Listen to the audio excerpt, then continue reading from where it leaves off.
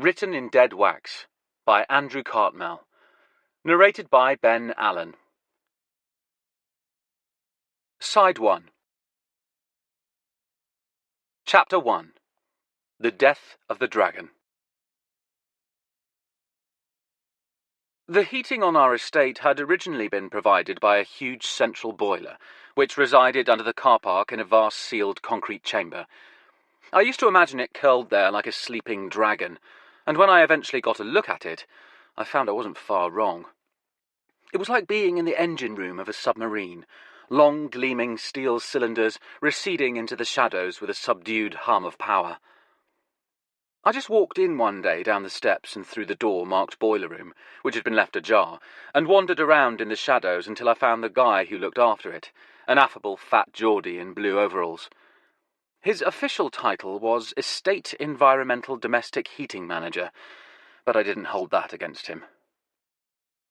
He let me look around because my cat had managed to get himself lost, and I thought he might have wandered in here, but no feline fugitive. The boiler guy seemed to genuinely share my disappointment. I guess he could see how worried I was. As I left, he wished me luck finding the cat. I walked back up the steps from the boiler room into the daylight, blinking. As it turned out, luck was the one thing I didn't have, eventually locating a small black and white corpse on the grass verge at the entrance to Abbey Avenue. I took what was left of him home and buried him in the garden. It's surprising how much comfort you can derive from knowing some bones are close by. Shortly afterwards, as if in a token of respect, the boiler on the estate also died. I blamed that on the succession of lowest bid knuckleheads employed by the council who had failed to maintain it over the decades. My dead cat I blamed on the clientele of the Abbey. Dizzy had evidently fallen foul of one of the luxury cars driven by the assorted Premier League football fatuities, or fairily sculpted supermodels who sped along the road en route to London's leading detox centre. Once a genuine working abbey with its own bakehouse, stables and mill, the Abbey was an elegant old white structure, which I could see looming beyond my garden whenever I looked out of the sitting room of what I called my bungalow. I actually lived in the lower half of a former 2-storey house. It was now converted into separate dwellings, and I had the ground floor rooms and the garden. The wall of my garden backed right onto the Abbey's grounds, which is why I had occasion to meet one of the inmates. It was a bright morning in an unseasonably warm September. The man had somehow managed to get into my garden, and he was standing there, in a royal blue dressing gown with a gold monogram A on the pocket and blue flip-flops. He was staring at me as I drew back the curtain. I had been listening to music in the darkness, which is what I tend to do in the mornings while drinking coffee until my consciousness surfaces sufficiently to face the day. The man yelled something, and I opened the back door and went to see what he was raving about. "Max Roach," he said. It took me a moment to register this, and by that time he'd also said, "Red Mitchell on bass, George Wallington on piano." "It's the Gilles Mellet sextet," I told him. I stepped out the back door and joined him in the garden. It was a little chilly. "Recorded in 1952. "On Blue Note, right?" The man frowned at me. He was deeply suntanned, completely bald but heavily bearded, which gave a mild impression that his head was upside down. He started searching the pocket of his blue dressing gown for something. "That's right," I said. It was clear that the trespasser at least had a working knowledge of some rather esoteric jazz. "It's vinyl, of course," he said, rummaging in his pocket. "Of course." "Original Lexington Blue Note?" "No, sadly. It's a Japanese reissue." The man took his hand out of his pocket for a moment and made a curt, dismissive gesture. He shook his head with satisfaction. "I didn't think it sounded like the original." I thought this was pretty rich, considering he was standing in the garden. "I've got an original Blue Note pressing of this," he announced, "with the Lexington Avenue address on the label." "Deep groove?" I said. "Oh, yes." He reached into his pocket and triumphantly drew out an expensive-looking cigar. The cigar had the effect of making him look less like an escaped madman in a bathrobe, and more like the denizen of an exclusive resort hotel who happened to have wandered away from the poolside. Which effectively he was. "It's a flat-edge pressing, my copy. You know what that is?" I had been trying to identify his accent, which was very faint but discernible. Something about the decisively didactic sound of the last sentence made me think Scandinavian. "Yes," I said. "Those are electrostatic speakers you're using?" he asked. I nodded. He took out a box of matches, struck one, let it burn for a moment, presumably to allow the sulphur to disperse, then ignited his cigar. "You can always tell." He exhaled a mouthful of smoke, shook the match out, and threw it into my flower beds, which didn't exactly endear him to me. Then he reached into his pocket again and took out the mangled butt of a previous cigar. Why was he carrying that around? Probably because he wasn't allowed to smoke them in the Abbey, and the discarded butt would have been a clue. But he felt free to discard it here, in my garden. He chucked it into the pond. That really was the last straw. I said, "You have a flat-edged copy of this record?" "That's right," he grinned. "All of my Lexington Avenue first pressings are flat-edge."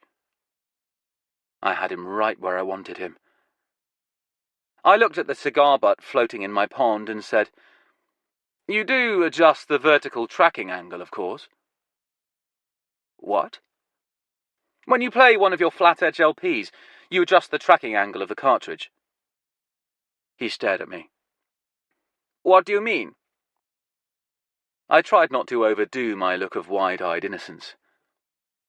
"Well, your tone arm and cartridge will be set up to play standard records, and the geometry required for tracking properly on a flat record is completely different. But you know that, of course." He stared at me in silence. I said, feigning surprise, "You mean you don't adjust the system every time?" "That means you're getting distortion and groove wear. Your vertical tracking angle is way off, and that's before we even start talking about the azimuth." That shut the fucker up. He took his leave presently, loping back to the Abbey in his dressing gown.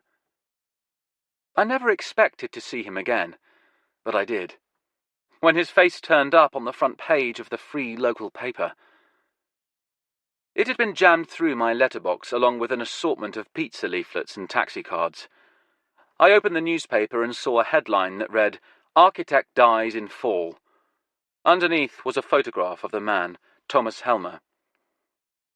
He wasn't wearing a bathrobe now, but a rather snazzy suit.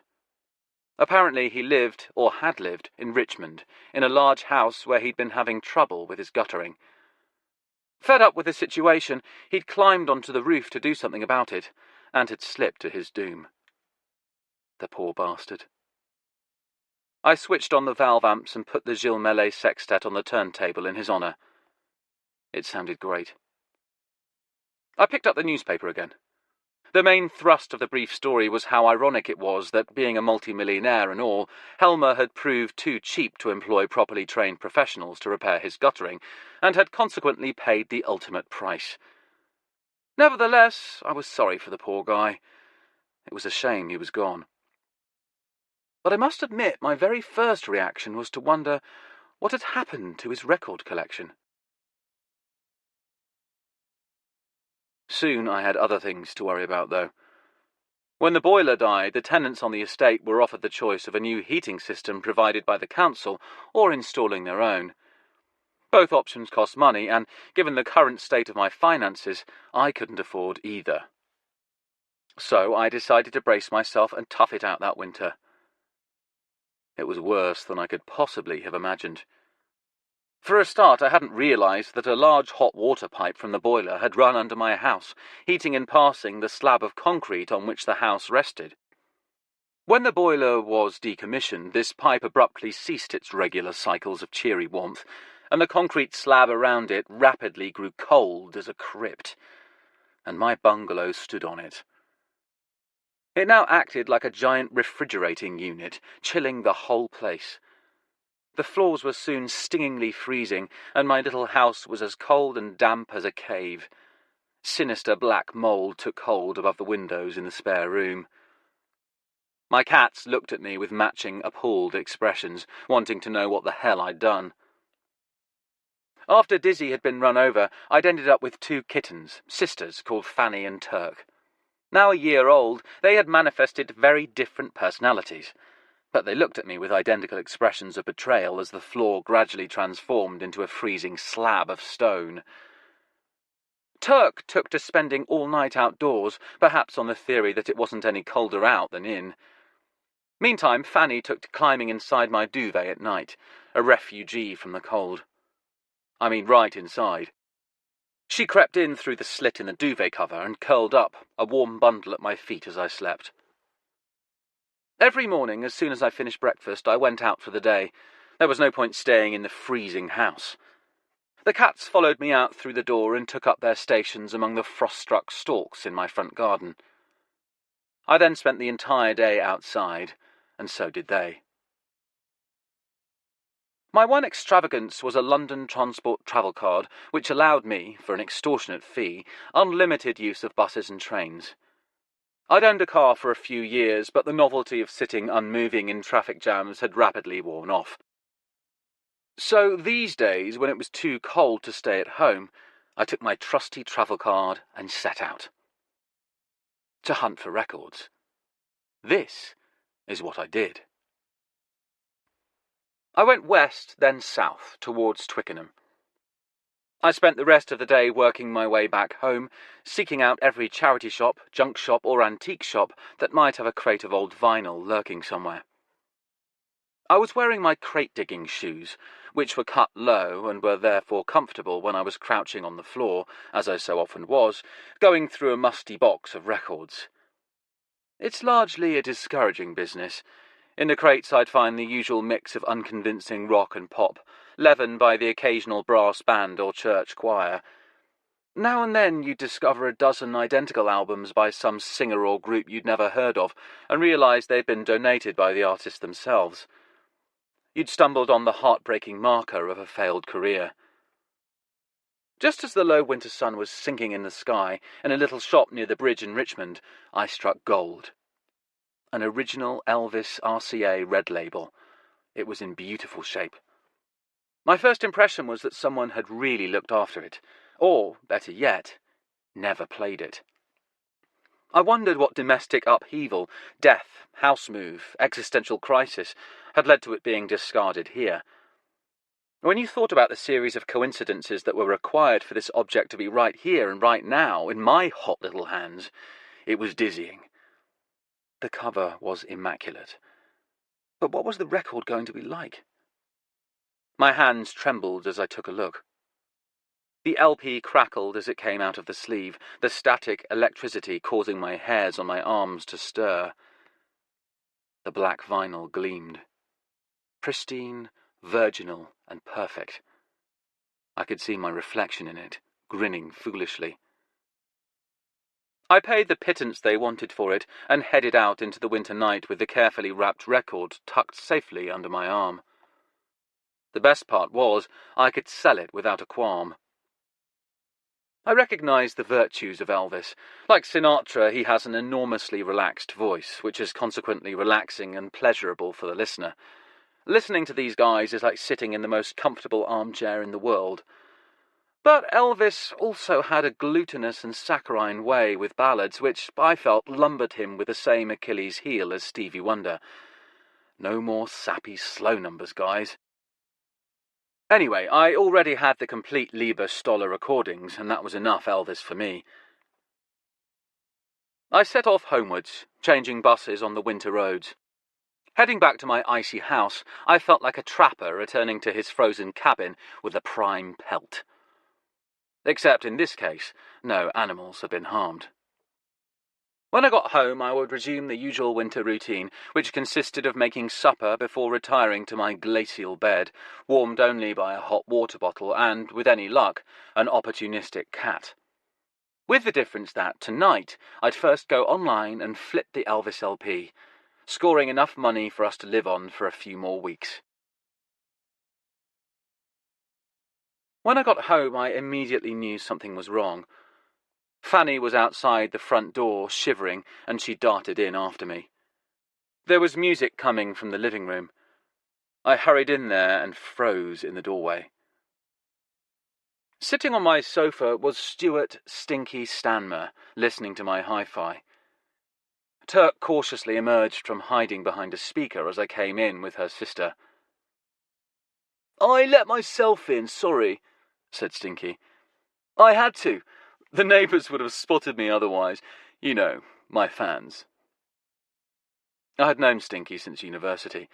Like me, he had been an aspiring DJ, working his way up through college radio.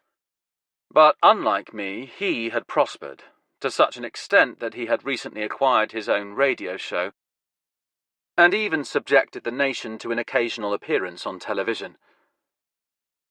"Actually, Stinky," I said, "my neighbours are quite blasé about the presence of stars around here, because of the Abbey and all that." He looked out the window at the white shape of the Abbey against the dark winter sky. There were discreet floodlights that made it look moonlit, even on a night with no moon. "I suppose they would be," he said wistfully. Painful as it was to accept, there were people more famous than he. "To what do I owe this pleasure?" "I was just in the neighbourhood and thought I'd drop by if you were at home." "And even if I wasn't," I said. The record he'd been so presumptuously playing had reached the end of the side. The cartridge was now riding noisily in the run-out groove. I went and rescued it, taking the LP off the turntable. It was a Japanese Godzilla soundtrack. I returned it to its sleeve. While I did so, Stinky leaned back on the sofa. Fanny, walking across the room, gave him a wide berth. "So, what are you up to?" "Oh, this and that," I said, filing the album away on the shelf. I was sure he knew damned well anything I might be up to. I suspected that, under a variety of pseudonyms, Stinky was one of the most avid followers of my blog, Facebook page, and Twitter stream. He poked at the piles of CDs on my coffee table. "Playing a lot of CDs, I notice." "I have to listen to something while I'm changing records." "Or while you're turning them over, eh?" Stinky chortled. Now that he'd created a variation on the joke, he allowed himself to laugh at it. I noticed that he'd been looking through the stack of records I'd left on the armchair. They were in a different sequence to the way I'd left them. The armchair is where I'm in the habit of keeping the records I'm currently listening to, my top picks. No doubt he'd been making notes. Since Stinky had a radio show, he also had a constant voracious need for new material, and because he had a virtually infallible tin ear himself, he needed to get ideas from people like me. After some desultory conversation and much bragging, both professional and sexual, from Stinky, I finally managed to get rid of him, shutting the door behind him with a small moan of relief. He had let himself in by using the key I kept under the plant pot. I decided I would have to hide the key somewhere else, but if I did that, would I remember where I put it? I stood there, holding it in my hand, then I sighed and returned the key to its traditional place. I got on the computer and listed the Elvis LP on my website. It sold within the hour and for slightly more than I'd hoped. I decided I would go out and celebrate. It so happened it was half-price burger night at Albert's, my local gastropub. So I went there and had a meal and a glass of wine. It was a very good burger. They filled the beef patty with butter and herbs, but rather spoiled by Albert insisting on switching on the radio behind the bar. No one else in the pub seemed to mind, but I felt someone had to speak out against noise pollution. "Can't we have a bit of hush?" I said. "Just want to catch this one programme," said Albert. "I thought there was a no music rule in here." "This is the exception that proves the rule." He tuned in the radio, and as he did so, 3 cute Eastern European au pairs, all with matching blonde hair, hipster jeans, and discreet tattoos, drifted towards the bar to listen. A treacly, insinuating voice came on, and I realised with a sinking feeling of inevitability that it was Stinky. Of course. The Stinky Stanmer Show. "That was a CD," said Stinky. "After all, I have to listen to something while I'm changing records. And turning them over, eh? Now here on vinyl is a little something I've found." The music started, and thankfully he stopped talking. I recognised the music. Godzilla vs. Anguirus by Akira Ifukube. It sounded great. It was, of course, the LP I'd had on my turntable when he'd come around. He must have raced out and bought a copy as soon as he'd left my place. Or, more likely, had one of his minions do so. I reflected philosophically that at least he'd had the good sense to choose the best track on the record. Then I realised it was the first track on the record. He probably hadn't got any further. All 3 au pairs were swaying their hips to the music. It sounded like Sonny Blount commissioned to score a 60s spy movie. As the au pairs began to bop around, Albert gazed worshipfully at the radio like Nipper in an old HMV advertisement and shook his head in admiration. "Where does he find this stuff?" I got very drunk. The next morning I woke to a hammering hangover and the ringing of the doorbell. I jumped out of bed, displacing a scandalised Fanny and pulling on my ratty old dressing gown. I shuffled to the door and opened it, blinking in the daylight. A young woman was standing there. She was wearing jeans, a camel hair coat, and black polo neck sweater. Her jet-black hair was cut short in the manner of the silent movie star Louise Brooks. She looked at me. Her implausible, almost laughable physical perfection suggested she was a model or actress. I knew at once why she was here. "I'm not the gatekeeper," I said. She brushed her hair out of her eyes. "Well, that sounds rather alarming." "This isn't the gatehouse." "Just as well, since you aren't the gatekeeper." "You want the Abbey. It's the large white building behind my house. But this isn't the gatehouse, and I'm not the gatekeeper." "Well, maybe you should be. I'm sure it's a nice job. There's probably a uniform." She gazed at me in my dressing gown. "And it might involve epaulets. I like epaulets. In fact, I just like the word." She looked at me. "Epaulets." Her eyes were a disconcerting, clear cornflower blue. I studied them for signs of blatant drug abuse, but could find none. "To get to the Abbey," I told her, "you need to go back onto the main road, drive about 50 metres and turn right." "Who said I was driving?" "Well, how else did you get here?" "Perhaps a friend dropped me off." "Well, you can walk from here. It's only 2 minutes. A minute and a half. The Abbey." "I don't want the Abbey," she said. "I want you." Despite the evidence of her clear blue eyes, I decided she must be off her rocker on something. I said, "Me? Really? Why?" She took out a card and handed it to me. It was a cheap and rather gaudy business card, and it was very familiar. Because it was one of mine. Underneath my name and address, I'd printed the words, "Vinyl Detective." Chapter 2. Firebird. "Where did you get this?" I'd handed out a bunch of the cards at record shops and gigs, pubs and clubs, but that had been years ago. She looked at me and then at the card in my hand. "Is this you?" "This is me." She took back my card and handed me one of her own. I felt like I was in a novel by Trollope.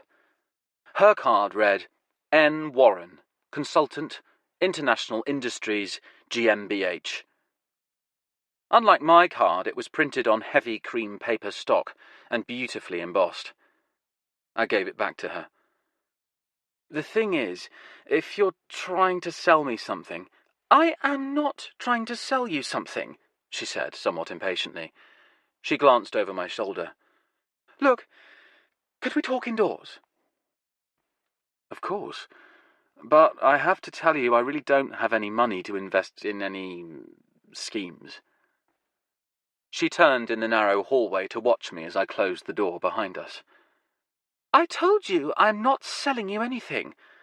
I'm not trying to get you to invest in anything. I don't have any schemes. She gazed at me. I became suddenly very conscious of how scruffy I must look, wearing my ratty old black cotton bathrobe, my bony knees and hairy toes on display. Meanwhile, there she was, poised, chic and flawless. Compared to her, I was basically a Basil Wolverton cartoon. She said, I'm here to offer you a job. At least her mouth moved and words came out that sounded like that. I clutched my dressing gown a little closer around me. A job? Yes. You are capable of doing what you claim here. What do I claim? I said. I'd printed up the cards in an airport once when I was between flights and very bored, possibly also very drunk. She sighed and handed me the card. It had my name and address and some nonsense about how I could find any record for anyone, for a fee. It was boastful trash, but perhaps not sufficiently boastful or trashy because it had failed to ensnare a single client. Until now. My heart began to beat a little faster. Maybe I was about to get a job. I told myself not to get too excited. Obviously, this would turn out to be some kind of hilarious misunderstanding. You know what? I said. If you're looking for a record, really the best thing to do is search on the internet. The internet will be of no help in this situation. I see. I didn't. She tapped the card on her thumbnail. What we need is someone who can do what you say you can do. Well, can you? Can I do what I say I can do? Yes. Her impatient blue eyes were steady on mine. A cold draught was blowing up under my dressing gown, probing my nether regions with icy tendrils. Yes, I said. Look, let's go into the kitchen where it's warm. Can I make you a coffee? I don't know. Can you? Stung by her remark, I got out the good coffee beans and commenced the whole elaborate ritual of making it properly. While the kettle was gasping and sputtering in its battle with its no doubt horrendously calcified heating element, I managed to dart into my bedroom and put some clothes on. I might also have sparingly applied some expensive aftershave. I got back just before the water boiled and switched the kettle off. If you're making tea, you want the water boiling, but if you're making coffee, you want the water just short of boiling. It's an article of faith. My guest was sitting in the orange plastic Robin Day chair, which resided in my kitchen, chiefly so I could hang the tea towel on the back of it to dry. She seemed quite relaxed, at home almost, which was galling because at the moment even I didn't feel at home, and it was my home. When I commenced grinding the beans, she put her iPod on. I didn't entirely blame her.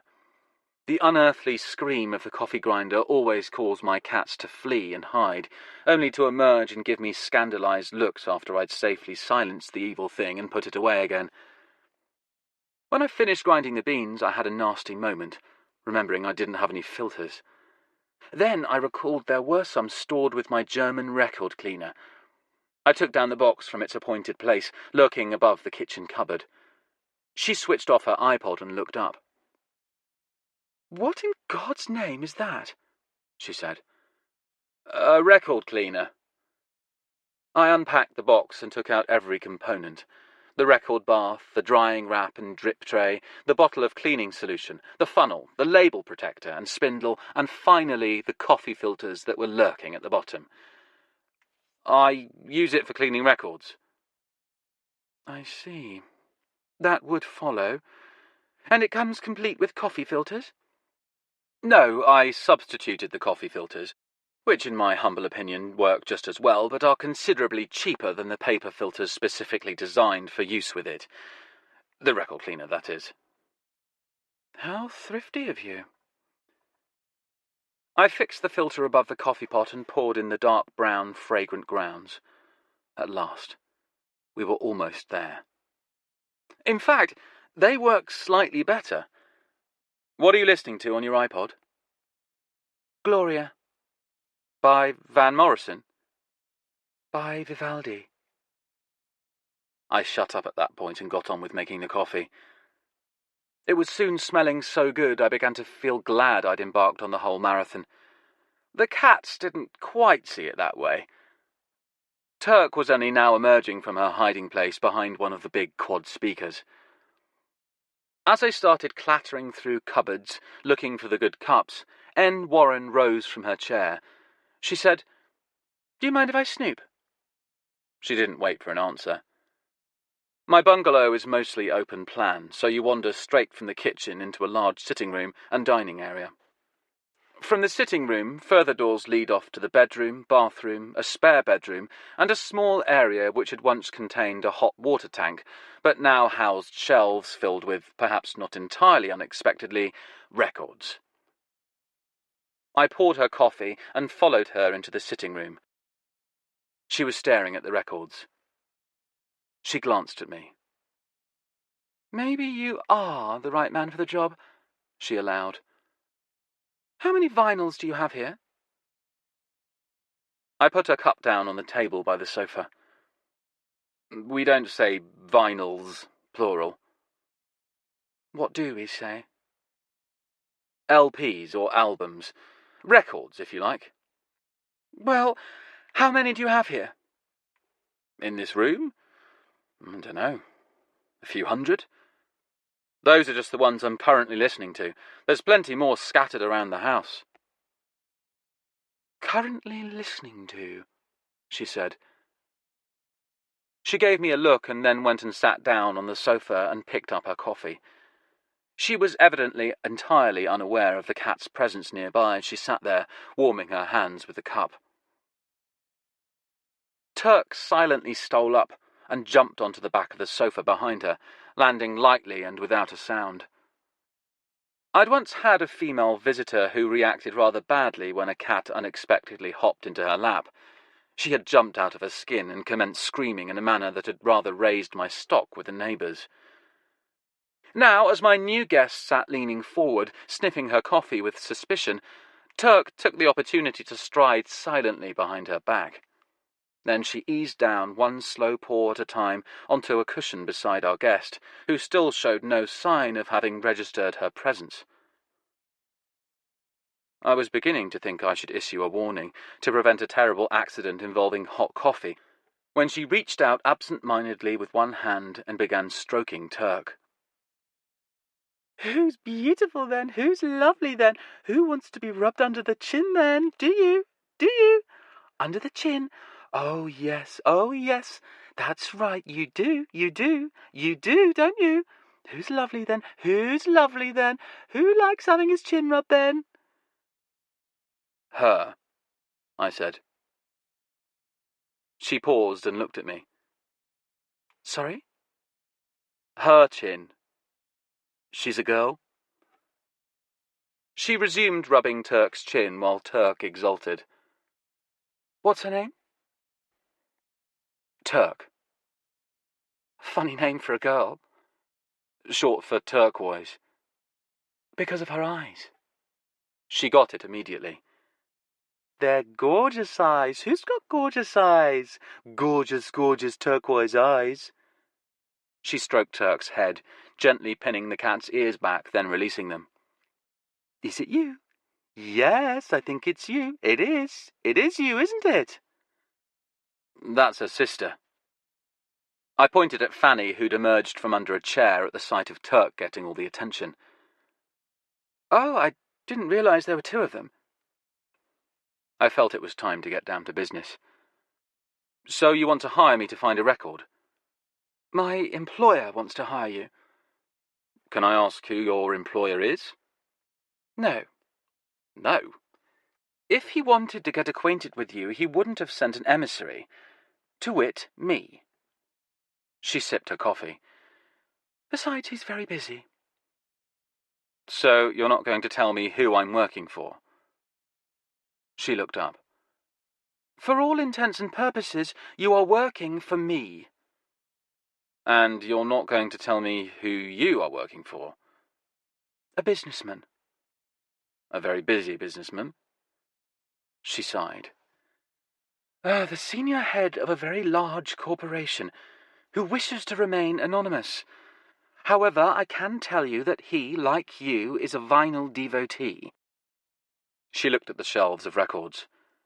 And he has the money to indulge his pastime. It's more than a pastime, I thought. But I didn't say anything. She looked at me. And he is willing to pay you to find a particular record for him. I sat down in the only one of the armchairs that wasn't covered in records. It was a modernist black leather chair that matched the sofa. I'd bought leather furniture because I thought it would prove cat-proof. One of many fondly held theories that had fallen by the wayside over the years. As if to demonstrate this point, Fanny stood up on her hind legs and began to diligently scratch the leather with her front claws, scoring and gouging it. I said, "Okay, what's the record you're after?" She set her coffee aside and took out an iPhone. Studying the screen, she said, "Have you heard of Everest?" "The record label?" "No, the mountain. Yes, of course, the record label." I smiled happily. She could be as sarcastic as she liked. I was on my home ground here. I said, "I know it quite well. Everest was founded in the late 1950s by Harry Belloc, an American who'd spent the Cold War running a company that manufactured precision components for intercontinental missiles. He decided that instead of dreaming up better ways to blow up the world, his talents would be more happily employed finding better ways of recording music, which he proceeded to do. One of his innovations was to record onto 35mm film. I could see that, despite herself, I'd got her attention. Why on earth would he do that? More bandwidth. But it's film. Surely it's for recording pictures, not sound. It's all information, I said complacently. This was my specialist subject. And it sounded good, did it, this 35mm film? It sounded great. Belloc knew what he was doing. He spent a fortune on making custom-built recording decks that could handle the film, and he hired a terrific engineer, Bert White, who used them to record music with a classic 3-microphone configuration. "Ah, yes," she said, "the classic 3-microphone configuration. They recorded good repertoire using top orchestras and conductors in acoustically ideal locations like Walthamstow Town Hall." Of course, good old Walthamstow Town Hall. She consulted the screen of her iPhone. Well, my employer is looking for a recording of Stravinsky's Firebird Suite on the Everest label, conducted by Eugene Goossens with the London Symphony Orchestra. She gave me the catalogue number. "Have you got the matrix number?" I said. "What's a matrix number?" "It's written in the dead wax," I said. For the first time, I saw a trace of hesitancy in her. "No?" "Doesn't matter," I said, and wrote down the information she'd given me on the back of an envelope. Fanny came over and attacked the pen as it moved in my hand. When I finished writing, I gave her the pen to play with. "All right," I said, looking up at my visitor. I tried to keep my voice normal. "Now, about the money. There's £1,000 finder's fee." I tried not to let the happy astonishment show on my face. With £1,000, I could install underfloor heating and finally build shelves for the records I'd had lying around in crates ever since I'd bought them from an unhinged clergyman who lived in barns. I forced myself to speak. "I'll need a daily fee as well." "What? A daily fee? Why? I'll be spending all day looking for records. I see. And what would you normally be spending all day doing? She had me there. But I may not be able to find your record. She gave me a lopsided smile. You're not exactly selling yourself as the best possible man for the job here. Still, the fact remains that I may not be able to find it. And if I'm not getting some kind of payment for looking, I'm wasting my time. Well, we wouldn't want you to waste your valuable time. She looked around my little house, making it very obvious just how valuable she thought my time was. Per diem of £50 would do. Per diem? A bit of Latin, nice. But sorry, no. She smiled. But I'll need travelling expenses. I persisted. I didn't, of course, because I already had my travel card. She said, That might be possible. I shook my head and spoke in what I hoped was a firm and confident manner. It's non-negotiable. How much do you want? £30. Sorry, no. 25. You can have 20. Done, I said. With my travel card, the 20 quid every day would be pure profit, put straight into my pocket, or more likely converted into cat biscuits. She smiled broadly. What do you know? It turned out to be negotiable after all. Putting down her iPhone, she reached into her pocket and took out a large bankroll and peeled off a £20 note. She put it on the table with her business card, gave Turk one last caress, then stood up. Well, happy hunting. When you have some news, get in touch. You have my details on the card. She started for the door. Wait a minute, I said. What do I call you? She paused by the door. You've got my card. Miss N. Warren? Yes. She opened the door. All right, N. Warren. Miss, she said, and went out, closing the door behind her. The first thing I did was get online and search the internet.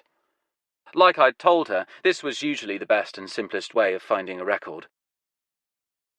If she chose to ignore my advice and I happened to find a copy lurking somewhere in cyberspace for £5 and resold it to her at an enormous profit, that would serve her right. But I didn't find a copy. Not for £5 or 500. There were some images of the record. It had the usual wacky Everest cover art, but no copies for sale. And no information about copies having ever been sold anywhere in recent memory. It was obviously a very scarce item. There were various mentions of it on vinyl chat rooms, sundry losers talking about how they'd love to find a copy, and speculations about how much money it might change hands for. But no hard facts. So I put my coat on, told the cats to expect me back in a couple of hours, and went out. I tramped across the common through the long, wet grass and caught a train to Waterloo, and then got the tube, the Northern Line, to Goodge Street. Between Goodge Street and Charlotte Street there is a warren of narrow back alleys, although the word alleys doesn't really conjure up the scrubbed and gleaming affluence of the neighbourhood.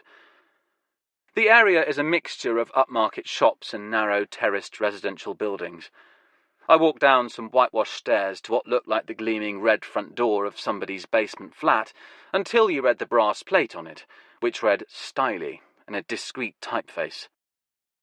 There was an illuminated doorbell on the left, but I pushed through the door and walked straight in.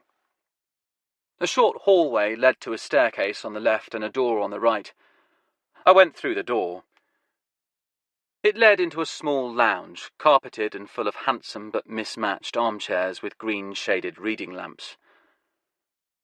The walls were shelved from floor to ceiling and lined with records, CDs, and a few DVDs. On the wall there were small, framed pictures of conductors and opera stars whom I couldn't have named if my life depended on it. The room was empty at the moment, except for Jerry, who was sitting in his favourite chair near the window, reading a book about Bernard Herrmann. "Hello there," he said.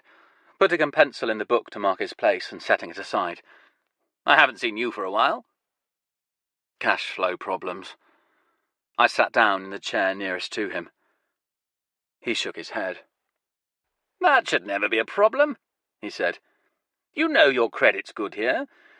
If there are things you want, just take them home. Pay me later or whenever." He smiled.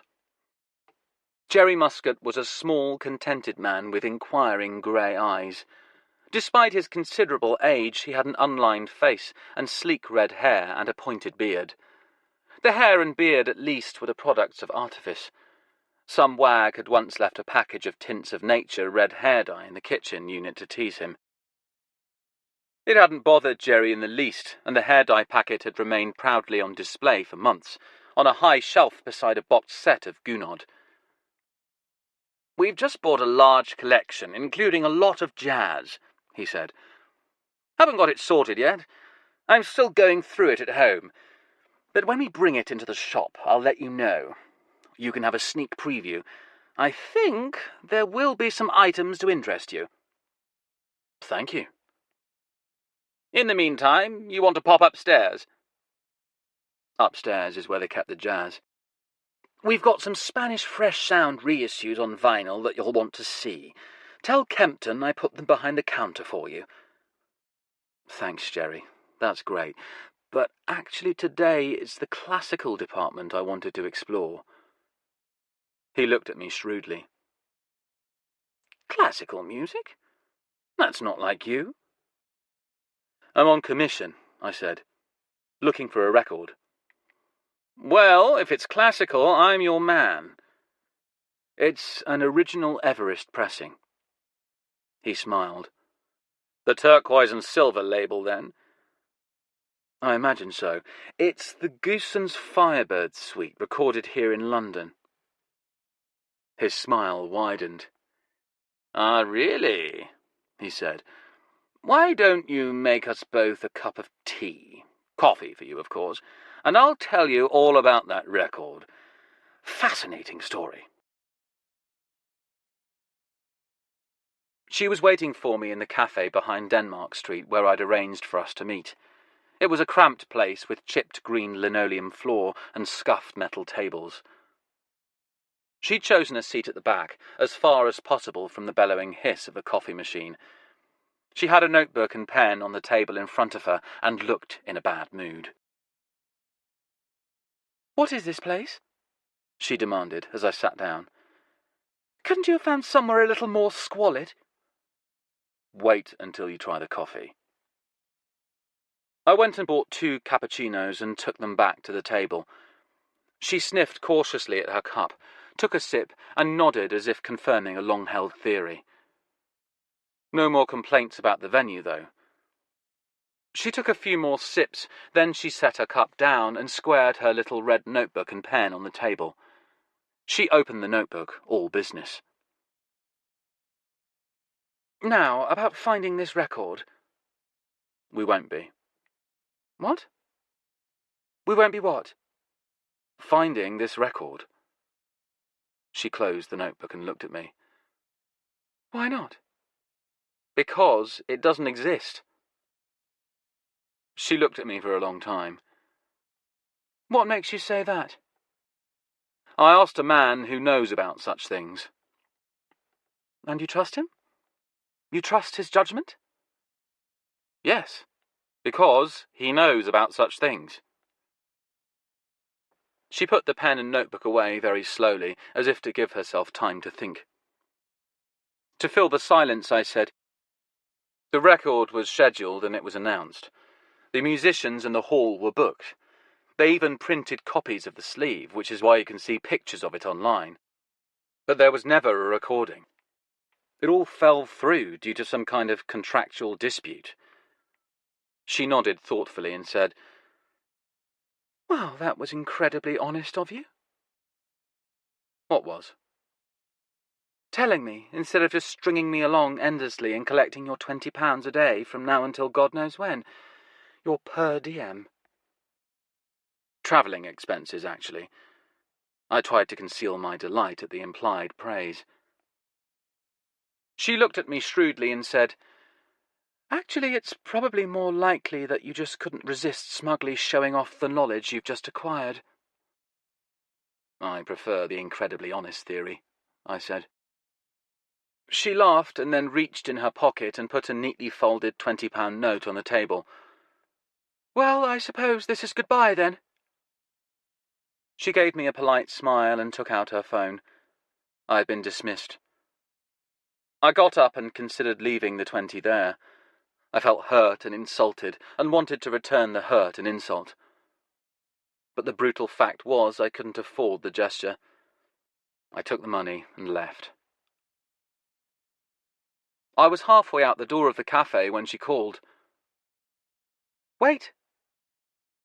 I turned and looked at her. "Come back and sit down," she said. I went back inside and sat down opposite her. "Well done," she said. "For what?" "You passed the test." "I see," I said, not entirely truthfully. "We knew the record didn't exist." "Did you?" She nodded. "We just wanted to find out if you knew your stuff." "So you're saying you do have a job for me?" "Yes, my employer would like you to work with me." "Because we built up such a foundation of mutual trust." She laughed. "That's right, yes." Chapter 3. Snowfall. "So, who is this chick, then?" said Tinkler. "She works for the head of some big corporation, in Germany, I think." I handed him her business card. He sniffed it. N. Warren. She smells nice. What does the N stand for?" "I don't know, but I intend to make it my life's work to find out." He handed the card back to me. "Sounds like you should make it your life's work to find this record of hers first. What was it again? Disraeli Gears?" Disraeli Gears is a classic album by Cream. My friend Tinkler was more of a rock specialist, though he did know a bit about jazz. "No, you deaf idiot, I said Easy Geary." "Oh, yes." Tinkler nodded, his hair swaying across his face. In the glow of the lava lamp, his plump face was that of a depraved Sistine cherub. We were in the upstairs room of his narrow little Victorian house in Putney, in the spare bedroom he had converted into a listening room. It was a small, cosy room stuffed with records and hi-fi equipment. In pride of place on the wall was a framed Valerian album cover, the gatefold with the naked young woman and all the cats on it. Tinkler said, "The beatnik poet of the tenor saxophone." "He was a pianist, actually," I said. Tinkler snapped his fingers, anxious to regain lost ground. "That's right, I remember, a pianist. Easy Geary. Mid-1950s, West Coast. Sounds a lot like Monk." "A lot more like Elmo Hope," I said. "He was interesting." He was more than interesting. A considerable composer as well as a pianist, Easy Geary had died the traditional tragically premature jazz death, long before he had revealed the full flower of his true potential. His music was raw, primitive, abstract and urgent, always hinting at a profound underlying complexity, as if he knew much more than he was letting on. Tinkler was nodding and smiling. "His arrangements were something else. So, what's this record?" "It's called Easy Come, Easy Go." "Q. Never heard of it." "There's a good reason for that. It was released on an obscure little label called Hathor. They were a West Coast outfit like Nocturne or Mode or Tampa, except Hathor went under in their first year of operation." "Gee, why am I not surprised?" said Tinkler. "Nocturne and Mode and Tampa are all great names for a record label, and Hathor is a fucking terrible name." "It was an ill-omened one, anyway." When they went bust, the owner killed himself. They only ever issued 14 LPs, and this was the last one. They produced records in steadily decreasing print runs as the company slowly failed. By the time they got to Easy Come, Easy Go, they were only pressing tiny quantities. So that's why it's so rare. How much will they pay you to find it? They're offering me at least a 5-figure finder's fee. A 5-figure? Oh, I can't even say it. He went over to the mantelpiece and took down a small yellow enamelled box. It had a colourful swirling design of dragons on it.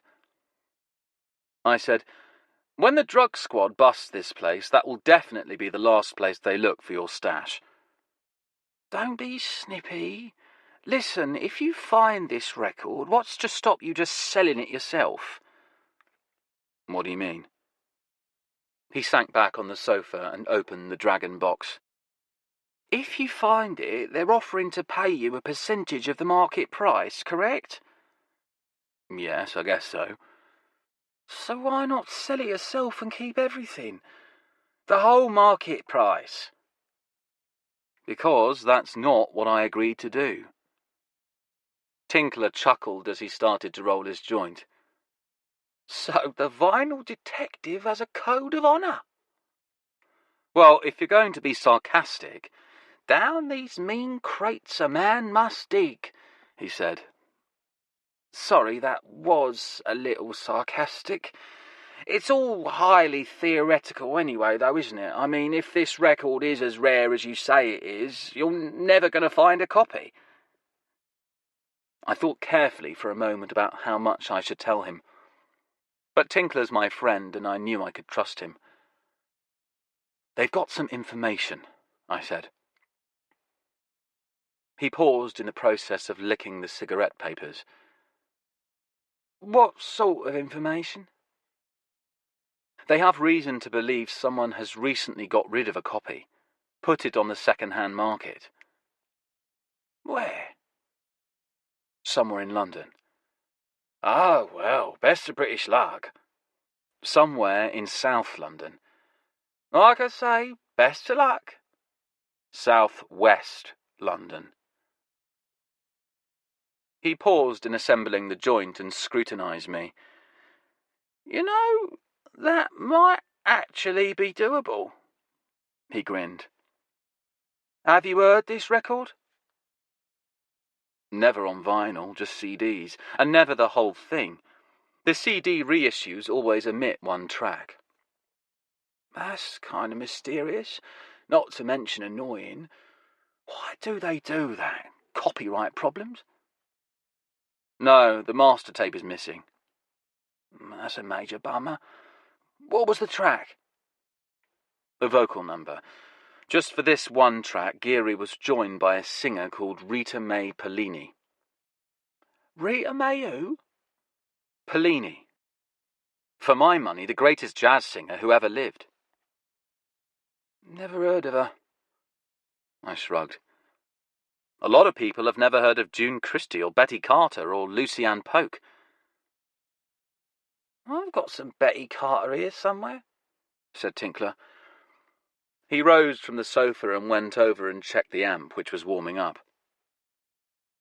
Tinkler's hi-fi system consisted of a vintage Thorens TD-124 turntable, some mammoth tannoy horn-loaded speakers, only slightly smaller than prehistoric elephants, installed on either side of the chimney breast, and an amplifier using valves from obsolete television cameras that looked like the control panel of a flying saucer in a 1953 movie. It all sounded pretty good, though.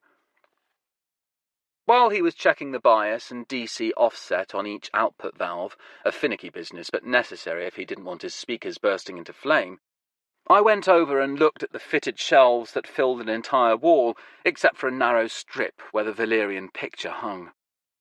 The shelves were mostly crammed with records, of course, but there was a narrow section devoted to books about music. I reached up and took down Wilson's Singers of America. I'd sat back down and found the page I was looking for before Tinkler finished fiddling with the valves. When he finally concluded his task, he came over and frowned at the book. What's that? I showed him the picture I'd found of Rita Mae Pellini. Taken in 1958, it showed a stunning beauty with dark hair and wide, dark eyes. It was hard to tell in the black and white photo, but her skin seemed to be a beguiling olive shade. A Mediterranean beauty who might have gazed out of a Renaissance painting. Tinkler stared at the book. Good Christ, my underpants are exploding. Why have I never heard of this woman? Well, she only recorded a handful of albums before vanishing into obscurity. It seems she married a dentist, did her last and best recordings, and then retired to raise a kid. Yes, that will do it every time, particularly marrying a dentist. He offered me the joint. No, thanks. I've got an early start tomorrow. Coffee was the only drug I really approved of. Yes, the first day of your quest. He parked the joint in a blue crystal ashtray on the coffee table. I'll be back in a minute. Where are you going? To get some provisions from the kitchen. He went out the door. I called after him. Got the munchies already? There was no reply, just the familiar sound of Tinkler falling down the stairs. I went out to take a look. Are you all right? I stood at the banister, peering down. His pale face smiled tentatively up at me from the shadows below. Fine. Just took a little spill. One of the stair rod screws is a bit loose. One of your screws is a bit loose, I said. He came back a few minutes later with a big white ceramic bowl full of kettle chips and placed it on the coffee table. While I helped myself, he went over and rummaged through his records. You know what I found the other day at a record fair?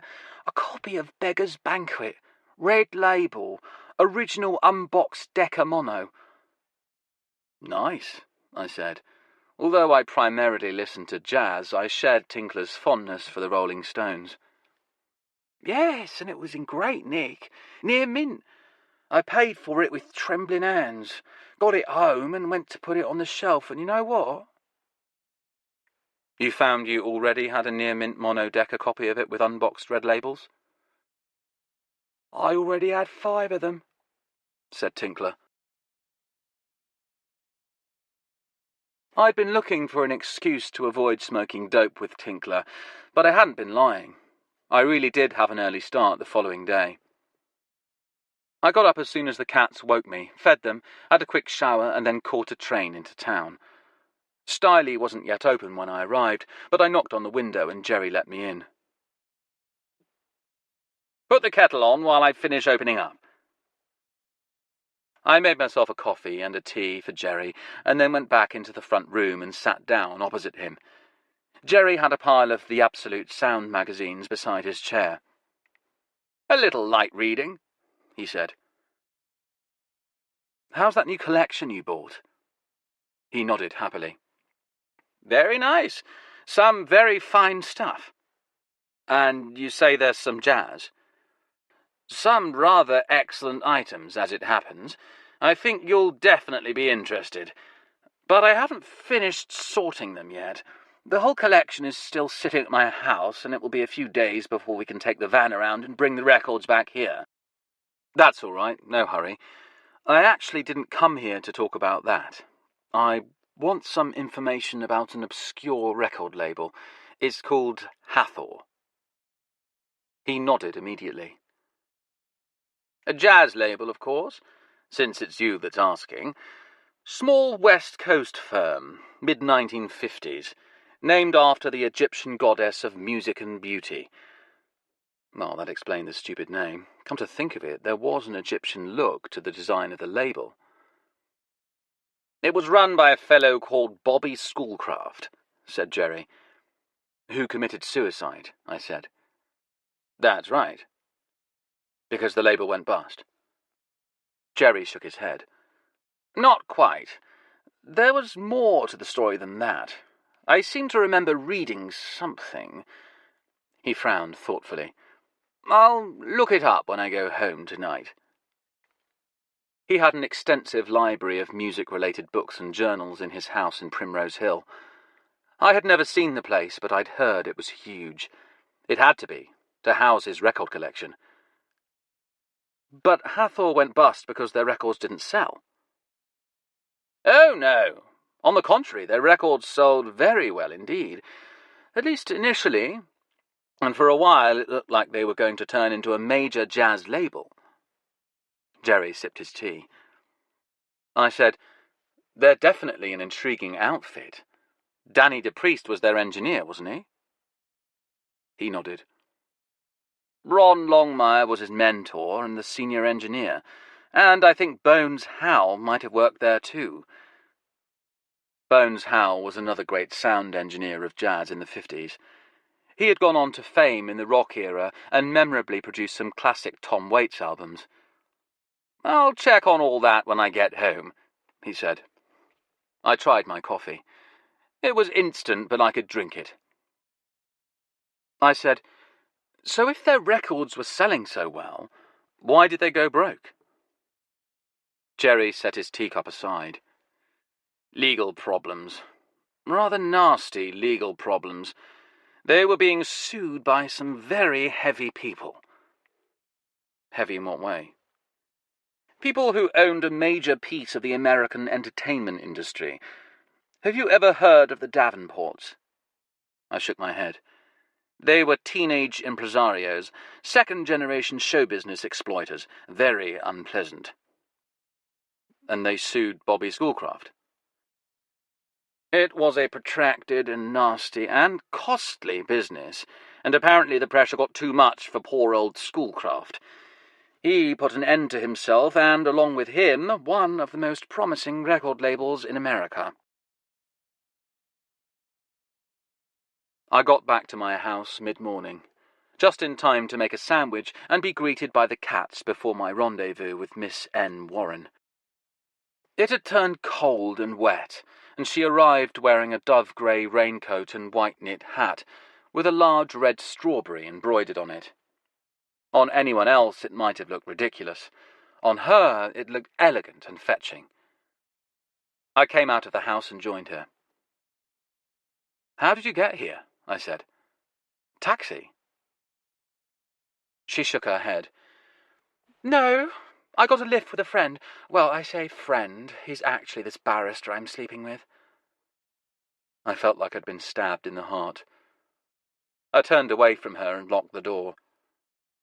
The cats came out through the cat flap to watch us leave. She waved goodbye to them. "We shall catch a taxi now, though," she said. We walked to the main road and flagged one down. There was always a black London cab cruising in the area, thanks to the proximity of the Abbey. This one was driven by a striking young mixed-race woman with a shaved head. I gave directions. "So, where are we going?" said N. Warren. "Every charity shop between here and Chelsea," I said. God, I don't think I've ever been to a charity shop. I'm not sure I want to. Do they smell funny? She followed me into the first charity shop contentedly enough and waited patiently while I looked through about half the records in the first crate. But then she said, "Are you going to look at every single one?" I was crouching over the box of records, squatting comfortably on my heels in my crate-digging shoes. I smiled up at her. "I don't know any other way of doing it." She tapped her foot. "Can't we go to another shop?" "Not until we finish in this one." "You really are going to scrutinize every record?" I looked up at her. "I could stop right now and we could leave the shop. And the very next record I was about to look at might be it, the one we're looking for, and we'd have missed it." That shut her up. She turned away and began taking a pointed interest in the rest of the shop's wares. She started going through a railing of women's clothes. I could still feel her impatience weighing on me, though, as I looked through the records. I'd found a nice old Phillips pressing of Anatomy of a Murder by Duke Ellington, but that was about it. Behind me I heard the impatient squeaking of coat hangers on a rail as she went through the clothes. The squeaking gradually slowed down and then stopped. After a pause, she came over to me and whispered excitedly, "There's a Nicole Farry linen biker jacket there, and it's exactly my size, and it's only 12 quid. So why are you telling me? I said. Do you want me to lend you the money? Very funny, but it is exactly my size. She gazed wistfully at the clothes rail. And my colour. So go and buy it. She hesitated. Do you think there will be a problem with insects? Insects? You know, vermin. I felt like informing her that the underclasses had got a lot cleaner since indoor plumbing had become the norm, but instead I just said, I think they steam clean the clothes. She turned back to the clothes rack with a glint of determination in her eye. Do you suppose they take credit cards? I'm sure they do. You really haven't ever been in a charity shop before, have you? Why would I have wanted to? Now things were reversed. I would finish searching through the crates of vinyl in a shop and have to wait impatiently around while she combed through the clothes. She rapidly acquired a cluster of bags of purchases and soon had me carrying them. By the time we'd exhausted the charity shops, working our way back from the King's Road, the light was fading. I suppose we should call it a day, she said. She took out her phone and a business card. What's that? I said. It's from our driver this morning. Was she or was she not the coolest taxi driver in London? I got her business card. The woman who was obsessed with business cards. She can be our official driver. I'm sure the two of you will be very happy together. Ha ha, very funny. She called the number and we waited in a coffee shop until the taxi came and picked us up. We sat in the back, headed home, tired after a long day of failing to find the Easy Geary album. We were surrounded by the bags containing our purchases, well, her purchases.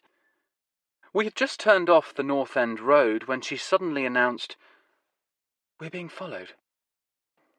I had been going through the few records I'd found, trying to study their covers in the glow of the passing streetlights. She was sitting opposite me in the dark back of the cab, perched on the fold-down seat and peering intently out the rear window, watching London go past in the night. "Oh, come on," I said. But she turned to the driver. "Excuse me, but I think that car is following us." This was greeted with silence. She added, "Can you take some evasive manoeuvres, please?" More silence. "I'll make it worth your while."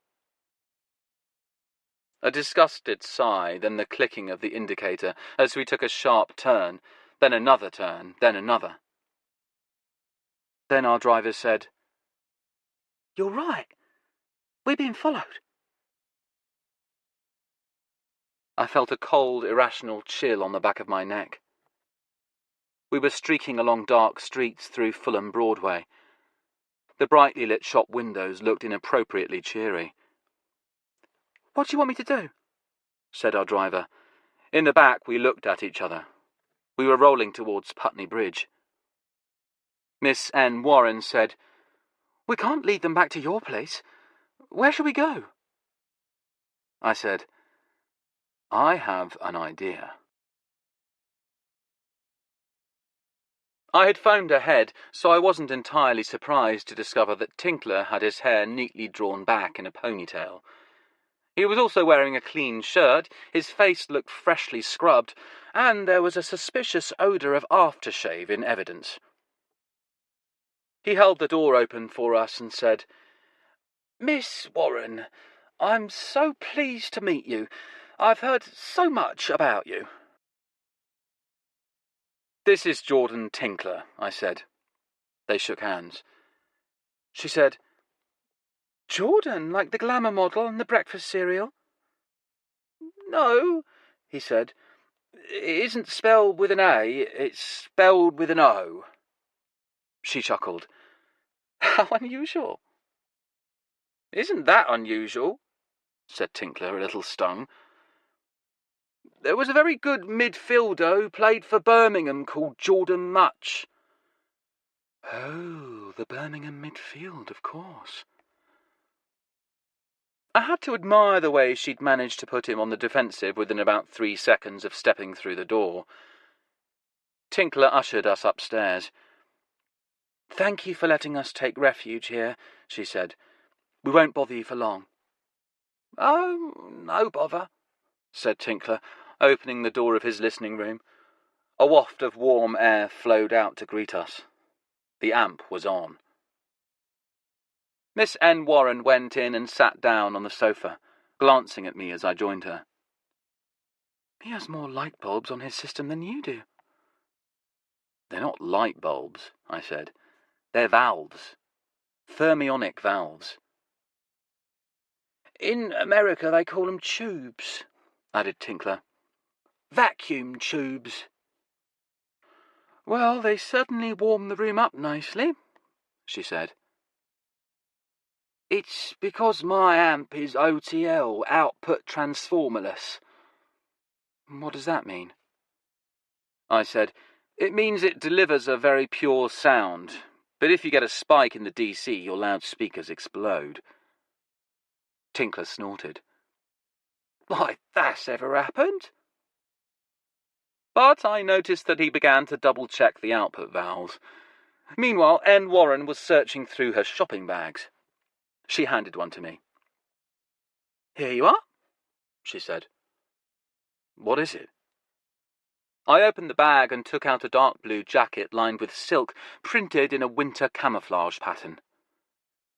It's a Paul Smith jacket. Try it on. I did as I was told.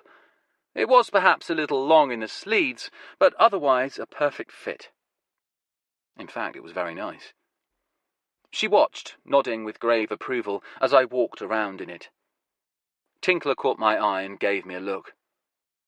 She noticed the look and said, If I'm going to accompany him on crate diving expeditions, then he's going to have to look presentable. Crate diving? Said Tinkler. I like it. Now, how about I fetch us all some snacks? She said, Only if you can provide something containing a great deal of salt or sugar and fat, of course, and which has no nutritional value whatsoever. I may have just the thing. He left the room, and she turned to me to say something, but I held up my hand for silence and listened. There was a thunderous noise. My God, she said, what's that? It sounded like the house falling down. No, just Tinkler falling down the stairs. Christ, is he all right? I'm all right, called Tinkler. She looked at me. Does he often fall down the stairs? Only when he's been smoking dope. But that's all the time. She leaned back on the sofa, then glanced at me again. Despite the heat in the room, I was still wearing the jacket. I was quite taken with it. She said, It's Nevada, by the way. What is? My name. I stared at her. The N? In N. Warren? Yes. So you're Nevada Warren? She gave a mild sigh of exasperation. Yes. Was it where you were conceived? She spun around on the sofa and glared at me. No, it was not where I was fucking conceived. Why do people always say that? It's a word. It means snowfall. It happens to be Spanish, but it's one of the most beautiful words in any language. She sat fuming, silently. Obviously people had floated the conception theory in her presence one time too often. I didn't break the silence. Instead, I got up and went over to Tinkler's record collection. I selected an LP and put it on the turntable. Music swelled from the big tannoys, filling the room. After listening a while, she said grudgingly, "This is nice. What is it?"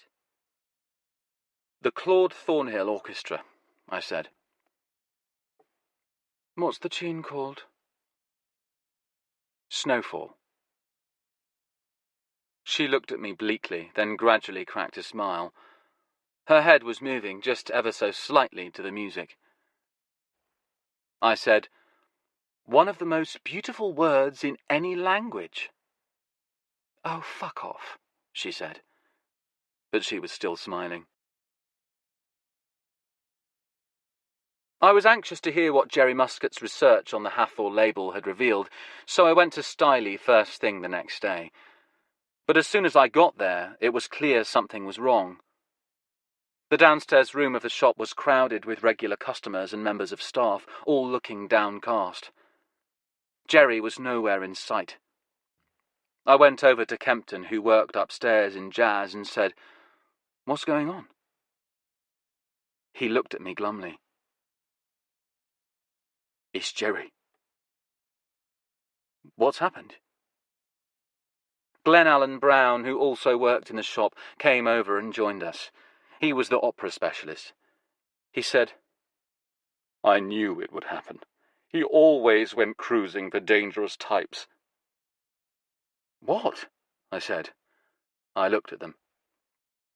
Kempton shook his head. "Why did they have to kill him?" "Kill him?" I said. Kempton kept shaking his head. Tears gleamed in his eyes. "They didn't have to kill him." I turned to Glenn Allen. He nodded. "Battered him to death." "Oh, Jesus," I said. "Jerry?" "Yes." "Who did it?" "We don't know. Some piece of rough trade. Kempton went over there first thing this morning with the van.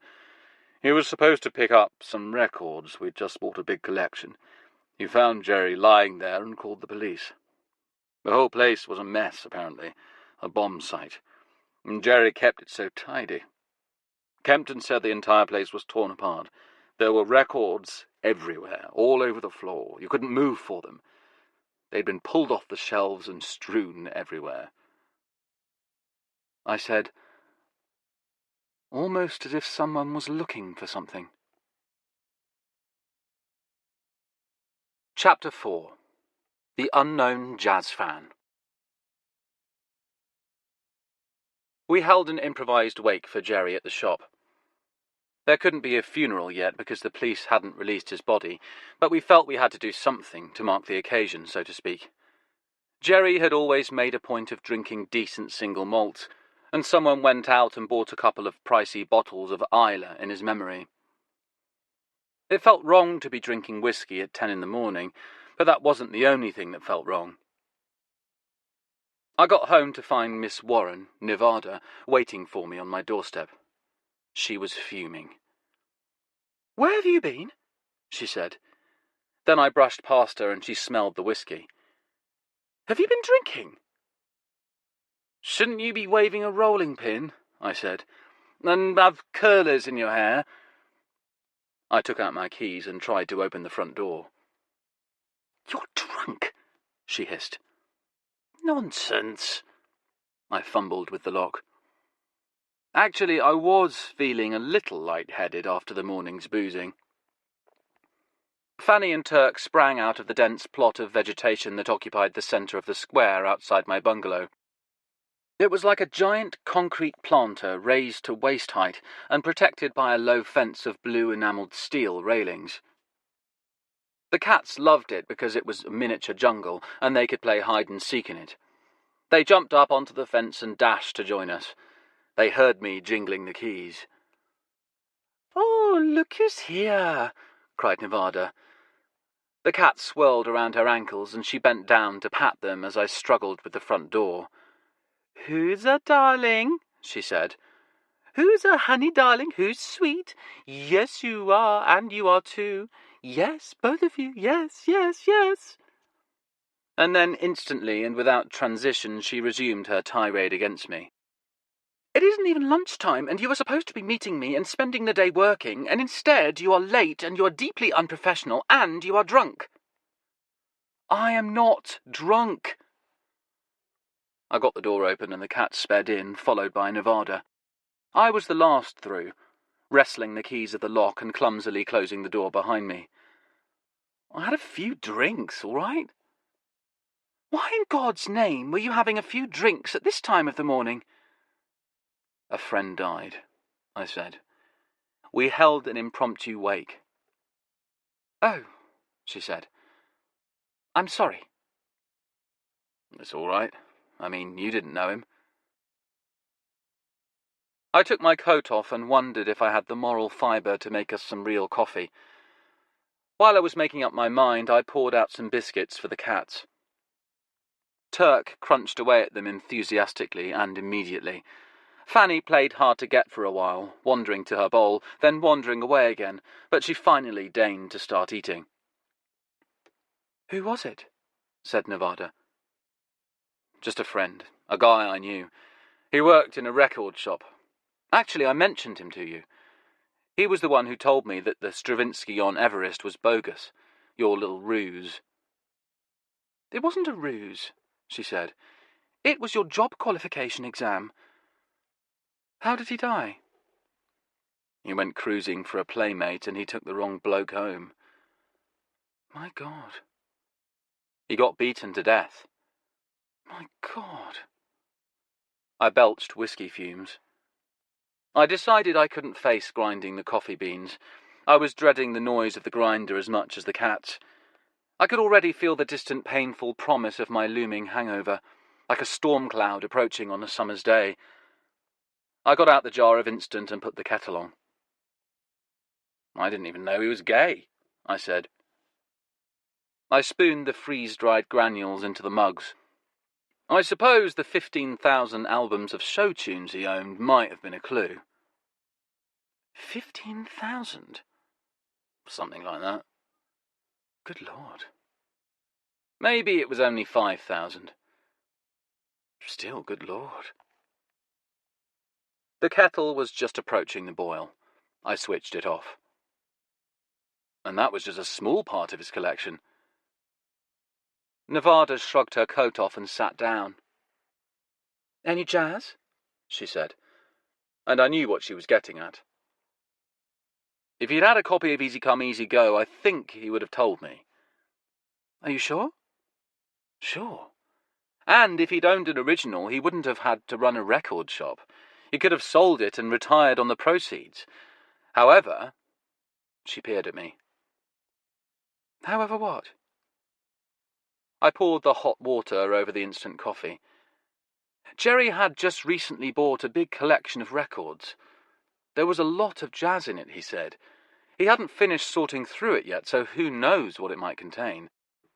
Well then, for God's sake, let's go and have a look at this collection. I sighed. That's not going to happen. Why not? Jerry was killed in his house. The records are in his house. It's a crime scene. The police are crawling all over it, and they won't let anyone in for at least a week. She said, Well, as soon as we can get in there, we must. Yes, I said. That should definitely be my first order of business, now that my friend is dead, rifling through his record collection. Are you going to stir that? She said. Oh, sorry. I finished stirring the coffee and handed her a mug. She blew on it and took a sip. Still, it's a pity, not being able to check if the record is there. I shrugged. Actually, the real pity is not having access to Jerry's reference books. He definitely had some information about the Hathor record label. He was going to go home and look it up for me. She set her coffee aside. What did you say his name was again? Jerry Muscat. She nodded, as if it meant something to her. In the back of the cab, she sat as far away from me as possible. "You stink of whiskey," she said. "You don't have to come." "What do you mean?" "I could look for the record on my own. I'm a big boy." "Oh, no," she said. "I couldn't do that." "Why not?" I remembered what Tinkler had said. "Because you don't trust me? Because you think I'll find the record and keep it for myself?" "No," she said. She shot a nervous glance at our driver. She'd made good on her promise to hire the young woman with the shaved head, but the driver sealed away on the other side of the glass seemed appropriately oblivious to our conversation. "Of course not. Of course I don't think that." But she didn't convince either of us. I said, "Why don't you just look for it yourself?" "You're not making any sense. Look, you're just despondent about your friend, and that's understandable. Plus, it doesn't help that you've had a skinful. But we have a job here, and we have to do it." "We," I sighed. I was coming down from the whiskey, and everything looked bleak. We were driving through Strawberry Hill, along the narrow, curving Waldegrave Road. The entrance to St. Mary's University flashed by on our left. Our driver, whom I'd begun to think of as Cleanhead, was making good time. Nevada said, "Besides, without you, where would I start? I mean, I'd never think of going to exotic places like Surbiton to seek out fascinating institutions like this— what did you call it? This record fair." "Don't get your hopes up," I said. The record fair was a monthly fixture, held at a church hall near the tall, elegant, white Art Deco railway station, which, to my mind, was the best thing about Surbiton. Well, that and the charity shops. The record fair was in a small building in the courtyard of an old red-brick church, situated opposite a pleasant little park. I got the taxi driver to drop us on the far side of the park, so we could stroll across it in a leisurely fashion and appreciate the greenery.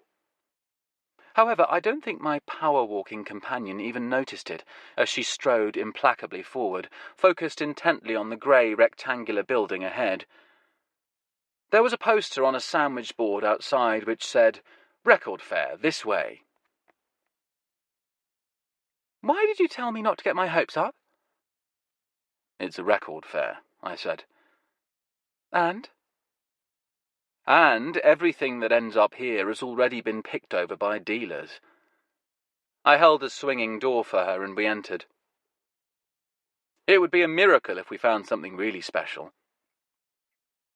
It was chilly in the hall despite a battered ancient chrome electric heater, which was standing in the centre of the room with its power cord taped to the floor to prevent excited record lovers tripping over it as they rushed blindly to seek out treasures. I noted with approval that the device, bars glowing a cheery orange, had been placed as far as humanly possible from any of the records. Vinyl and heat, not a good combination. "Then why are we bothering at all?" said Nevada. I looked around. It was a long, narrow room with dusty wooden floors. There were folding tables set up along 3 of the walls in a U-shape around the heater. The dealers, all men except for one formidable-looking middle-aged lady with a hooded orange sweatshirt and Brillo-pad hair, were still setting up. On the tables were boxes and crates of records, some yet to be opened. Despite myself, I felt the familiar pang of excitement. Who knew what I might find? I said, "Because not all these guys are on the ball, because most of them aren't jazz specialists, and because miracles happen." I started going through the crates, and Nevada became bored almost immediately. It didn't help that the heater was kicking in, and the smell of large and largely unwashed men hauling in heavy crates of records to beat a deadline pervaded the place. "Listen," she said, "why don't I go out and get us some coffee? I suspect they have coffee in Surbiton." "That's a good idea, and see if you can—" Yes. I'll search out some gourmet connoisseur blend of the kind that you won't turn your nose up at." She waved her hand, more in a gesture of dismissal than farewell, and headed for the door. I didn't blame her for fleeing a place that smelled at worst of sweaty train spotter, and at best of budget deodorant. Plus, to be honest, it was a relief not to have her constantly tapping her toe impatiently while I gave all of the boxes of records a thorough inspection, including the ones lurking under the tables. It was the usual overpriced junk, with the occasional item apparently price-stickered by somebody on a grandiose and florid LSD trip. £10 for a Culture Club album of no discernible scarcity, anyone? But there was also the occasional nice, or at least intriguing, record. I found a Prince bootleg I'd been searching for years. It was the one where he jammed with Miles Davis. Unfortunately, it was in poor condition, crazily expensive, and turned out only to feature Miles on a single track. 3 strikes, and you're out. I put it back in a box. To my regret, and obviously also that of the avaricious clown behind the table who had optimistically saddled it with its stratospheric price tag. "Found something?" It was an all too familiar voice. I turned to see Stinky Stanmer standing there. I suppose it wasn't so surprising. I had introduced him to this place years ago. He bent down and checked the box I'd just been searching through. He found the Prince Miles Davis record right away and glanced at me. "You aren't buying this?" "Too expensive." He chortled and took out his wallet. It was bulging with banknotes. He paid the dealer, who had perked up considerably. He put the record in a bag and Stinky tucked it under his arm. "So," he said, looking around, "found anything else?" For a moment it was the good old sincere, ingratiating Stinky, whom I remembered from university. "Found anything really choice?" I shook my head. I said, "It's hardly likely, is it?" I looked around at the dealers, their overwhelming shared attributes being obsession, a poor sense of personal hygiene, passion, and greed. I said, "It would be like finding a virgin at a pimp convention." He gave out a large bark of laughter and people stared at us. I was appalled to notice that some of the dealers and customers had recognized him, and doubly appalled to realize that in their eyes my status had been elevated through being in his company. It was at that moment that Nevada returned with 2 cardboard cups of coffee. She saw us and paused. There was a faint buzzing, like a wasp trapped in a jam jar, and Stinky started digging into his pockets, apparently in search of his phone. He took it out. "Probably my agent," he said. "Well, don't let me keep you," I said. He scrutinized the screen. "No, it's just this model I met. She keeps pestering me." He shook his head and switched the phone off. I smiled at him. Knowing Stinky, it was just as likely the call had been some spam from his phone provider. He said, "You haven't been writing much on your blog lately." This was a surprising observation from someone who pretended not to read it. "No," I said. "I've been doing other things." "Well, you have to keep the content refreshed, or you won't get any hits." He noticed Nevada, who was hanging back politely, waiting for him to finish talking to me. He turned to her and smiled. "Hi. Do you want my autograph?" Nevada gave him a look. It was the same look she might give to something unpleasant that had attached itself to her shoe. "Christ, no," she said. "Why would I?" This was enough to give even Stinky pause, and the smile froze on his face. But he rallied with surprising speed. "Are you sure you would like my autograph?" Nevada turned to me and nodded at Stinky. "Do you know him?" she said. "Or has he escaped from the local asylum?" I felt all warm inside, like I'd been drinking rum punch. I said, "Unfortunately, I do know him." "I'm Stinky," he said. "Oh, you're certainly in the right place," said Nevada. "Stinky Stanmer." "Give it up, Stinky," I said. "She hasn't heard of you." I looked at Nevada. Stinky and I went to university together. Well, these things happen. Is one of those coffees for me? I said. Ah, yes, this one. She handed me one of the paper cups. It was hot and it smelled good. I've been assured it's made of the finest coffee beans which have passed through a monkey's rectum. I sipped the coffee. It was great. Civet, actually, and I doubt you managed to source any authentic Kopi Luwak around here. Perhaps I exaggerate a trifle, said Nevada. Are you finished here yet? Just about. Pretty thin pickings, said Stinky, who was unfortunately still standing with us. But that's hardly surprising. Finding a choice piece of vinyl here is about as likely as finding a virgin at a pimp convention. If Nevada had found this plagiarized remark irresistibly charming, I would have had to kill Stinky at this point. But luckily she treated his whole attempt to talk to her with the froideur it so richly deserved. Ready to go, then? She said. I nodded, and we headed for the door together. See you, Stinky, I said. But he was already rooting through a box of records. We hit the charity shops. I found a nice French reissue of a Verve album by Jerry Mulligan and a few Illinois Jacquet airshots, which is to say recordings of radio broadcasts. Fortunately, Nevada had the designer clothes rail to rifle in each shop, and eventually she got lucky and found a Prada Merkin or something, so she didn't feel the outing had been an entire waste. Plus, it kept her from nagging me about buying records that weren't the one we were after, as if I should pass them up for that reason. I flipped through my LPs, gloating in the taxi on the way back. Nevada was sitting opposite me, looking at something on her phone and giggling. Our driver, now officially designated Cleanhead in my mind, and only partly as a tribute to the noted alto sax player Eddie Cleanhead Vinson, was getting us home at an impressive clip. Eddie Vinson had been bald as a billiard ball, as the result of a hair-straightening calamity.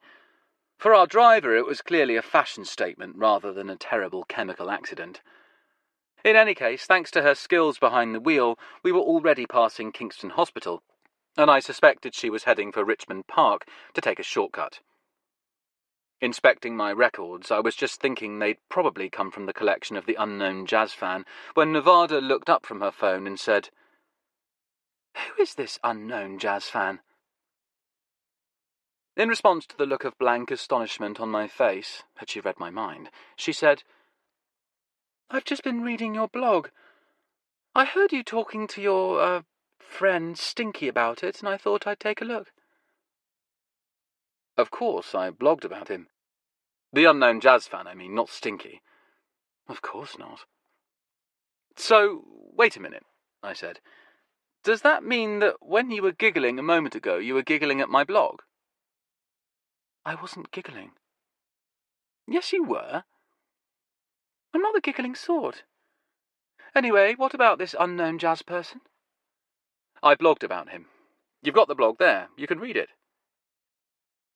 She put her phone away and gave me her big eyes, all soft and attentive. No, she said. You tell me. I sighed. Okay, it's just some guy who's getting rid of his record collection, in installments. It's a hell of a collection, and I don't know why he's getting rid of it. Divorce, moving home, a massive collapse in taste. Perhaps he's like the vicar in Barnes. What vicar in Barnes? He had a crisis of faith, by which I mean he foolishly renounced LPs in favour of CDs and got rid of all his vinyl. And it was a hell of a collection. Perhaps the unknown jazz fan is like that. Or perhaps the poor sap has copied all his LPs digitally and is even now listening to music files on a computer. I glanced at the records in my lap. In other words, he had sent them across the digital Rubicon. Actually, the river to the underworld, more like. The river Styx. Exactly. You've really got it in for poor old digital recording, haven't you? Anyway, I said, I keep finding batches of records he's got rid of, here and there, in charity shops, at jumble sales. We haven't been to a jumble sale yet, she said, in our supposedly exhaustively thorough search for this record. I've got us booked for one tomorrow night. How dizzyingly stimulating. Tell me, this unknown jazz fan, how do you know the records belong to him? Does he write his name on the cover? Christ, no. Then how do you know it's him? For that matter, how do you know such a person even exists? I cover that. What do you mean? In my blog, I cover it. I see. You expect me to read it. She took out her phone and scrolled down the screen. Oh yes, here we go. Does he even exist? Maybe isn't a person at all. Maybe it is just a statistical cluster, an analytical artifact, a certain population, a given age group, a shared taste, a demographic bubble. My God, you do go on a bit, don't you? A cultural profile, a sociology paper. She looked at me. So, to cut a long story short, the unknown jazz fan may not even exist. That's right, but that doesn't mean he's not out there somewhere. She smiled at me. It's like something out of Borges, she said. Or do I mean Cortázar? Don't strain yourself. The cats were waiting outside when we got home. They milled around impatiently with an equally impatient Nevada while I opened the door. There was actually a cat flap installed in it, but Turk and Fanny disdained the use of this whenever they could have someone actually open the door for them. They were the first through, followed by Nevada. And, as was rapidly becoming traditional, I brought up the rear. I stepped over the doormat. The post had come and there was a jumble of letters lying there. Even at this most casual glance, obviously mostly bills and laughably unpayable ones at that. I picked up the pile of mail and began to go through it when suddenly a man's voice shouted from inside. "Easy! Easy! Easy!" I ran into the sitting room. Nevada was standing there, a study in dynamic tension, arm extended rigidly, holding my longest and sharpest kitchen knife. She was aiming it at Stinky, who was standing by the sofa, his face pale and his composure fled for once. "Easy!" he said. "Christ!" hissed Nevada. She lowered the knife and looked at me. "What's he doing here?" "I have no idea," I said. "I just walked in and saw someone was here, and I grabbed this." She waved the knife. "He scared the shit out of me." The colour was starting to return to Stinky's face. "Likewise," he said. "I'm sure." "You shut up for a minute," said Nevada. She turned to me. "You had no idea he'd be here?" "Of course not," I said. "How did he get in?" "I, let myself in," said Stinky. He held up the keys. Nevada set the knife down on the dining table and went and snatched the keys from him. "How did he get hold of these?" She waved them at me accusingly. "I leave them outside." "Outside?" "Under the plant pot." "The plant pot?" she demanded. "Yes, that's right, the plant pot," said Stinky. "You shut up," she said. "In case I lock myself out," I explained. The cats, who had wisely made themselves scarce during the armed confrontation, began to emerge from hiding. Turk jumped up onto the sofa, and Fanny went to her favourite chair. Business as usual. Nevada watched them for a moment, then looked at Stinky.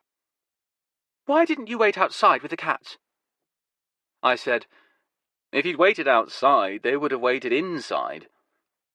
One of the things that endeared the little monsters to me was that they couldn't stand Stinky. "I couldn't wait outside," said Stinky. "My fans would have recognised me." "Your fans?" said Nevada, managing to combine contempt and incomprehension in about equal measure. "I have a radio show." Nevada made a snorting sound that couldn't quite be described as laughter. "And they'd recognise you from that? They'd recognise your face from the radio?" Stinky has also been on television, I added reluctantly. And I'm also very active on the internet. I'm sure you are, said Nevada. It was impressive how she didn't actually add the words, "no doubt surfing for porn, you pathetic loser," yet we all clearly understood that's what she meant. Stinky returned to the sofa from which he'd so recently risen in fear for his life. Nevada glanced at my hi-fi. "Your thermionic valves are on," she said. I nodded. So they are. "I've been listening to CDs," said Stinky. He casually sat down on the sofa, ignoring Turk, who snarled at him and jumped down. "There's nothing quite like dropping the needle," continued Stinky, addressing Nevada and ignoring me. "But you have to listen to something while you're changing records." Had he actually forgotten he'd stolen that line from me? "Well, I hate to be rude," said Nevada, "but we have business to discuss." "Business?" said Stinky, looking from her to me. I went to the CD player and took out the disc. He'd been listening to Bullet by Lalo Schifrin. "Yes," said Nevada. I found the CD case for Bullet and opened it to find that it contained The Taking of Pelham 123 by David Shire. I sighed and looked for the CD case for that, opened it, and, logically enough, found that it contained The Organisation by Gilles Mellet. "What sort of business?" said Stinky. I found the Mellet case, which was empty, duly put the correct disc back in there, then restored the Shire and Schifrin CDs to their rightful cases. The old CD switcheroo, one of Stinky's many annoying habits. Useful for anyone who wanted to do a forensic analysis of his listening habits, but otherwise just plain annoying. Stinky repeated. "What sort of business?" "None of your damned," said Nevada. "What? Oh, very clever," said Stinky, catching up. "So, how do you guys know each other?" It was obviously this question that had impelled him to make today's latest uninvited visit. He couldn't imagine what someone like Nevada was doing with someone like me, and in some sense his universe was threatened, so he just wasn't going to let it go. He was smiling at Nevada politely, or with what passed for politeness in Stinkyland. He made a vague hand gesture, waggling a finger back and forth between us. "You know each other how?" "We met at Lord Rudolph's 15th annual Zeppelin race," said Nevada. "Okay," said Stinky. He evidently decided he wasn't going to get anything else out of her. "Well, I'll be shoving along then."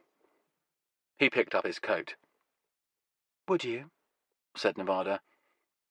We accompanied Stinky to the door and saw him off the premises. The cats didn't stir. As soon as he was gone, Nevada turned to me, and I was startled to realize she was boiling with anger. "How could you?" she said. "What?" "Leave your key outside, unprotected." "It's hidden." "Hidden? It's under a plant pot. Show me this plant pot." I took her outside and showed her. She was still furious. "How could you? Just anyone could walk in off the street and be waiting for you." Hard to believe they could be worse than Stinky. She ignored the joke and stood glaring at me. "Are you simple-minded?" she said.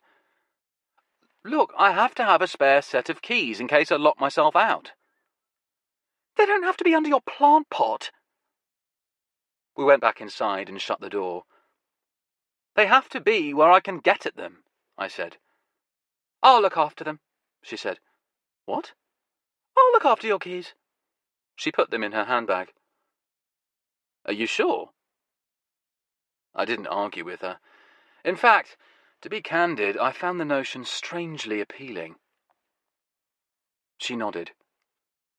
"If you need them, if you lock yourself out, you've got my number. Just ring me and I'll bring them round."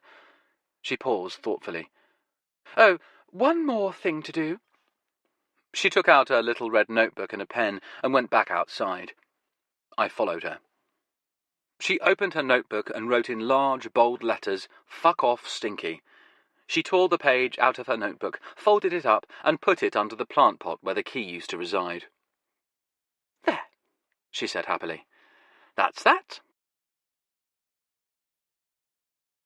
"Of course, what she's going to do," said Tinkler, "is let herself into your house, sneaking in one night while you're asleep, glide through the darkness, shedding her clothes, stub her toe on a crate of records that should have been properly shelved years ago, and then, cursing, hop under the duvet with you and bang your brains out." "You're saying that as though it could never happen." "Yes," said Tinkler. "What other possible reason could there be for her wanting to hold on to your keys?" He shook his head despairingly. "You always go for the gorgeous ones, and you always get kicked in the teeth. When are you going to learn?" "Learn what?" "That they don't go for insolvent, failed DJs who are record-collecting nuts," he added politely. "Not that I'm saying I'm any better off.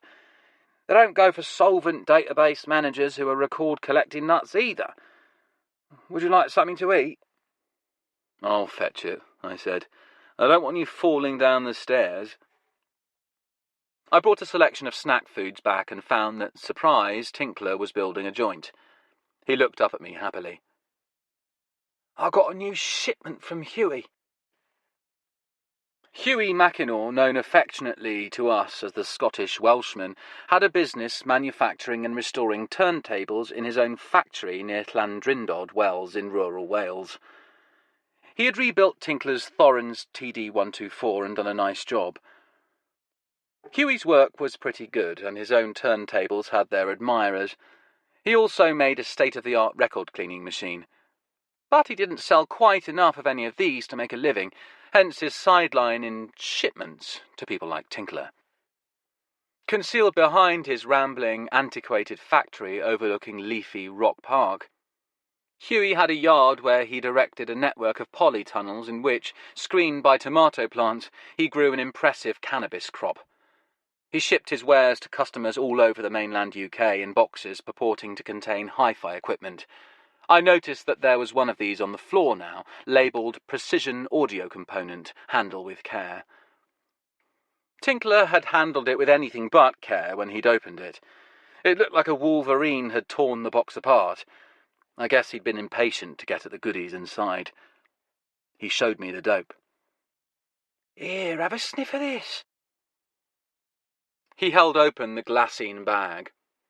The rich green foliage inside resembled tiny cabbages, perhaps miniaturized by the experimental ray of a mad scientist. You could see pale crystals of THC on the buds, like minuscule flakes of cake icing. He said, "It's as if somebody gene-spliced Bob Marley and Pepe Le Pew." The smell was indeed raw, rank, and complex. Intoxicating. I looked up at Tinkler. "Go on," he said. "Try some." "No, thanks. At some point tonight I'm going to need to remember where my house is." Tinkler shrugged and ignited the joint. "Your loss." I said, "I found some more stuff from the unknown jazz fan today." Tinkler slowly breathed out smoke and examined it as it hung in the air. I was getting a buzz just from being in the same room with the stuff. Huey evidently knew what he was doing when it came to more things than turntables. Tinkler stared at the far wall of the room, the wall that was almost solid LPs. "Do you know what I think?" he said. "I think that when a record collection reaches a certain complexity, it becomes a kind of vortex of possibility, summoning new records in and out of the void." "You mean like a magnet?" "Yeah, a magnet that attracts the records you're looking for." "Now that is like something out of Borges," I said. His eyes slowly focused on me again. "Did you say you'd found some more records from the unknown jazz fan?" Yes, welcome back. Any British rock or R&B? Well, there was an original copy of John Mayall and the Bluesbreakers on Derham with the Beano cover. It was in mint condition, but they wanted £3 for it, so I left it there. What? You did what? Are you out of your mind? Tinkler's eyes were agreeably abulged with outrage. Then he realised I'd got him. You bastard, he said. I did manage to remember where my house was, but it was well after midnight by the time I got there. As soon as she heard my keys, Fanny came out to meet me, emerging from the house through the cat flap, and Turk joined us, bounding in from the outer darkness of the estate and giving a little yelp of triumph as she surmounted the final fence. We went inside.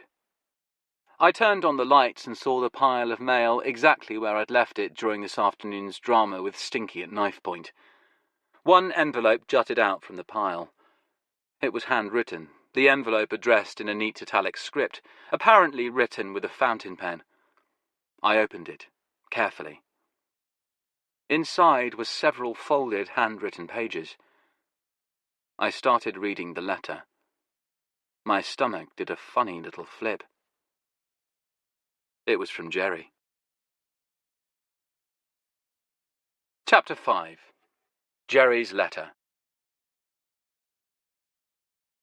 It felt very strange to get a letter from a dead man. Underneath his address and the usual salutations it began. Forgive me for writing to you in this old-fashioned way, but I find that putting pen to paper helps me to organize my thoughts. When I got home tonight, I realized that if I'm ever going to sort out this behemoth of a record collection that we so recklessly purchased, it's going to require some concerted effort on my part. So I'll be taking a few days off work to stay at home and go through it until it's finished. I've already started, and I'll get the chaps to bring the van around tomorrow to convey the first batch to the shop. Don't worry, I'll see that you get first sniff at the jazz. But I know you're eager to hear the story on Hathor Records, so here we go. I've had a good look through my library, and I've been able to piece together the following. It was a highly regarded but very short-lived West Coast jazz label that was born and died in the same year, 1955, in Los Angeles. In the space of a few months, Hathor released a total of 14 LPs, catalogue numbers Hathor HL001 to 014, by the following artists, in order of release. Easy Geary, first of 2 albums, Marty Paich, Richie Kamuka, Johnny Richards, Jerry Fielding, Russ Garcia, Cy Coleman, Howard Roberts, Rita Mae Pellini, 2 consecutive albums, 009 and 010, Manny Album, Pepper Adams, Conte Candeli, and of course Easy Geary, second of 2 albums, with Easy Come, Easy Go, HL014. You'll know better than I that there is some top-shelf West Coast jazz in this list, and some from the top drawer of the East, viz. New York. Rita Mae also sings on one track, as you know, on Easy Come, Easy Go, and there are other crossovers in terms of personnel too numerous to mention. I'll photocopy you a complete session discography if you're interested. I felt my eyes sting. For a moment the words were too blurred to make out. Jerry wouldn't be photocopying anything for me or anyone else. I wiped my eyes and continued to read. As you can see, Easy Geary bookends Hathor's history, which is appropriate since he determined their fate. Because, despite their impressive list of talent and strong early sales, Hathor was plagued with bad luck. Bobby Schoolcraft, the label owner, died a few days after recording HL013, ominously enough. And Easy Geary vanished shortly after recording Hathor 14. As you no doubt know, his disappearance is shrouded in mystery. Some maintain Easy was shot dead in an altercation over a woman, rather in the manner of that famous jazz trumpeter. A genius cut short. Others insist that he didn't really die at all, like Elvis. He meant Lee Morgan, the jazz trumpeter genius whose life was cut short. Fanny was nudging my elbow, so I moved over and allowed her to sit in my lap. She seemed quite content for me to rest the letter on her head, so I did that and went on reading. Bobby Schoolcraft, as we discussed, was nominally a suicide, but all my sources are in agreement that he was actually hounded to death by a man called Ox. This is a nickname for a Los Angeles cop called Oliver Javier, a murderous knucklehead of Irish extraction. Ox was notorious for preying on those elements of society who didn't abide by his rigid moral criteria, which is to say just about everyone except other Irish-American cops. He was in the pay of the music companies who used him as their hammerman or enforcer. If one of their recording artists got out of line or tried to free themselves from an onerous contract, Ox was used to put the fear of God into them. There was a sudden, unearthly screeching outside in the night. Fanny jumped off my lap, alarmed, and stood tensely on the floor. The ghoulish, tortured shrieking came again. It was unmistakably the barking of a fox. This is what we'd have to make do with in London until someone managed to successfully import the jackal. While Fanny paced nervously back and forth, I went back to the letter. Easy Geary had the misfortune of awakening the wrath of these people and of Ox when he put out his first album for Hathor. Fatefully, it was entitled Easy Geary Plays Burns Hobart. Jerry then went off on a tangent about the Davenport cousins. Nasty pieces of work, he called them. It was a virtual tirade. It was touching to see how angry they made him. They'd evidently been a couple of young hustlers, a man and a woman with a peculiar relationship that, it was rumoured, veered into the incestuous, or whatever you'd call sex between cousins. And they managed to get their hooks into some of the great jazz composers. And, as was all too often the custom in those days, they got their names on the compositions by these jazzmen. It was reminiscent of what had happened with Irving Mills and Duke Ellington. The Duke was a musical genius. Mills was just his business manager. But Mills ended up being credited as co-composer on many of Ellington's masterpieces, even though he didn't write a note of the music. This meant, of course, that he also ended up with a permanent share of the revenues. The Davenport cousins, also referred to in Jerry's letter as those young parasites, had performed a similar scam with the music written by another jazz great, Burns Hobart. They had taken, or if you prefer, stolen, a credit on everything he wrote, for the privilege of publishing his music. Which meant that whenever anyone recorded a Burns Hobart composition, it was supposed to be credited as being written by Hobart, Davenport and Davenport, even though the malevolent cousins had nothing to do with it. The injustice of this had apparently been too much for Easy Geary. On his album of Hobart classics, the credits just read Hobart. No one else. Just the man who had really written the music. Which was the strict truth of it. But the Davenports' lawyers didn't see it that way. Of course, they didn't deserve any credit, but contractually they were entitled to it, and even though the cousins were long since dead, AMI, the corporate entity that represented them, was still thriving and promptly launched a lawsuit. And, much worse, they unleashed Ox on the owner of the offending record label, poor Bobby Schoolcraft. It's not clear what he did to Bobby Schoolcraft, but in the past Ox had not been above blackmail, beatings, and even death threats. Perhaps it's not surprising that Bobby Schoolcraft took the way out he did. There was evidently a suicide note specifically naming Ox and detailing his campaign of persecution, but it was suppressed by the police. Fanny ceased her frightened pacing and jumped back up onto the sofa with me. She had provisionally concluded she wasn't about to be devoured by a large carnivore. She settled against me, warm and solid, as I resumed my reading.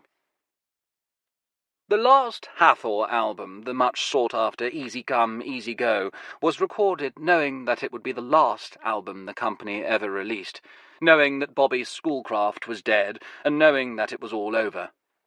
Perhaps that's why Geary and Miss Pellini put their autographs in the dead wax when the record was pressed, as a kind of memorial.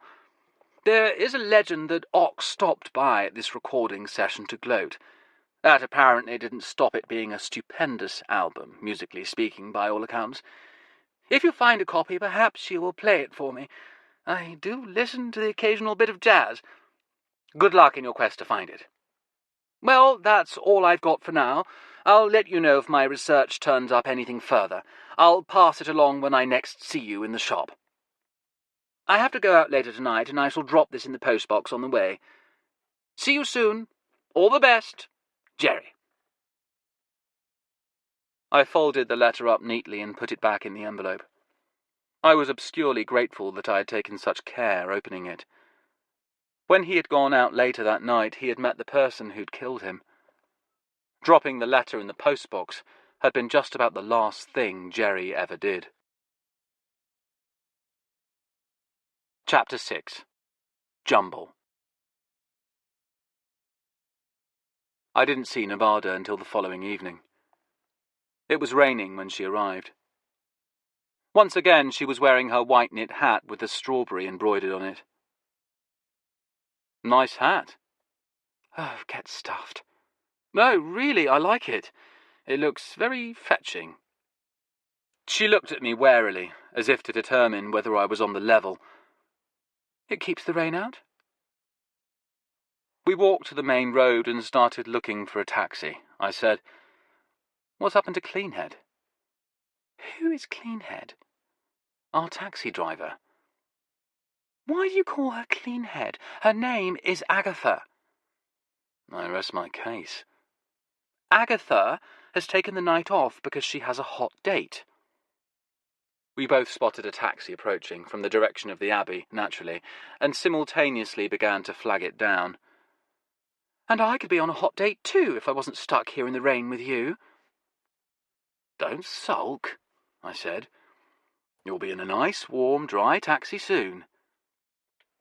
The black cab pulled up beside us, and I held the door open for her, and we hopped in. Nevada had left her shoulder bag on the pavement, and when I reached down to pick it up for her, she leaned back out of the cab and snatched it up. "Well, go on, get in," she said, looking at me. I climbed in, gave the driver the address, and sat down opposite her. The taxi pulled away into the night. "I can't believe it," she said, clutching her bag in her lap, staring out the window at the streetlights flashing past. "I'm going to spend the evening going to a jumble sale." "You were moaning that we hadn't been to one. Now you're moaning because we're going to one." "I could be on a hot date," she repeated. "And learning lots about serving coffee." The taxi was speeding towards the gate to Richmond Park. She looked away from the window, at me, puzzled. "What do you mean?" "You said you were dating a barista." "A barrister," she snarled, then realized she had taken the bait. "Oh, very funny." She glanced away, but not before I caught a gleam of amusement in those sardonic blue eyes. And for some reason, from something in her reaction, I got the sense that the dolt in question, be he shyster, Java jockey, or Cistercian monk, would not be in the privileged position of receiving Miss N. Warren's favours for much longer. And I rejoiced in this. The traffic eased once we got through Putney, and we made good time to our destination in Wandsworth. Nevada paid the driver, and the cab sped away into the night. She turned to me. "Our driver was rather disappointing, wasn't he? I mean, compared to old Cleanhead. I rather miss her." "So do I." She stared at the complex of buildings in front of us. They were block-shaped, with white stucco walls that had over the years acquired a grey porridge colour and texture, where the surface hadn't scabbed away entirely. The green-painted trim around the doors and windows looked like it had received some more recent attention. In the last 20 years or so, say. "So, what is this place?" "A scout hut." "Like the Boy Scouts?" "Yes, exactly like that." Light shone through the opaque pebbled glass lavatory-style windows, and indistinct shadowed shapes could be seen moving around inside the building. "Why don't we go in?" "It doesn't open for almost an hour," I said. "What? An hour? Why have you dragged us to this garden spot, an hour before we need to be here?" "We want to be the first in line." "Do we? Why?" "How would you like it if some guy in front of us in the queue got to the records first and found a copy of Easy Come, Easy Go and bought it?" "How would I like it? I wouldn't." She looked at me. "I wouldn't let it happen. And I hope you wouldn't either." "And what exactly would we do about it?" "Wrest it from his grasp, and failing that, insist he sell it to us." "Why would he agree to do that?" "He, this hypothetical interloper, wouldn't know what it is, or what it's worth. He'd be bound to sell it for a reasonable price." "Don't count on it," I said. "Then we just have to take it from him." "Steal it from him, you mean?" "I don't see why you have to throw around words like steal," she said. "Well, in any case, it's just a lot easier to get here a bit earlier." An hour early. There was still a certain amount of vexed nostril flaring, but she seemed to reluctantly accept my logic. She stared at the shadows moving inside the hall. "Do the Boy Scouts still exist? I thought they'd all been buggered to death by evil, perverted scoutmasters who had groomed them on the internet." "You have a very dark view of humanity." "I get out more than you do." "Anyway, that's the Girl Guides you're thinking of," I said. She giggled. Luckily, the rain eased off, and we were joined a few minutes later by the other early birds who queued impatiently for the place to open. As soon as she saw these, Nevada realized I hadn't been kidding. "My God, they're arriving already," she whispered. "I had no idea jumble sales was such a cutthroat business." "Mind some granny doesn't put an elbow in your eye fighting over a high fashion creation." "Don't be absurd," she said. Then, "Do you think they'll actually have some high fashion creations?" "I'm counting on it to keep you off my back." About 10 minutes before the sale was due to start, the door opened and a middle-aged man and woman in matching brown and white checked sweaters set up a small table with a coin tray from an old-fashioned cash register on it. By now, the line of waiting customers extended down the block, back into the darkness, and there was a certain amount of restlessness manifesting itself not just from my companion. Nevada looked at the coin tray and said, "They charge us to get in?" I laughed. "I thought I was the one who didn't get out much." "Not to jumble sales," she said. "I don't get out much to jumble sales. Why would I?" When the door opened, I went straight for the records. There were 3 boxes of them. Not exactly boxes, though. They were in those purpose-built carrying cases that every self-respecting 1960s record owner had once possessed. Red faux leather designs with handles on the lids and cheap tin locks. This was a good sign. It meant the albums had probably come from a decent collection and been properly looked after. I kneeled down in front of the record cases, as though about to commence an act of worship. I could feel Nevada standing at my back, as if to shield me from the swarm of jumble sale enthusiasts who were now pouring through the door in a flood. I lifted the first case. It was inordinately heavy, and a quick glance inside confirmed my suspicions. It was full of 78s. I shoved it to one side. "Aren't you going to look through it?" asked Nevada. "It's all shellac," I said. "We're looking for vinyl." "I'll take your word for it." The hall was now packed with people, going at the goods heaped on the tables like a swarm of locusts. You could feel the heat in the place rising. The second case was stuffed with LPs, so many that I couldn't flip through them. They were that tightly packed. I lifted out a wedge of records and set it to one side. There was now enough clearance for me to flip through the rest. "Shall I look at those?" said Nevada. She indicated the records I'd removed. "Help yourself." I was already halfway through the first case. It was all classical, by the look of it, mostly Deutsche Grammophon. Nevada finished flipping through her pile and set them down beside me again. I could sense she was bored already. "Why don't you go and check out the other merchandise?" I said. "I saw some shoes over there." "Shoes?" she said. "Second hand?" "Second foot," I said. "Won't they give me verrucas or plantar warts or something?"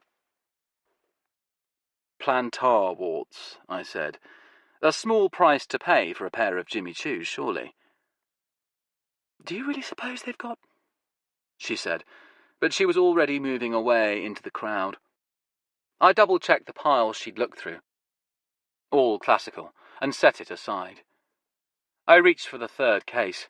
It was full of LPs. I took out a handful to give myself manoeuvring room, glancing through them. Jazz, all Dixieland, but jazz nonetheless. Not my cup of tea, but they looked immaculate, and would no doubt make some New Orleans fan very happy. I delved into the crate, flipping through the albums. There was enough late Louis Armstrong to choke a horse. Some Acker Bilk, some Chris Barber. And suddenly, there it was. In my hands. Easy come, easy go. I stood up, the blood abruptly rushing to my head, and experienced a strange dreamlike swaying. There must have been something in the expression on my face, because Nevada saw me from across the room and immediately fought her way back through the crowd to join me. "What is it? What is it? Have you got it?" I held the album up. The cover was heavy cardboard, the kind they printed in the 1950s, and I could feel the weight of the record inside. It definitely was not a flimsy piece of modern vinyl. It had to be the real thing. Nevada was staring at me.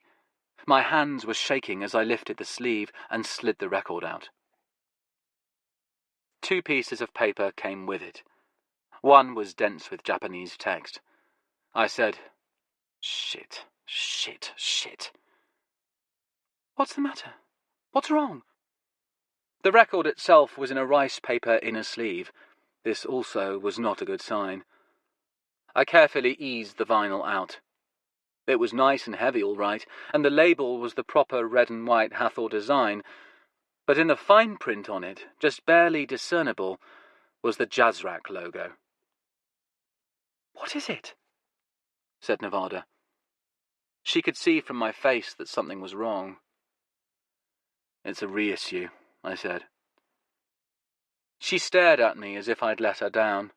In a funny way, I felt that I had. I made myself get back down on the floor and go through the rest of the records, but my heart wasn't in it. I bought the replica album and left the hall with Nevada walking along, uncharacteristically subdued at my side. "Why did you buy it?" she said finally. "It may not be what we're looking for, but it's still a nice record." "What is it exactly?" "A reissue, a replica, a Japanese release from the 1970s. "Japanese?" she said. "Then he definitely wouldn't be interested." "Who?" "My boss." She looked at me. "I feel utterly drained." "A jumble sale will do that," I said. But I knew exactly what she meant. The adrenaline flood of discovery followed by the bitter and abrupt letdown of utter disappointment. "And I'm famished," she said. "I want something to eat." "We could go back to my place and I could cook you something." "I want something to eat now." I looked around. It was starting to rain again. "We could find a restaurant." "Did you hear the word now?" "Well, we could get something and drop in on Tinkler. He lives nearby." "Won't he mind us just dropping in?" "Tinkler's life is such that any interruption is welcome." We ended up buying a selection of pizzas from a minuscule late-night supermarket, with Nevada carefully vetting the ingredients before she put them in the shopping trolley, along with her shoulder bag and a bottle of wine she'd spent 10 minutes choosing from the shop's tiny selection. When we got to the checkout, I went to take her bag out of the trolley, but she snatched it away from me for the second time that evening. I waited while the sleepy clerk scanned our pizzas and the wine, and Nevada counted out the cash to pay him. She let me carry the bag of groceries without protest as we searched for a taxi. Once we found one, it took 5 minutes to reach Tinkler's house, where we stuck the pizzas in the oven and retired upstairs to his listening room. Nevada bundled onto the sofa and sat hunched up with her knees tucked under her chin, her shoulder bag beside her. She looked small, sad, and a little beaten. Tinkler was on fine form, though. He studied our acquisition, chuckling. "So near and yet so far, huh?" "Why isn't it good enough?" said Nevada. I looked at her. "What?" She gestured exhaustedly at the album. "That. Why isn't it good enough? Why does it have to be the original?" "Oh, well, now," said Tinkler. "That's a question that cuts right to the heart of being a collector. If it's not the original, it's just not the original, and that's that." "It's crazy," she said. "It's not entirely crazy," I said. "This is a Japanese pressing, so it will be as good as they could make it, but there are limiting factors. They may not have had access to first-generation master tapes. And for the last track, the vocal with Rita May, they wouldn't have had any tapes at all, because the originals were destroyed. So they must have remastered that from a vinyl copy." "So someone somewhere must have a copy of the record?" "Or a tape of the record," said Tinkler helpfully. I said, "And then there's the physical aspect." "Oh, the physical aspect," said Nevada, staring at the ceiling. "The original pressing had the signatures of Easy Geary and Rita Mae Pellini in the dead wax," I said. "Really?" said Tinkler. "That would make it a collector's item, all right." He took out the Japanese insert, looked at it briefly, then shoved it back in the sleeve and took out the other piece of paper. "Do you reckon this came from the Unknown Jazz Fans collection?" "Actually, I do," I said. "Why?" "Because this is an invoice with his name and address on it." Tinkler looked at me, shaking his head and smiling wistfully. "It's a bit of a shame, isn't it? He isn't unknown anymore. It's the end of an era. It's the end of an enigma. It's the end of an enigma era." I was just about to ask what the guy's name and address was, not that it would mean anything to me, when Tinkler took his dragon box down from the mantelpiece and said, "Shall we?" Nevada suddenly looked up with the first real sign of interest since we'd arrived. "Shall we what?" "Nothing," I said hastily, moving towards Tinkler. But she was alert now, sitting up straight on the sofa. "Nothing what?" "Put the box back, Tinkler," I said. He waved a hand at me. "Oh, he's such a prude." "What is it?" said Nevada. "Is it dope? Here, let me see." Tinkler handed her the box and she opened it. "My God," she said. "Smell that." "It's good stuff, all right," said Tinkler proudly. He took the box back and started rolling a joint. "Would you like some?" "Does the Pope shit in the woods?" said Nevada. Tinkler chuckled and looked at me. "You're outnumbered," he said. He licked the cigarette papers and sealed the joint. "Fine," I said. "Just remember when you're rolling around drooling in your padded cell that I warned you." "He is so conservative," said Nevada. She accepted the joint from Tinkler and a light, taking a deep inhalation. After a moment she let the smoke out and said in a small, croaky voice, "My word, That really is something. Tinkler chuckled again. Isn't it just? They swapped it back and forth, and the room was soon so full of smoke that any abstention on my part was highly theoretical. After an indeterminate interval, Tinkler said, Hey, what about those pizzas? They must be ready by now. Christ, yes, said Nevada. I'm famished. I'll go down and serve them up. Tinkler headed for the door. I'd better accompany you, said Nevada, for health and safety reasons. She followed him out, and I heard them giggling as they went down the stairs. Nevada had left her shoulder bag on the sofa. I went over and picked it up. It was strangely heavy. I looked inside and found out why. I took it out. It sat oddly comfortably in my hand. But then it was a handgun. Chapter 7. A Night at Jerry's. Jerry's funeral was 2 days later. I had phoned Nevada the night before and told her I wouldn't be available for record hunting.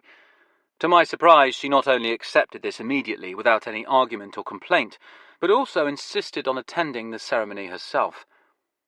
She turned up at my house looking like something out of Vogue, French Vogue at that. She was wearing a sleeveless black dress, stockings that glisten like dew on a spiderweb, and a sort of elegant long black wool coat that reached down almost to her ankles. At her throat she wore a grey silk scarf, and under it I could see the glint of pearls. Her jaw-dropping beauty, to which I thought I had become immune, was commended to me anew with a clarity that was almost painful. I particularly liked the stockings. She was carrying a parcel wrapped in dark blue paper. Here, she said. This is for you. You need to open it before you go, and put it on. Our taxi drove us to Putney, where we picked up Tinkler, who had also insisted on coming. On one memorable occasion, Jerry had sold him a spectacular collection of blues LPs, original black label pressings of Muddy Waters and Bo Diddley on chess, at a very reasonable price. And Tinker had never forgotten this. Actually, I think memories of the occasion still brought tears to his eyes. I waited impatiently for him by his front door as he finished getting ready. Tinkler's place was even more of a shambles than usual. I pointed this out to him, shouting up the stairs, and he shouted back in reply, My sister is coming to visit. So you messed your place up specially? My place is in the process of becoming tidy. Good luck with that, I said. I checked the time. Come on, Tinkler. I could hear tentative squirts of cologne, then the thunder of his footsteps.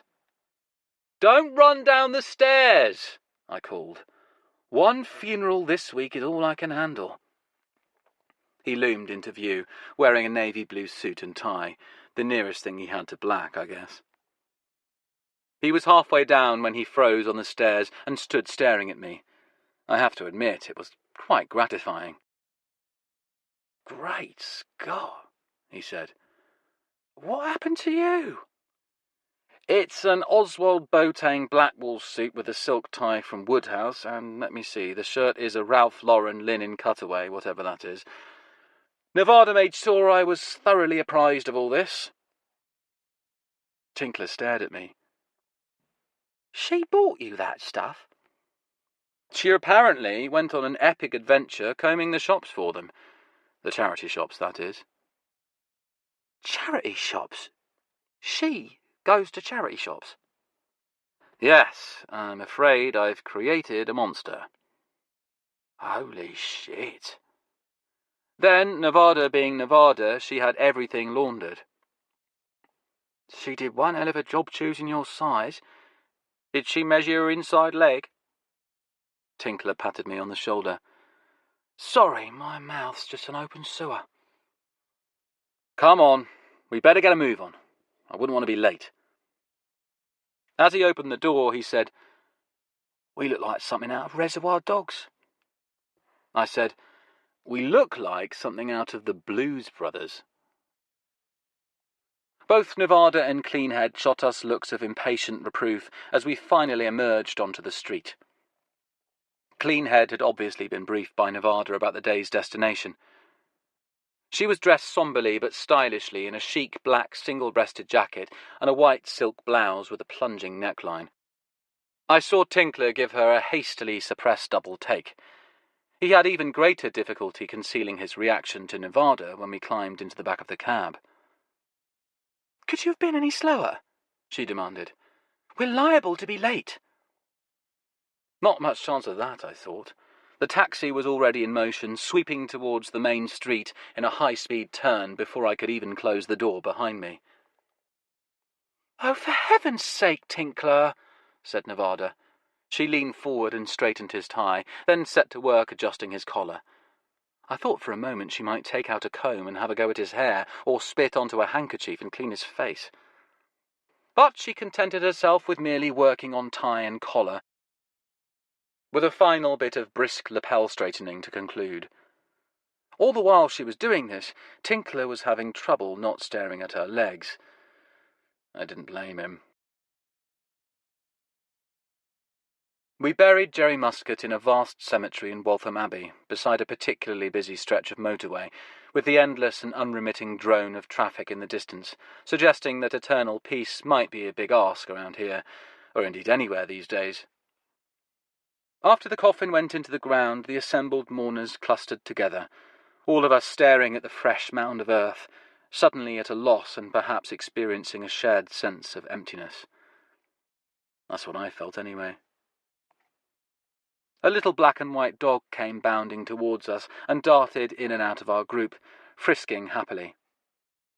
The owner, a small, worried-looking man in a yellow windbreaker, hurried after it. He caught the dog. "Come on, Dolly," he said.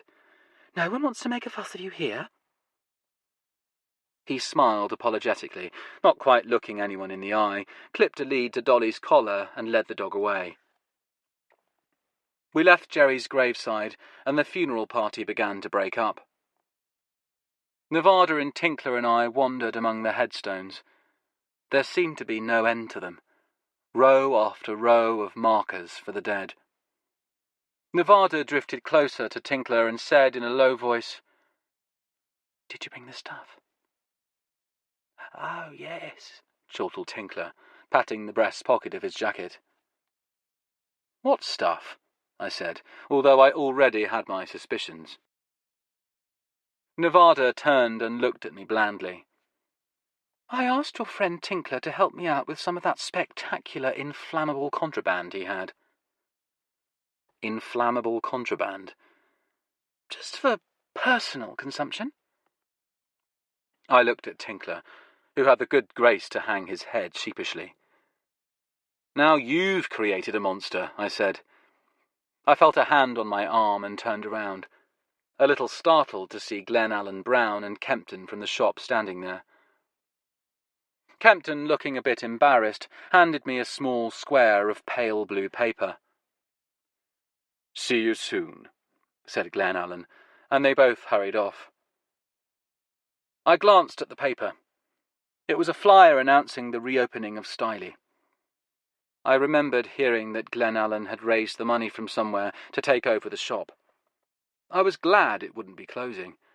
Jerry would have been pleased. I folded the paper and put it in my pocket. "What now?" said Tinkler.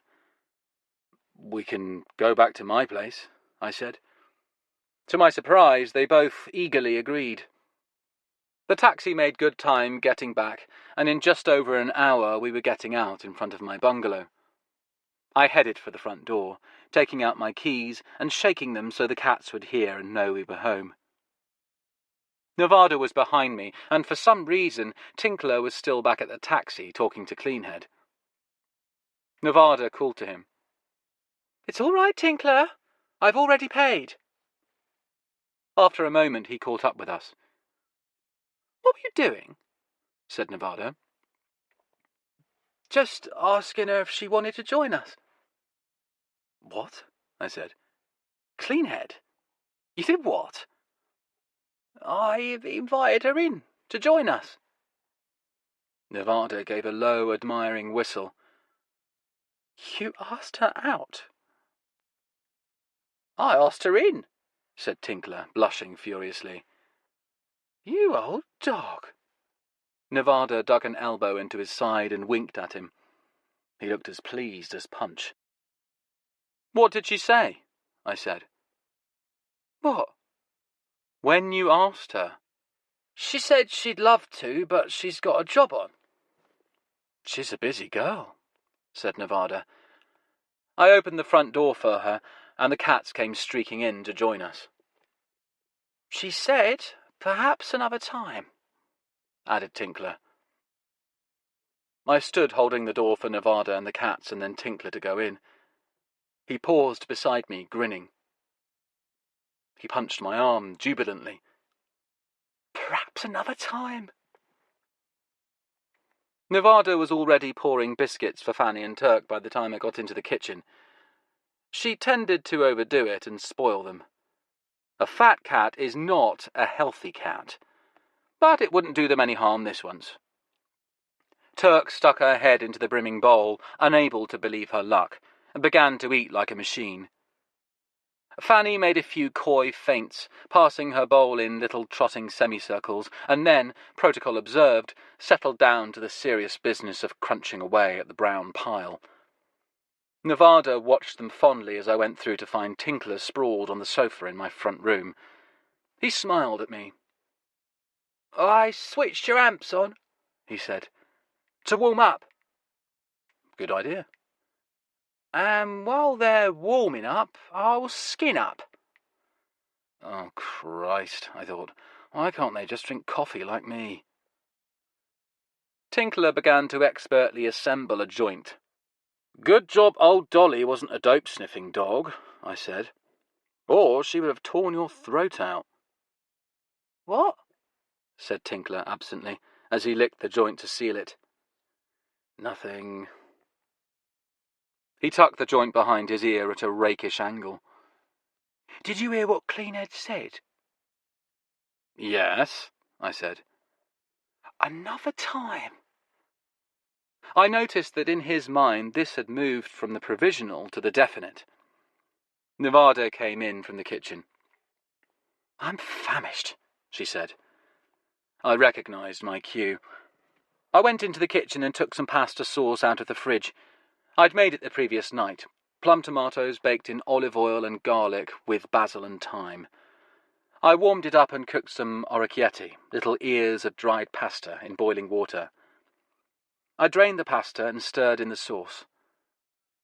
I didn't have any parmesan, but there was a wedge of very good Cornish cheddar languishing in the refrigerator. I grated pale yellow crescents of cheese over 3 plates of pasta mounded under the rich red sauce, waited for it to melt, decorated it with bright green dashes of fresh basil, and carried them through to the sitting room. All this had taken almost 20 minutes, during which time Tinkler had somehow mustered enough restraint not to light the joint, which still jutted jauntily above his ear. It dropped into his pasta while he was eating, though, and Nevada fished it out, scolding him as she wiped it with a paper towel. I'd better look after this, she said, confiscating it. Were those the tomatoes I gave you? Said Tinkler. In that sauce? Which was delicious, by the way, said Nevada. Thank you. No, thank you. It was largely due to my donation of the tomatoes, said Tinkler. He insisted on taking them all from me, several kilos. Nevada looked at him. What was a devoted junk food fan like you doing with several kilos of fresh vegetables, Tinkler? I said, Our friend in Wales grows them along with that loco weed you like so much. He thinks it helps to conceal the true nature of his agricultural endeavours. Tinkler nodded. And he grows so many of them, he always has a problem getting rid of them, so he encloses some tomatoes with each shipment. Speaking of the loco weed, said Nevada, She produced the joint, still stained pinkly with tomato sauce and a bit sorry-looking. "Shall we ignite it?" Tinkler waved his hands in the air. No, not yet. Let me put some music on first." "While you're still able to move," I said. "Exactly." "What shall we listen to?" said Nevada. "What else?" Tinkler held up the copy of Easy Come, Easy Go we'd found at the jumble sale, the Japanese reissue. "I don't know if I can stand the pain," I said. Now. Tinkler slipped the record out of the cover. "It will be good for you. Therapeutic." "I'd like to hear what all the fuss is about," said Nevada. I took it from Tinkler, slipped the LP out of the inner sleeve. The black vinyl gleamed as I put it on the turntable. I switched on the motor and lowered the arm. The complex insect head of the cartridge kissed the playing surface. The diamond-tipped stylus finding the run-in groove and riding smoothly towards the music. I looked at Tinkler. He was grinning at me. "Listen to that," he said. "What?" said Nevada. "I can't hear anything. It's completely silent." "That's the point," I said. "It means it's a good pressing. On virgin vinyl." "I'm glad someone around here can lay claim to being a virgin," said Nevada. Then the music started. It reminded me of one of those late 50s sessions by Monk and Coltrane, with the piano and the saxophone seeming to come from the same place and speak in the same voice, with a perfect shared language. But this had more structural complexity, more apparently unplanned design, like Mingus. It was beautifully recorded. "It doesn't sound any better than my iPod," said Nevada. She was still sitting at the table where we'd eaten our lunch. "Come over here," I said impatiently. "Sit on the sofa." She got up and approached, a little warily. "Where do you want me?" "Exactly where this opportunistic buffoon has planted himself." I nudged Tinkler and shoved him over so that the spot in the middle of the sofa was free. "Sit here." "All right." Nevada sat between us. Her perfume distracted me for a moment, and then I said, "Here, lean forward a bit." "What am I doing?" "Looking for the sweet spot," said Tinkler. "The perfect place to hear the music. From the point of view of imaging." "From the point of view of imaging, I see." "These speakers, is quad electrostatics, aren't really designed for use as near-field monitors," explained Tinkler. "No, of course not," said Nevada. "Everyone knows that. Near-field monitors, ha! But if you get just the right placement, the imaging is fantastic." This was true. "Put your head here," I said. "This is like being at a rather highly regimented orgy," said Nevada, but she leaned forward. "Not that I'd know." She sat patiently yet sceptically listening. "I don't think I can hear anything special," she said. Tinkler leaned impatiently towards her. "Light that thing, take a few hits, and then see if you can't hear anything special." She duly lit it. After a few moments and much puffing, Nevada said, "Good Lord."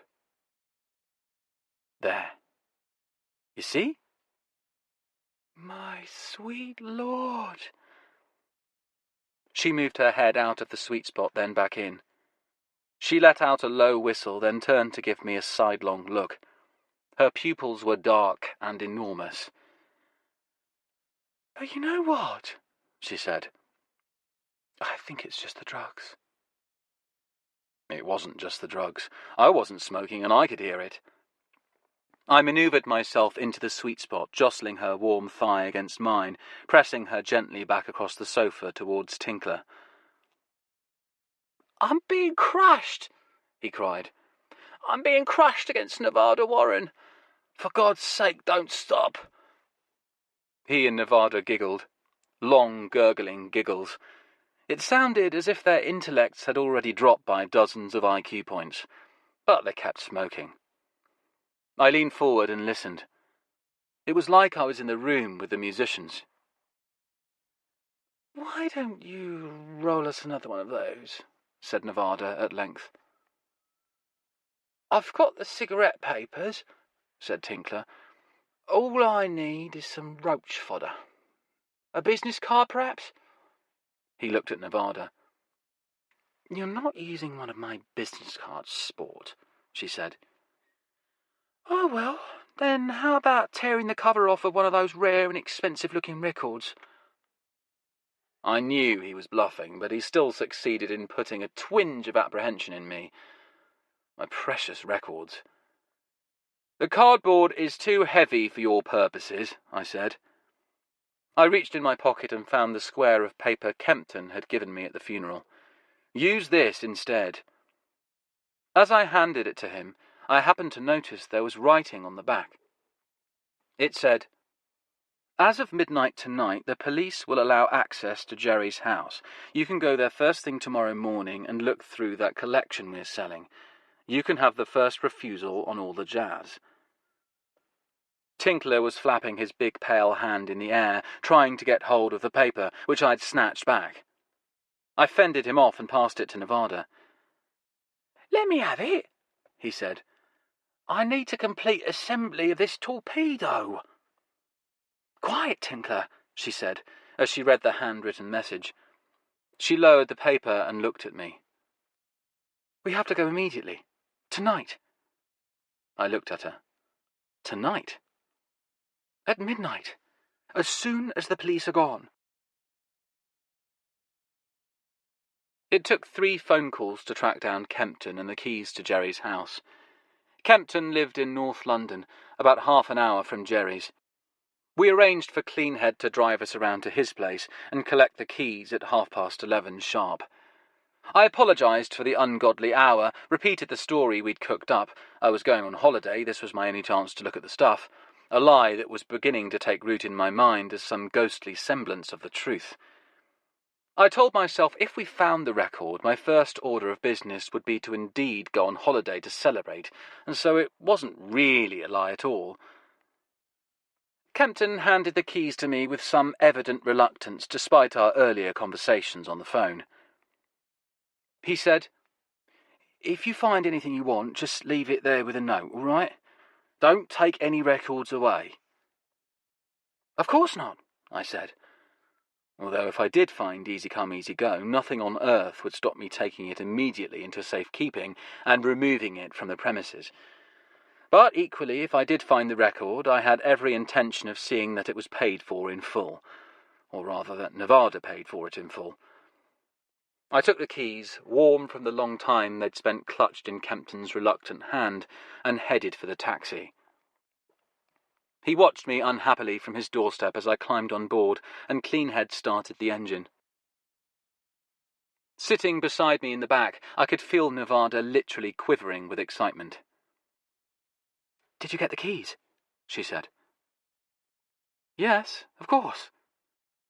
"Tally-ho!" The taxi roared through the dark streets towards Primrose Hill. All the way, Nevada drummed her fingers impatiently on the window, staring out. As if in a continuation of the day's funeral theme, she was dressed in a black roll-neck sweater, black ski pants, and all-black Converse sneakers. The drumming of fingertips was winding me up. "By the way," I said, "what's with the ninja assassin get-up?" She stopped drumming and turned to look at me. "You said it was dirty business grubbing through these records. I've dressed for dirty business." "You look like a cat burglar." She turned away again, sulking. "A very high-class cat burglar," I added. This seemed to mollify her. We were making good time, as per Cleanhead's usual driving, and only hit traffic once on Belsize Road in St John's Wood. I was worried about getting to Jerry's before the police had a chance to clear out, but even though we were there at 15 minutes to midnight, they were already evidently long gone. The only sign of them was a piece of blue and white police tape hanging limply from the doorframe. "Maybe they knocked off early," I said. "Not too early, I hope," said Nevada. "I'd hate to think anyone had a chance to ransack the place before we did." She paid, and the taxi hummed off into the night, leaving us standing on the pavement. We looked at the house. It was a thin, handsome, semi-detached Georgian. The front garden was covered with cracked concrete, a slender but flourishing plum tree rising triumphantly from a dark patch of earth in the middle. The wrought-iron front gate creaked as we opened it. Apart from the distant buzz of traffic, it was eerily silent. I paused as we stepped through the gateway. There was the sudden sound of footsteps. I looked around, but it was just a his and hers pair of sports freaks out jogging. Jogging in the middle of the night. They ran along the pavement outside the gate, not even glancing our way, their panting breath just audible. I watched them go as we walked up the narrow stone steps to a narrow green front door. On either side of it, the police tape hung down. It looked like it had been cut through the middle. By the police themselves, I hoped. I sorted through the keys, jingling them on the ring, until I found the right one to open the door. It seemed strange not to have a rush of cats accompanying us as we entered. It was dark and cool and damp inside. "I can't see anything," said Nevada. I switched on the light to reveal a scene of chaos. The small front entry hall, staircase leading up from it, and room to the right were all completely covered with LPs. Or at least they had been before the police had begun their crime scene investigation. A narrow pathway had been cleared through the hall and up the stairs, with the records shoved to one side. I picked up one album. There was a size 12 boot print on it. "Our British police," I said. "Aren't they wonderful?" In fairness, though, it was almost impossible to move in the place without stepping on a record. They were piled everywhere in toppled heaps like frozen waves. "It's like sand dunes," I said. "Vinyl dunes," said Nevada. We looked around at the apparently endless mess. It appeared an impossible task. "Well, let's get cracking," she said. Under her jauntiness, I already sensed an edge of despair. She looked at me. "Where should we start?" "Right here, I guess." I crouched down and commenced looking through the records, starting with those nearest the door and working my way in.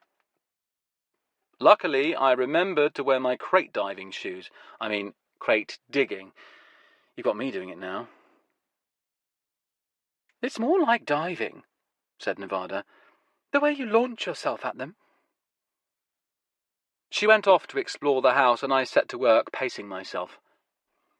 Even with the right footwear, grovelling around on the floor like this for half the night would prove pretty taxing on the muscles in my legs and my lower back. And half the night looked like an optimistic estimate. I moved quickly through the records, checking the covers, then stacking them in neat ranks against the wall, out of the way. A few had been badly mangled by people, presumably cops, treading on them, but most had escaped unscathed. The records, at least those near the door, were all proving to be classical. Mostly on smaller European labels like Hungaraton and Supraphon. The light in the hallway wasn't great, coming from one dim bulb in a floral gas bowl, suspended from the ceiling, moths battering it as I worked. Nevada came back down from the upper levels of the house and perched on the steps, watching me. She was showing uncharacteristic levels of patience. I reached the staircase and started working my way up them, step by step, going through the records and stacking them neatly. Nevada retreated to the landing above and sat there, watching me, feet dangling, her shoulder bag squeezed between her legs. There was a fluorescent tube affixed above the stairs, and the light was better here. I sorted through the records quickly and efficiently. She stayed put as I moved up towards her. By the time I was working beside her legs, my chin on a level with her knees, I had reached the last of the records on the stairs. We looked at each other. "Nothing?" she said. "Not yet." She sighed. I said, "I'd better go back downstairs and work through the rest of the ground floor." "All right." She remained sitting disconsolately at the top of the stairs, drumming her heels, as I went back down and started again. I finished checking the hallway, the whole place becoming gratifyingly more orderly and accessible as I stacked the records neatly, and I worked my way through the hallway into the front room. This was a sitting room with an ornate fireplace, which had seen frequent use by Jerry if the set of fire tools, heaps of ash, and a large box of kindling were anything to go by. I pulled the curtains closed and switched on a desk lamp that had been set up on the mantelpiece to supplement the feeble light from the ceiling fixture. It was cold in the house, the heating not surprisingly having been switched off, but I was sweating from my exertions. The records in here at least getting more interesting. They were classical still, but some collectible labels, RCA and Mercury. I flicked through them more slowly. I found a copy of the Mercury Living Present stereo pressing of Gunther Schuller's 7 Studies on Themes of Paul Klee. It was in wonderful shape, and I set it happily aside. If nothing else, the night's mission had yielded this. Nevada came running through, as though she had a sixth sense. "Have you found something?" she said excitedly. "Yes, but not what we're looking for." I handed her the album. She set her shoulder bag down and accepted the record, studying it unhappily. "I didn't think you listened to classical music." She handed it back to me. "Occasionally they let me up to the big house," I said, "providing I remember to wipe my boots." Whatever that's supposed to mean. "How did you know I'd found something?" "I heard you stop flipping." That made sense. She looked around. "How much longer do you think you'll be?" It was a small room, but the floor, a sofa, and 2 armchairs were virtually covered with records. "Quite some time," I said. "I think I'll continue snooping." "Good idea." Her impatient presence in the room was already making the search more difficult. Also, she was standing in my light, and her dark, angular shadow shrouded the pile of records I was inspecting. Nevada picked up her shoulder bag and went back out again. I resumed flipping through the records. I appeared to have exhausted the seam of classical, and I was now finding vocalists and jazz. A distant beat of excitement started up inside me. I found an excellent run of early reprise Sinatra albums that would gladden the heart of some collector.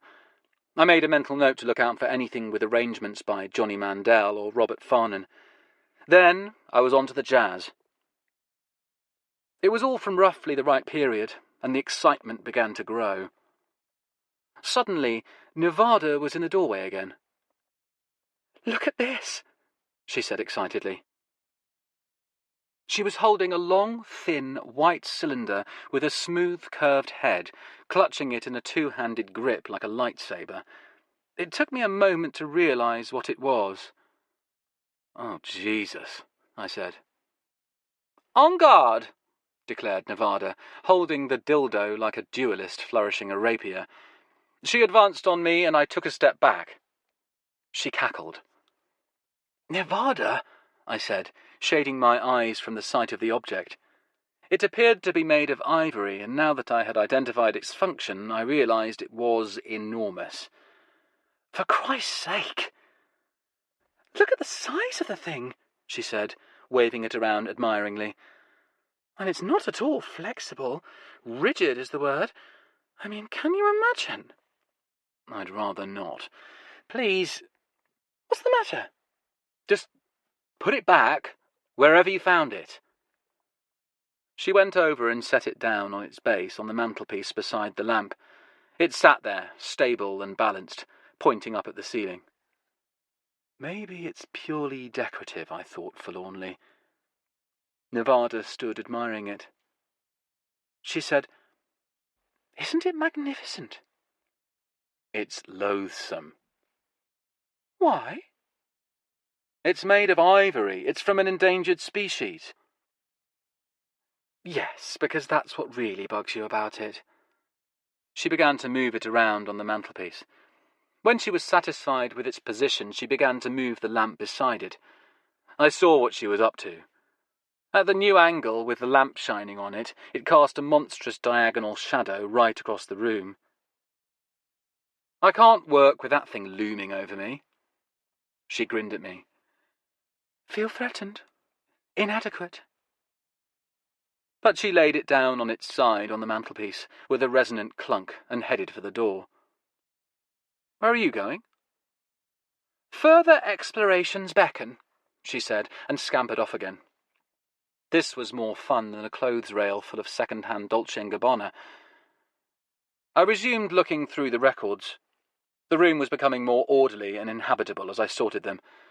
I'd worked out where the piles of jazz were, and I was going through those first.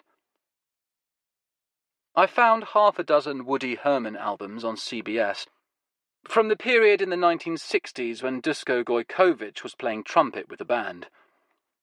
They were in beautiful condition, and I put them aside with the Gunter Schuller. My spirits were lifting both with the growing order of the room and with my discoveries. What had seemed a Herculean task was swiftly diminishing to human proportions, and as I rescued the small, neat house from the chaos that had come over it, I felt I was doing something for Jerry. Nevada came back in. This time she was holding some neatly folded sheets of paper, pale blue and white. She was reading them as she entered. "I found some love letters," she said, "and they're torrid." "Have you no shame?" "I'm sure Jerry wouldn't mind me reading them. He seems like one hell of a guy. And busy. Obviously very popular, too. Inspired quite the hot epistle." "Don't feel obliged to commence any excerpts." She sat down in one of the armchairs that I had cleared and studied the letters with fascination. "You've been turning off the lights as you go," I said. She nodded absently, enwrapped with whatever she was reading. I was far from convinced she'd actually heard me. "You remembered what we said," I said. "To only have lights on in a room when we're actually in it." "Because we agreed we didn't want the house lit up like a beacon in the middle of the night, what with the police having only departed and it being a murder scene and all." She looked up from the letter and stared at me distractedly. "What was that?" "I was saying, you did remember to turn off the lights. You didn't leave upstairs ablaze with illumination." "No," she said, setting the letters aside. "Quiet." She was looking away from me now. "What was that?" Then I heard it too, a rattling from the far end of the house. We looked at each other. It was now about 3 in the morning, and London was dead and quiet around us. The night beyond the windows was silent except for the distant murmur of a passing car. Nevada got up from her chair, took a step towards the door, then froze. The sound again. A metallic rattling. She looked at me. The rattling was followed by a brisk scraping sound. By now I recognized what we were hearing. The rattling had been a doorknob being turned. The scraping was the sound of a key in a lock. Someone was coming in at the back of the house, through the door from the garden. I moved to the window and opened the curtain a crack. The street was quiet and dead. There was no sign of any police vehicles. It suddenly hit home to me that this was the place where someone had killed Jerry. The scraping stopped, then started again. Nevada was looking frantically around the room. I knew what she was thinking. She'd left her shoulder bag upstairs. She looked at me. I reached down to the fireplace and grabbed a heavy pair of brass tongs. "I'm going to turn out the light," I whispered. She nodded and turned and seized the long cylinder of ivory off the mantelpiece. It suddenly looked like a solid, lethal weight in her hand. "When I give the word, turn it back on." The scraping stopped as the lock popped open. I turned off the desk lamp and then the overhead bulb at the switch by the door. We were plunged in darkness just as, far down the hall, the door creaked open. There was a pause and a long, strange silence. I felt the shadowed weight of the house all around me. The door creaked slowly shut again, and then there were footsteps moving slowly from the back of the house towards us. I stood tensely in the darkness. I couldn't see a thing, but I could sense Nevada standing at my side. My heart was thudding in my ears. My chest felt like someone had sewn it into a shirt that was too tight. The footsteps were coming down the hallway. They were getting closer. I sensed the presence of the walker through the wall of the room, as if I glimpsed his shape on an X-ray. The footsteps got closer. They reached the open door of this room and stopped. I tried not to breathe. My heart was beating so loudly I thought it could be heard. Someone stood filling the space of the doorway. The cool darkness flowed all around us. Somewhere, miles away, a dog barked. A floorboard creaked. The figure moved towards us. I remembered the plan, raised the fire tongs in my right hand high in the darkness above my head and snarled, "Now!" Nevada hit the switch and light blazed all around us. Glenallen Brown was standing in the doorway, mouth open and eyes wide. He was holding a bunch of keys in his hand and gaping at us. He might well have gaped. I was now clutching the tongs like a baseball player preparing to swing. Nevada was holding the ivory dildo high, ready to strike. "Right," he said, looking from Nevada to me. "Right. Okay."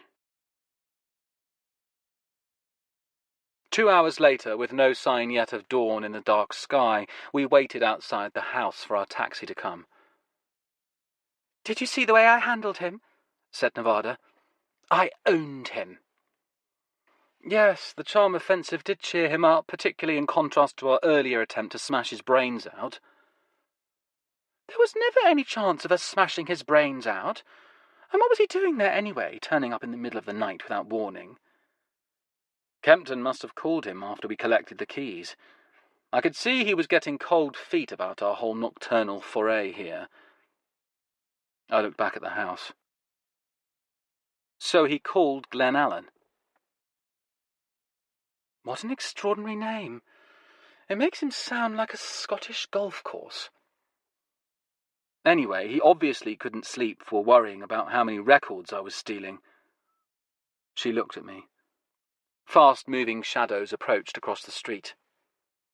But it was just another pair, or perhaps the same pair, of fanatical late-night joggers. Pre-dawn joggers now.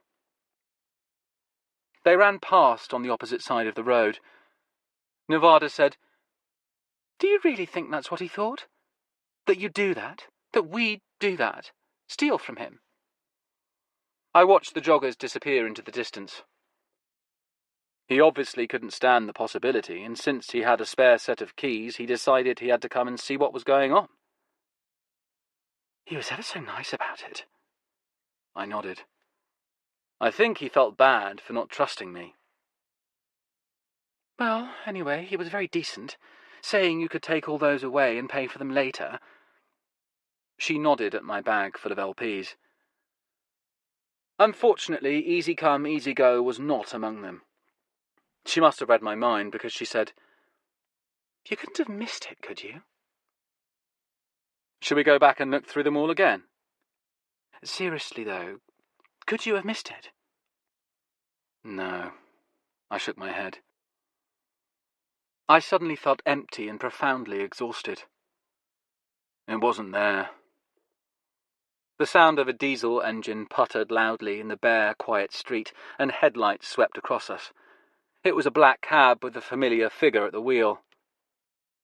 I wondered how much we were paying her. We climbed into the back, me carrying the records and Nevada with her shoulder bag. It was cold in the taxi, and we huddled together on the back seat. Outside it was misty, and the streetlights passed us in blurs and streaks. "I was impressed with your reflexes," she murmured, her voice low and sleepy. "Likewise." "I always wanted to brandish a dildo," she said. She chuckled softly and snuggled against me. The taxi purred through the quiet, misted streets. Sitting there on the big back seat with her at my side, I felt like a baby in a cradle. Nevada went to sleep with her head on my shoulder, snoring gently.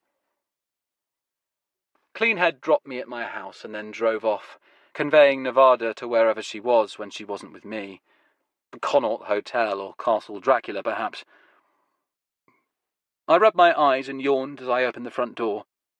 No sign of the cats, but then I had never come home at this time before in their experience, and they were nothing if not sticklers for tradition.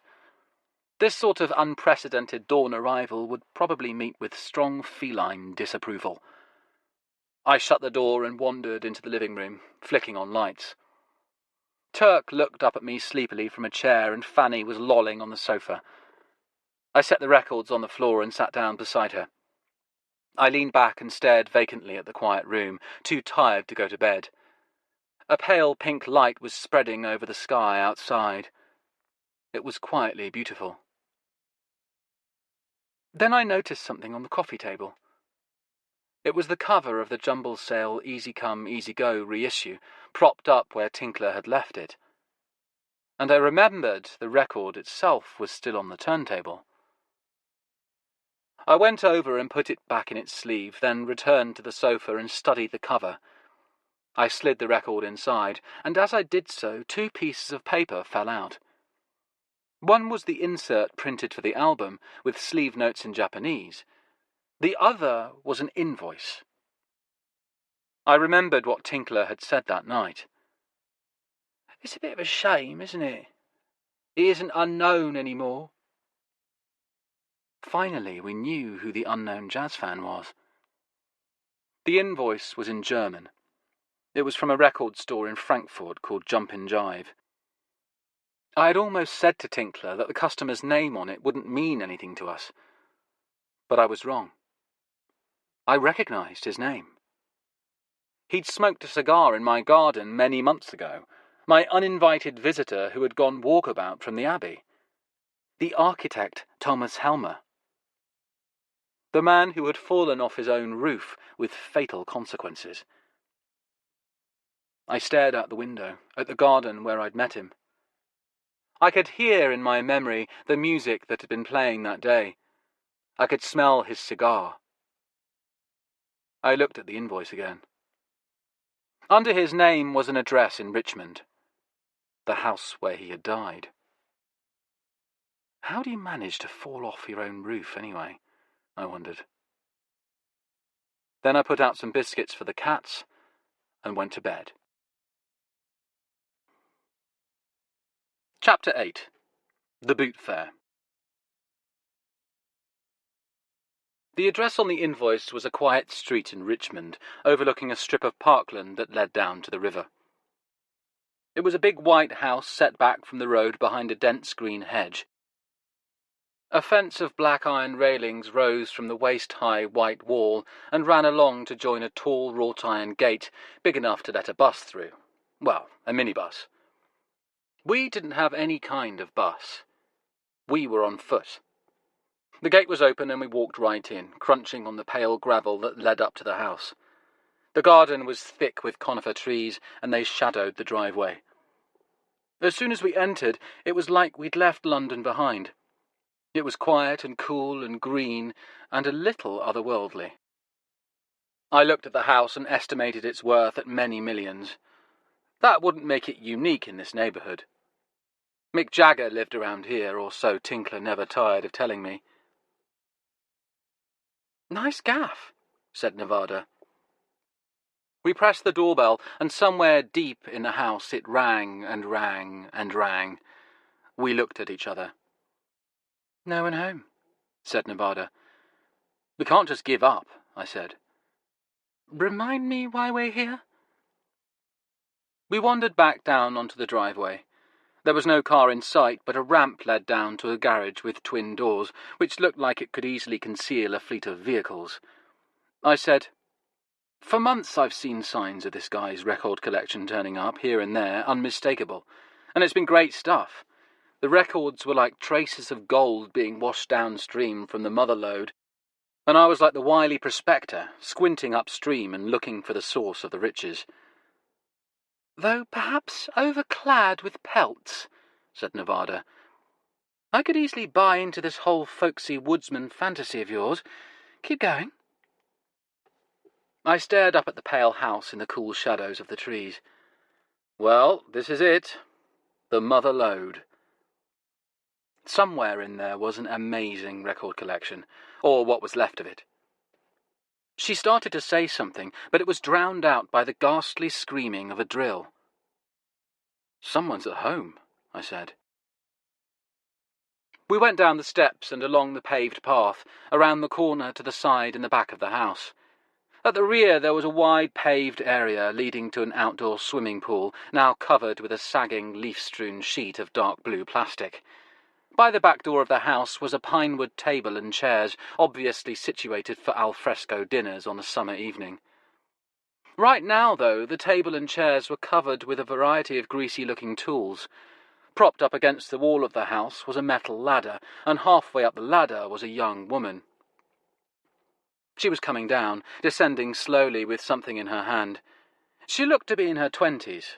She had pale skin and long red hair tied back in a scarf. She wore blue denim dungarees, a white t-shirt and sandals. The woman noticed us as she was reaching the bottom rung, but she didn't seem unduly surprised and certainly not alarmed. I saw she was holding an electric drill in her hand, the kind that's powered by a battery pack in the base of the handle. She set the drill down on the table among the other tools and gave us a half smile. "Hello," I said. "We tried knocking at the front door." "I wouldn't have heard," said the woman. She lifted the drill again. "I was up there, cleaning the gutters." "With a drill?" said Nevada. "Some masterminds did some work up there last year, some repairs to the chimney." She looked upwards. "They had to mix some cement, and when they finished mixing it, they had some left over, in fact quite a lot left over, and they had to get rid of it somewhere. Guess where?" "They poured it into the gutters." She nodded. "That's right, they poured it into the gutters. It was just liquid enough to spread through the entire system, and just solid enough to set completely before it could drain out, with relatively little damage at ground level." She smiled at us. "It takes a real talent to fuck something up so completely." I said, "I think I know those guys who worked on your roof. They once renovated the boiler on my estate." She turned her smile on me. "So, you don't live here?" asked Nevada, getting to the point. "Nope, just getting the concrete out of the gutters." "And the owner isn't in residence?" "The owner is dead," said the young woman. "So I heard," I said. "He fell off the roof." I looked up the high white walls to the roof. It was covered with flat green tiles and it looked an awfully long way up. "That's right. I'm working for his wife. Ex-wife." She looked up at the house. "I guess she's the owner now. She hired me to try and sort things out. If those gutters aren't fixed soon, there's going to be problems with water coming through the roof." I hated to think of that. The poor records would be ruined. I said, "We would like to speak to her, the ex-wife." "She isn't around." "Do you know when she will be around?" said Nevada. Even an expert might have said she sounded polite. I said, "The thing is, we're interested in acquiring his record collection." The woman laughed. "Well, you're out of luck. She's already got rid of half of it." Half of it, I thought. My heart began to hammer. "She's sold it off," I said. The woman laughed again. "Oh, hell no. She's been giving it away, for free. That's her way of getting back at him. I get the impression it wasn't a dream marriage." "Apparently not," said Nevada. The woman nodded. So she's taking his priceless collection that he scoured the world for and is dumping it at charity shops. Nifty piece of revenge, huh? But she's still got some of the collection to dispose of. The records, I mean. The ex-wife. I guess so. The woman shrugged. She lifted the drill and squeezed the trigger. It buzzed to life. She was ready to get back to work. "Well, listen," I said. "Could you please ask her to get in touch with me?" I took a business card out of my pocket and handed it to her. "I'll be happy to save her any more trips to the charity shop." "I think she kind of likes them," said the woman. "The trips." She turned to the ladder, sandals slapping as she stepped onto the lowest rungs. "Aren't those things slippery when you get up there?" said Nevada. "Well, when I get up there, I take them off." She disappeared up the ladder, and we turned and walked back up the steps to the shadowed driveway. As we walked out the front gate and into the road, we moved apart to let a jogger pass us on the pavement. A woman, serious-looking and sweaty. "What now?" said Nevada. She took my arm and we walked down the hill towards the river. I said, "Have you ever heard of a boot fair?" At 4 o'clock the next morning the alarm went off. The cats flinched at the unaccustomed noise, never before heard in their furry little lifetimes, and reluctantly stirred and jumped off the bed as I got up. Sitting stunned and blank in a hot bath for the next half hour brought me to something resembling full consciousness, and a cup of real coffee finished the job. The cats fled at the sound of the grinder, of course, but I felt I owed myself at least this. I made enough to fill a thermos. It gurgled happily and grew warm to the touch as I poured the fragrant coffee into it. Out the window I imagined I could see the first hint of pink tendrils spreading across the sky. I was beginning to warm to the whole dawn patrol aspect of today's mission. I was just tightening the lid on the thermos when the doorbell rang. Nevada was standing there. She gave me a malevolent look and said, "I'm out of my mind." "Well, you're in the right place for expensive psychiatric care." I nodded at the elegant white outline of the Abbey, just beginning to make itself seen against the dark sky. She sprawled in a chair, setting her bag down between her feet. She rolled her head and looked at me. Her face was pale, and there were lilac shadows under her eyes. She looked like an undead beauty in some erotic Euro horror flick. "Where are the kittens?" I hadn't seen them since they'd fled the grinder. "Through there, I think. They've probably gone back to bed." "Sensible girls." She closed her eyes, and for a moment I thought she'd gone to sleep herself. Then she sighed and began to rise, laboriously and bonelessly from the chair. "Well, I suppose we'd better get going." She slung her bag over her shoulder and headed for the door. I followed her, picking up the thermos. She glanced at it. "Coffee?" she said. "Yes." "The proper stuff?" "Yes." "Good." The boot fair, or car boot sale, or, if you were American, car trunk sale, was being held at a green field just off the A205, where the Mortlake Road becomes the Q Road. It was evidently a sports field that someone didn't mind hundreds of cars being parked on. Maybe the meandering muddy ruts in the turf made athletic confrontations all the more piquant. Cleanhead dropped us at the main road, and we walked up to the entrance gate. There were already a dozen people there. "You see," I said. "Early birds." "Early vultures," said Nevada. She was still more than a little pissed off. "If we'd left it any later, we would have been swamped with competition." "It looks like we're going to be swamped anyway." She was looking unhappily at her boots, which were squelching on the wet grass, mud oozing up around them. "I told you to dress sensibly." "For me, this is sensibly. And anyway, you didn't quite convey the backwoods nightmare which lay in store." "This isn't the backwoods, it's Q." We were at the gate now. "There it is," I said. The stall holders were busy setting out their wares, taking stuff out of the boots of their cars and loading it onto a rickety variety of folding tables. There was one table covered with boxes of records. It was situated at the far end of the field. "As soon as the gate opens, we have to get way over there," I said. I bought tickets from a sullen man in a day-glow yellow vest and then turned and walked back towards the road. "Where are we going?" said Nevada, as we walked away from the field. People were beginning to pour in from all directions. A flock of early vultures. She glanced nervously over her shoulder at them as we walked past. "When we lose our place in the line?"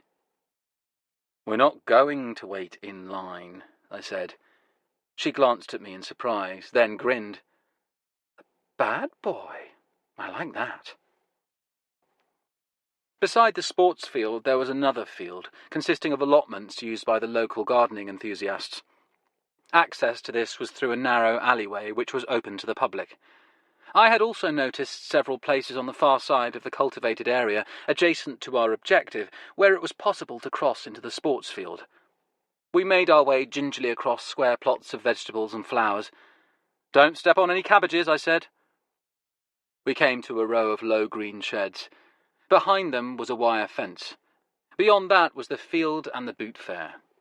The fence was a low, half-hearted effort, and at several points it was quite possible to simply step over it. "Excellent," said Nevada. She looked at me. The smudges under her eyes were fading now, and colour had come into her cheeks. "Commendably devious." She started towards the fence, but I caught her by the elbow. She looked at me in puzzlement. "We have to wait," I said. "Wait for what?" "Opening time." I checked my watch. 10 minutes to go. She sighed. "What's the point of us sneaking in here if we aren't going to get in there early?" I indicated the stewards patrolling the field in their day-glow vests. They were escorting a cute young blonde woman off the site. I could see she was trying to sweet-talk them and making absolutely no headway. If they would kick her out, what would they do to me? I said, "If we go in there early, they'll chuck us out, and they might not let us back in." At the gate, the blonde was propelled off the premises, the crowd watching her departure with unabashed hatred.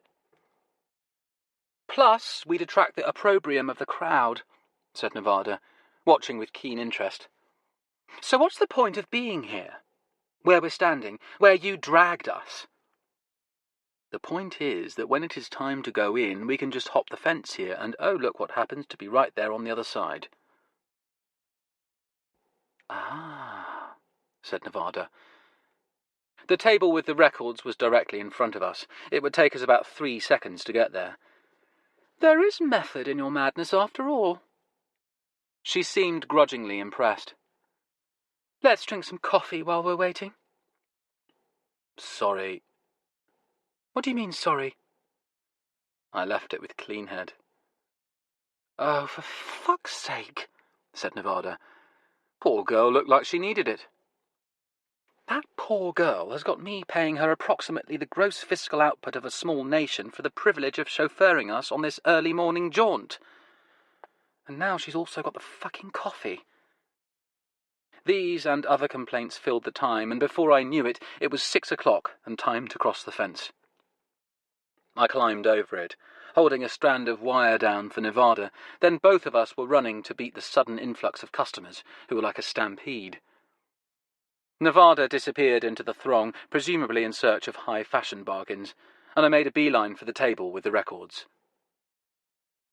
Half of them were in cardboard boxes on the ground, and I was glad I'd got to these early. Within a few hours, the damp from the earth would have soaked up through the cardboard and begun to attack the records. It wouldn't have much effect on the vinyl, but all the covers would soon be write-offs. I squatted in front of the boxes, comfortable in my Dawn Patrol crate-digging shoes, and started flipping. The first box had no jazz, just a lot of European-inflected easy listening, including a fairly astonishing number of LPs by Nana Mouskouri. I made a mental note to go back and look for the one on Phillips produced by Quincy Jones, and hurried on to the next box. This was full of budget classical records, nothing there for me. There were 2 more boxes. The next one was mostly 12-inch singles and hip-hop. Onwards. As soon as I began flipping through the last box, I knew this one had come from the unknown jazz fan, or rather Thomas, or rather his wife. It was all jazz, all immaculate, but it was uniformly New Orleans and Dixieland. Laudable stuff, but not my cup of tea. Too early, pre-swing. There wasn't even any Fats Waller. I flipped past the last record and reluctantly accepted the truth. It wasn't here. I moved back to the first box to look for the Quincy Jones Nana Mouskouri opus. Was it called The Girl from Athens? When something hit me so hard it knocked me off my feet. I found myself lying on my back on the damp grass, winded and staring up at the thug who had done it. He had shoved me aside, and now he was going through the box with intent mechanical speed.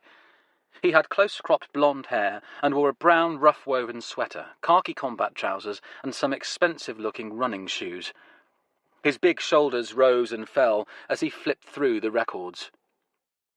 He was large and burly, built like an athlete, and he had an athlete's physical arrogance. My shock and incomprehension were now giving way to a murderous rage. I struggled to my knees and began to rise from the ground. A hand caught my arm and helped me up. Nevada was standing there. I said, "That fucker knocked me over." My voice was shaking. "I know, I saw."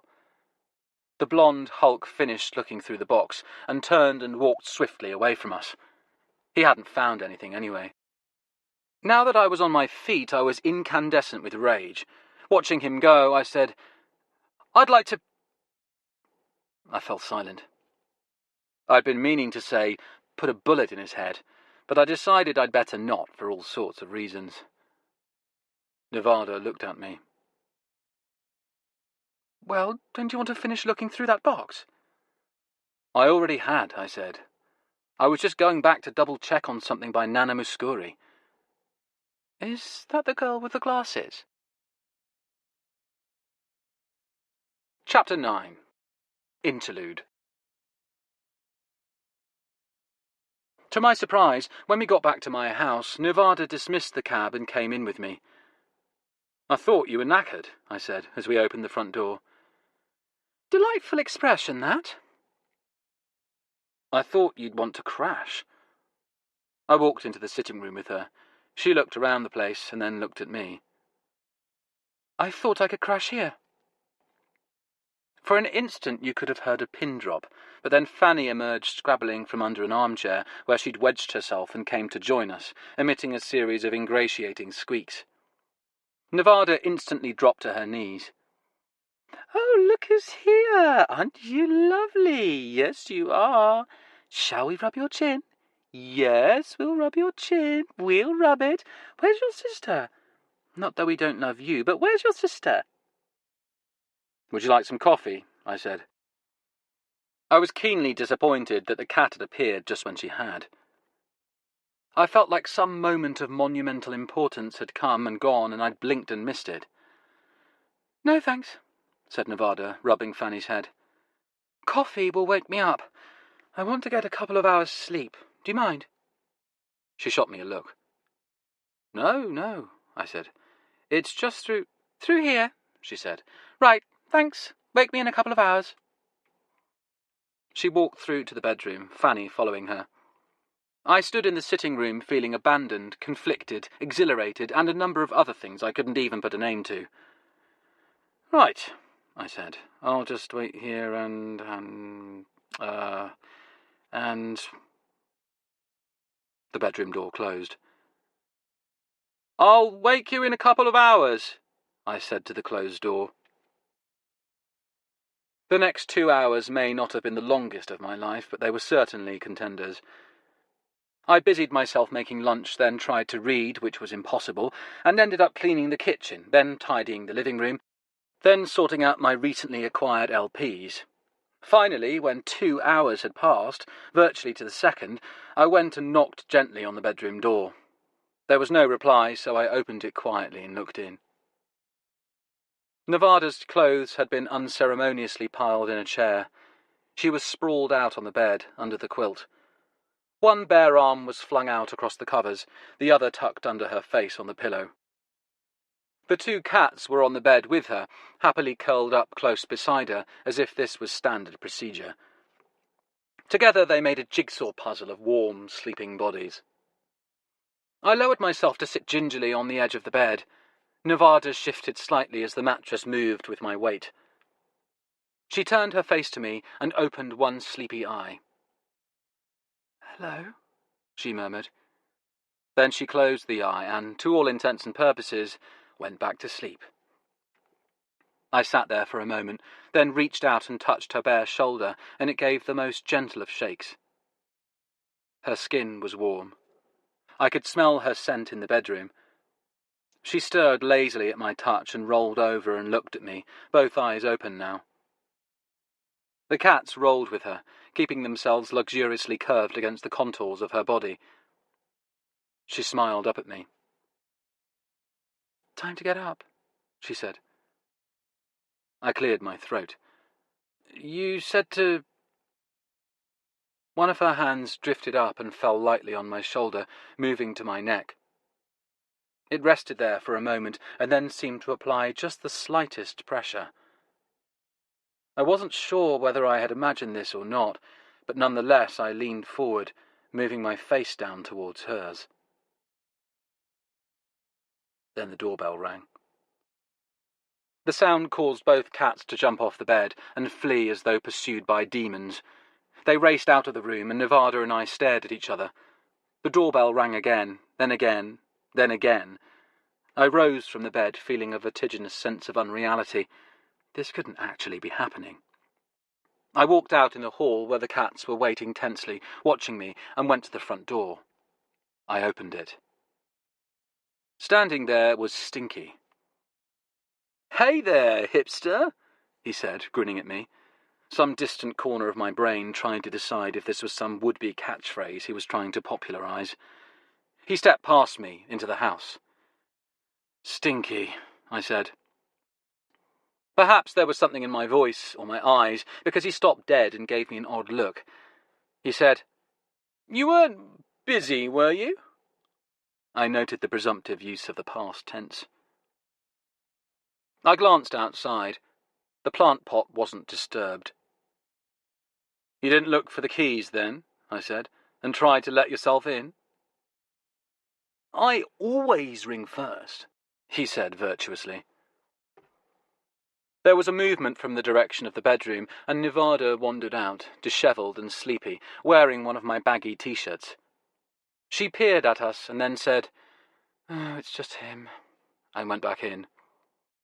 But that glimpse of her, emerging tousled from my bedroom, was enough to cause Stinky to rock back on his heels as if from a physical blow. He looked at me, rendered, for the moment at least, speechless. "Look, Stinky," I said, "this isn't a good time." I stepped back to the door and held it open wide. "If you don't mind." Stinky shook his head, like a prize fighter shaking off a punch, and then turned and left without a word.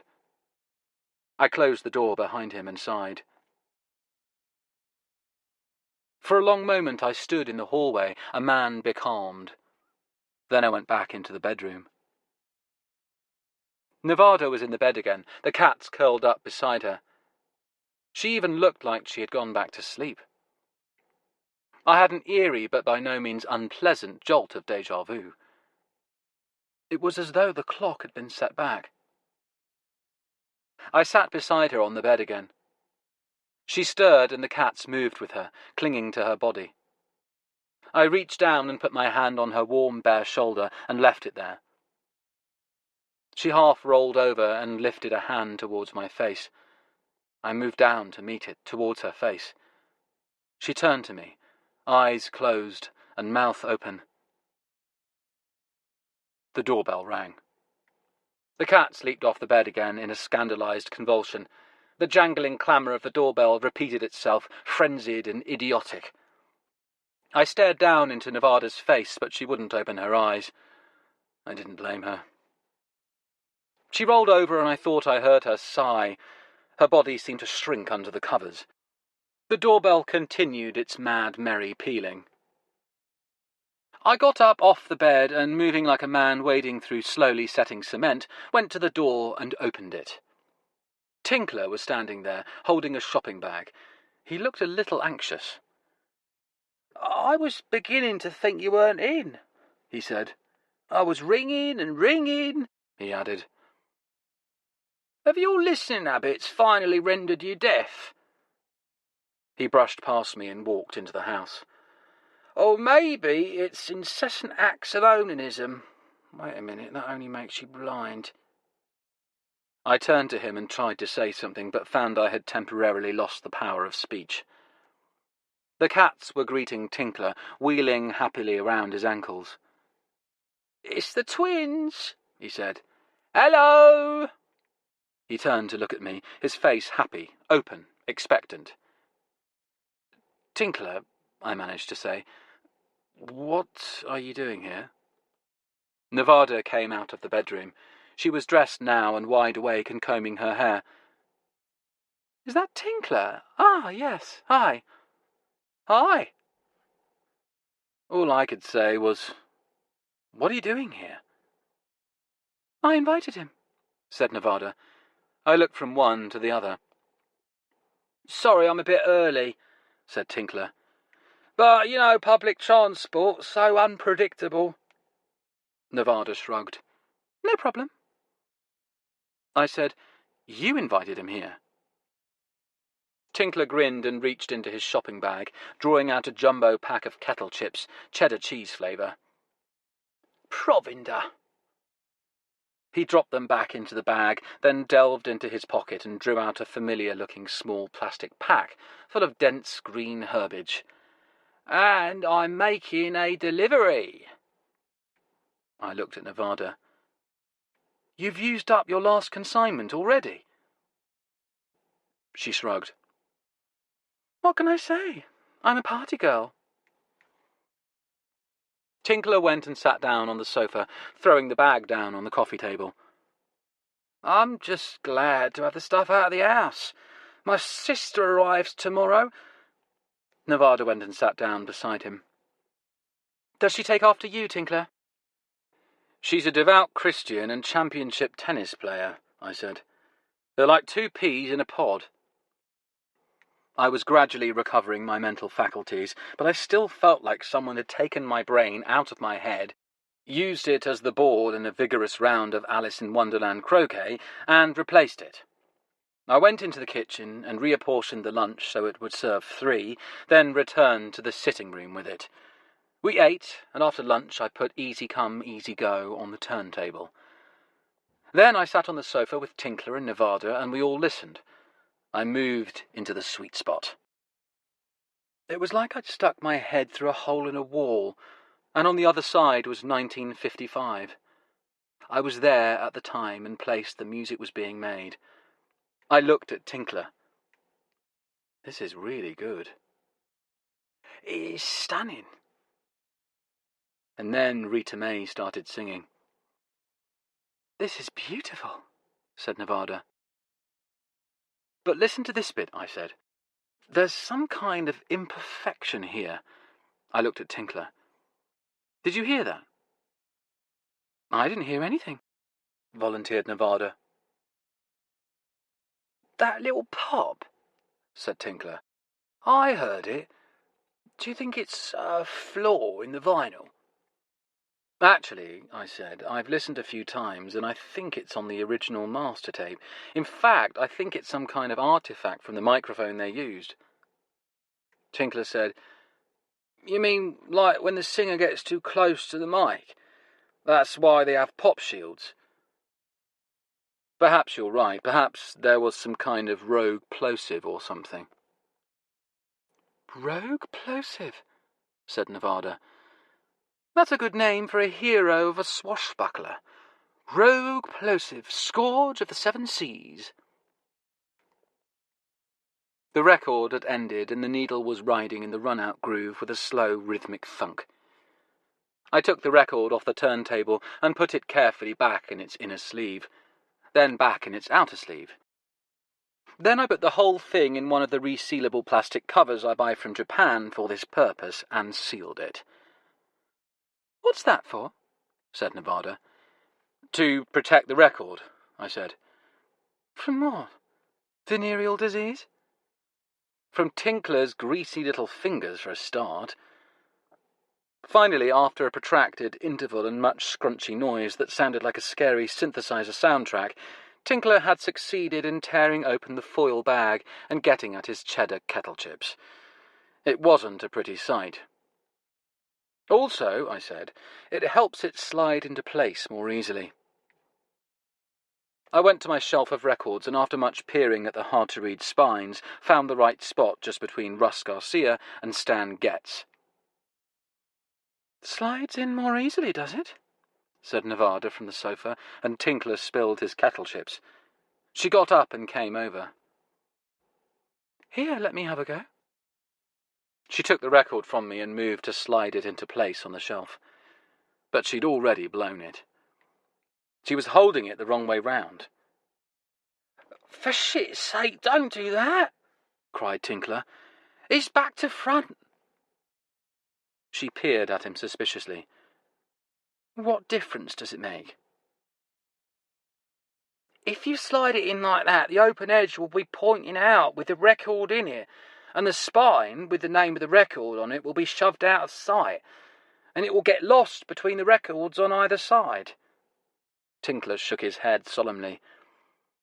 "Which in a big record collection like this pretty much means you'll never see it again.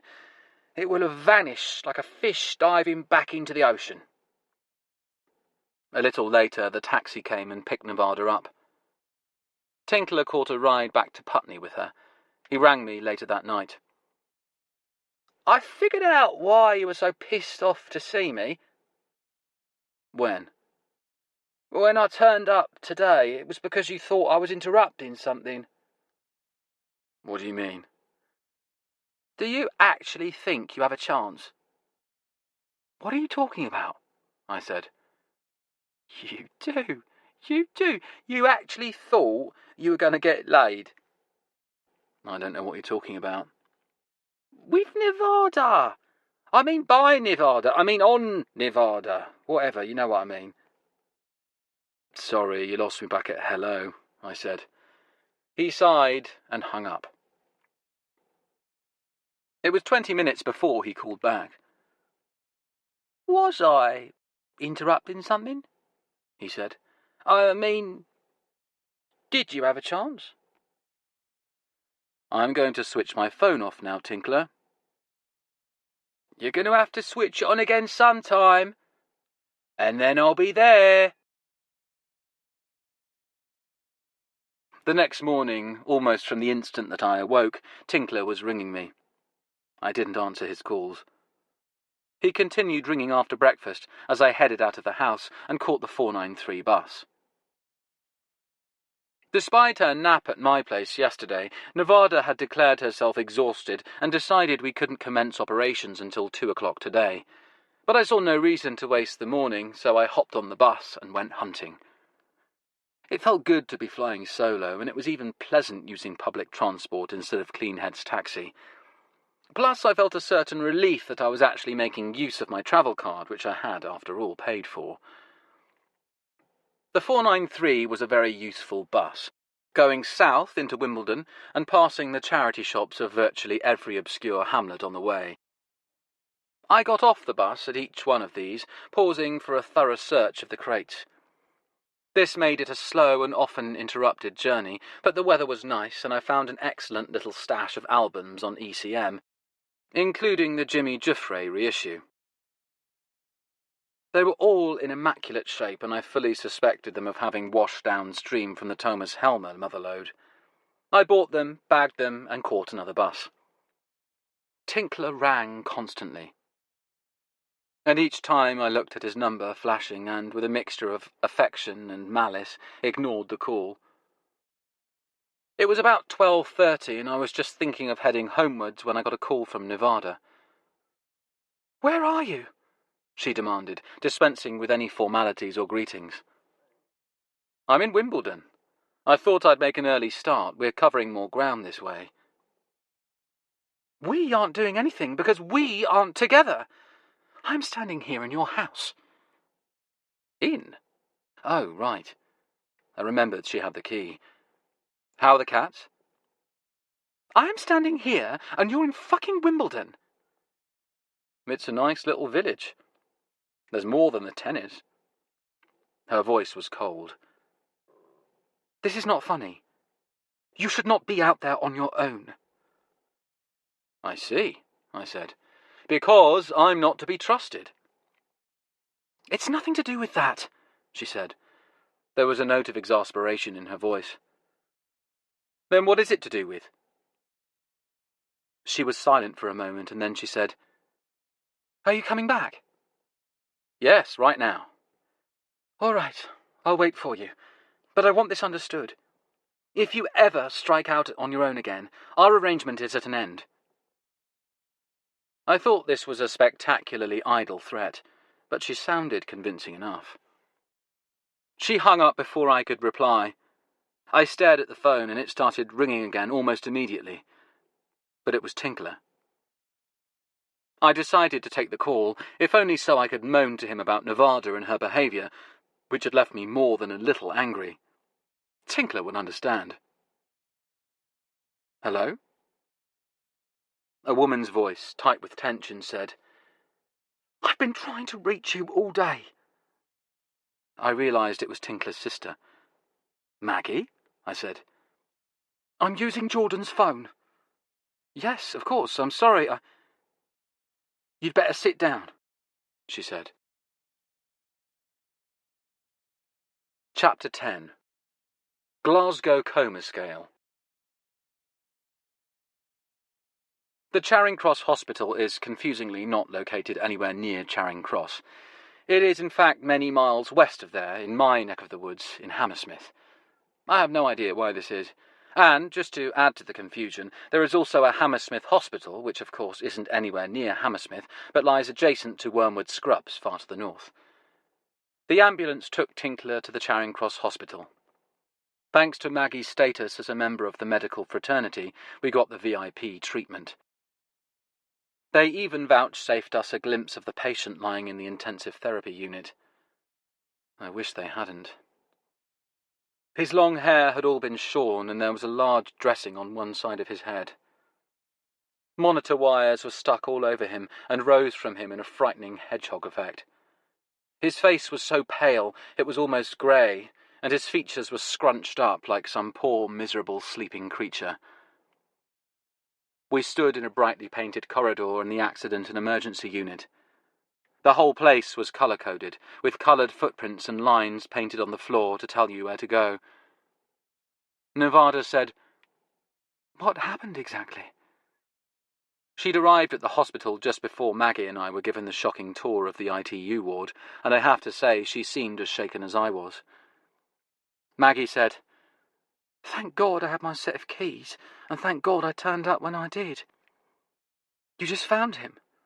At the bottom of the stairs? Those fucking stairs, I said. She flinched at the obscenity, but she nodded. I don't think he'd been lying there long, thank God.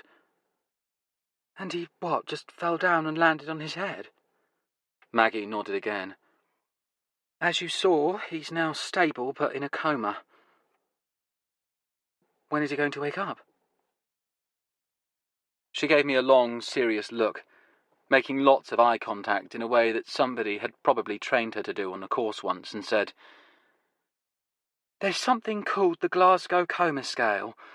It's scored from 3 variables: eye function, motor function, and verbal response from the patient. It tells you how bad the coma is, said Nevada. She was as impatient with the exegesis as I was. Maggie nodded, but evidently wasn't to be hurried. The patient is given a cumulative score from 3 to 15. It used to be 14, but now it's 15. These details were driving me mad. How bad is he? Maggie frowned and nodded again so we'd know how serious it was. but to be reassured that there were positive aspects to be weighed up too. "Jordan is 7. Nevada gave a big sigh of relief and said, "That's great." Maggie stared at her and she hastily added, "Isn't it great?" Maggie shook her head. No, it wasn't great. 8 or anything under is considered a severe brain injury. "Oh, shit," said Nevada contritely. "But he may improve. We hope he will improve. We'll pray that he improves." There was a long silence during which we all stood in this candy-coloured corridor staring at each other. Then Nevada said, "Because it went up from 14 to 15, the scale, does that mean people are more conscious now than they used to be?" Maggie looked at her for a moment and then said, "There really isn't anything we can do here. They've got my number and will let me know as soon as anything changes." She glanced at me. "I'm going to the hospital chapel. You're welcome to join me there." "No, thanks, Maggie. Thank you for everything, though. Thanks." "All right," she said, and turned and walked away. Nevada and I were left standing there, staring at each other. She said, "I'm sorry I was such a bitch earlier. On the phone. I was just worried about you." I looked down the corridor to the room where they had Tinkler wired up. I said, "It turned out it wasn't me you should have been worried about." Nevada had told Cleanhead not to bother waiting for us, since we had no idea how long we'd be, so now we walked the short distance along the Fulham Palace Road and under the shadow of the flyover to the Broadway Mall, where we could try and gather our thoughts and have a coffee. My one lucid decision of the last 3 hours had been to avoid drinking anything that came out of a machine in the hospital pretending to be coffee. But the coffee we bought at a franchise outlet in the mall was pretty dreadful too, and we didn't have much luck gathering any thoughts either. Nevada looked at my cup, which I hadn't touched after the first sip, and said, "Do you want something else?" "No, it's fine." "Listen, I'm really sorry to do this, and it's going to make me sound like a heartless, evil witch, but—" "We have to keep looking." "That's right." The show must go on, I thought. We left our coffees on the table and left the shopping mall. We walked up King Street until we came to the neighbourhood full of Polish shops that bordered on Chiswick. Then we began to work our way back, hitting every charity shop. We started with the Amnesty International bookstore, which usually has some records in the back. Today they had plenty, but nothing to interest us. It took about 20 minutes to eliminate them all, though, and without any garment rails to distract her, Nevada was getting pretty antsy by the time we left. They had one crate of records at the next charity shop, and as I crouched to look in it, I was suddenly overcome with a wave of hopelessness and depression. What was the point of what I was doing? I was just a pathetic man, on a ludicrous mission, squatting over a box of mouldering LPs. I couldn't bring myself to begin flipping through them. Nevada must have read something in my face because she put a hand on my shoulder and said, "It's what Tinkler would want." Hilariously enough, she was right. Assuming that the cruelly battered vegetable that was now Tinkler could have formulated an opinion and uttered it, he would have told me to keep looking. You never knew what was in the next crate. I sighed and leaned over the records. There was a rail of coats hung inconveniently close above, and they tickled my head as I worked. I found myself wondering if lice were jumping down onto my hair, and realised that I'd been hanging out with the Nevada too long. I flipped carefully through the albums, inspecting every one. It turned out what was in the next crate in this instance was Hawaiian guitar and church organ music with a liberal sprinkling of rugby songs. Onwards. At the next shop, though, I found a solid slab of jazz that must have come from the Helmer collection. The Holy Grail was not amongst them, but I pulled out 6 for my personal use and went over to set them on the counter. There was a rotund middle-aged man and a small bird-like woman standing behind it. The man had Einstein-style wacky grey hair, a custard-coloured jumper, and reading glasses hanging around his neck on what looked like a really long black shoelace. I asked him if he had any more records, and he said he had some in the back. Would I like to look at them? The old excitement began to rise up in me. Nevada was busy flipping through the clothes rails with a sneer on her face, obviously gainfully employed, so I left her there and followed the man. There was a heavy brown curtain hanging over the doorway at the rear of the shop, and we pushed through its dusty folds into the gloom of the back room.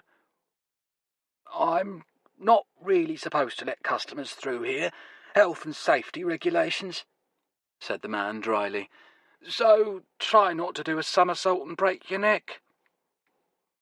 He began moving several cardboard boxes full of crockery to expose some big, square leatherette carrying cases, the kind specifically designed to hold records. He flipped them open for me, and the disappointment was instant and total. It was nothing but shellac. "I'm really sorry," I said. "Not your cup of tea?" said the man. "I don't have any means of playing 78s. Just then there was a burst of angry speech from the front of the shop. The heavy curtain muffled it so that all I could discern was that it was Nevada, in what sounded like a spirited altercation with another woman. Making friends again, I thought. The man looked at me in amusement. "Handbags at 20 paces, he said. "Sounds like your missus is getting into it." I hurried back through the curtain, warmed by his mistake to find my missus standing there looking both triumphant and scandalised. She had the pile of records I'd left on the counter and was holding them to her chest protectively. The nervous little lady behind the counter was staring at her, and I just glimpsed a third woman disappearing out of the shop. "She tried to steal your records," said Nevada.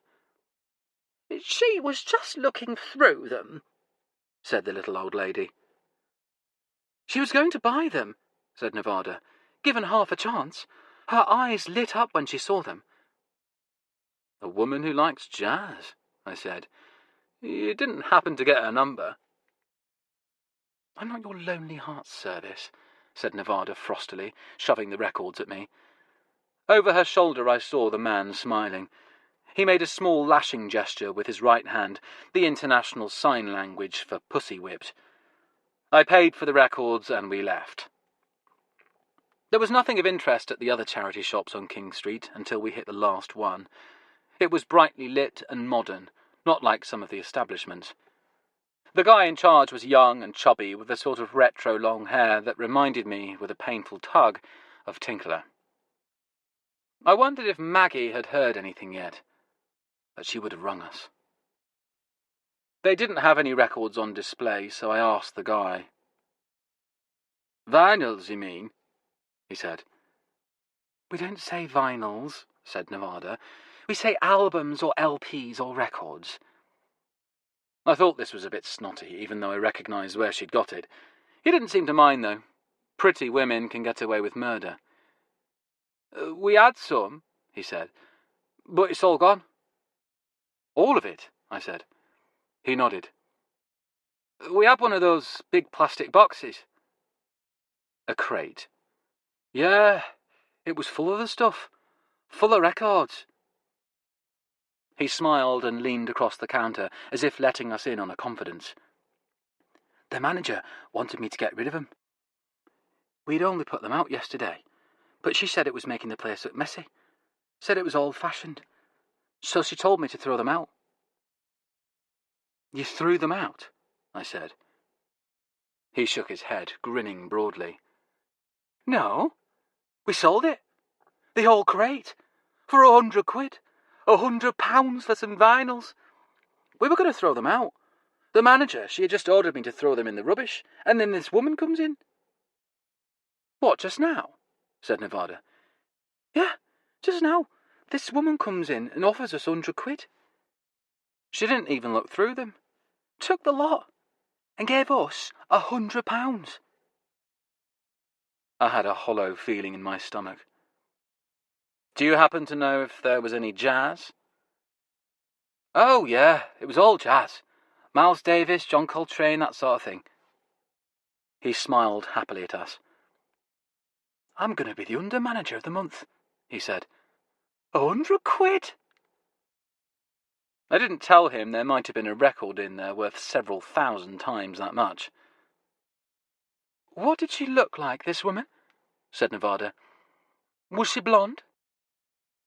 Yes, that's right. A blonde. We walked out of the shop. It was the same bitch, said Nevada. I got home, emotionally drained and exhausted, and flopped on the sofa. Turk was nowhere to be seen, probably asleep on the bed, but Fanny was pacing restlessly in the kitchen and tapping her bowl with her paw to tell me she was hungry. I poured some biscuits for her, and Turk came pelting through. I poured some for her, too, and returned to the sofa.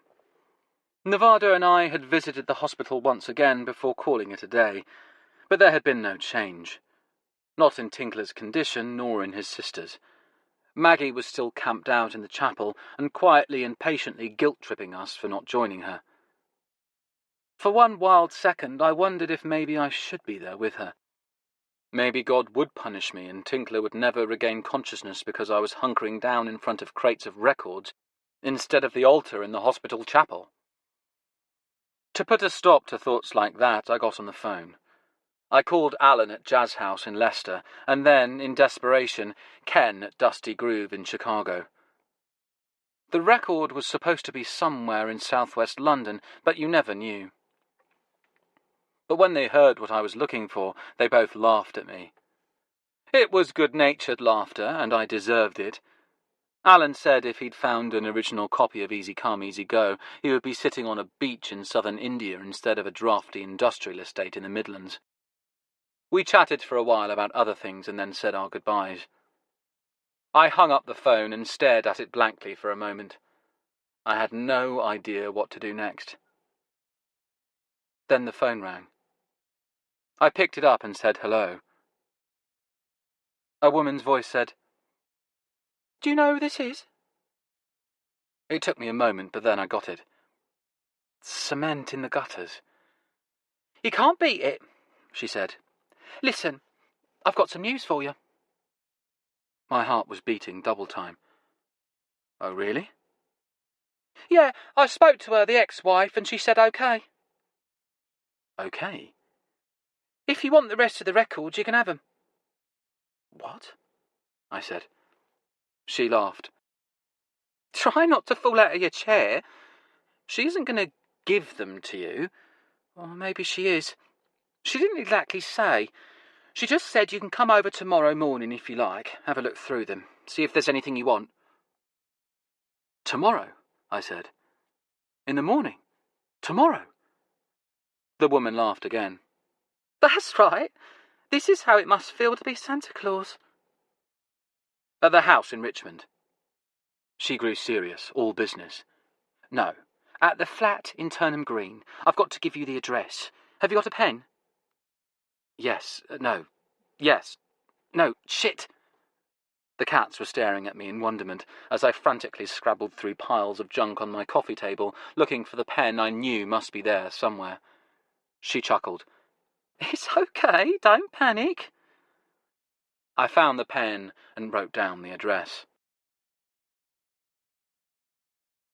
There was a gourmet chocolate shop that I knew on Turnham Green Terrace called Theobroma. They also served high-caliber coffee, so I arranged to meet Nevada there next morning, before we went to meet Mrs. Helmer, whom I'd learned was called Ashling.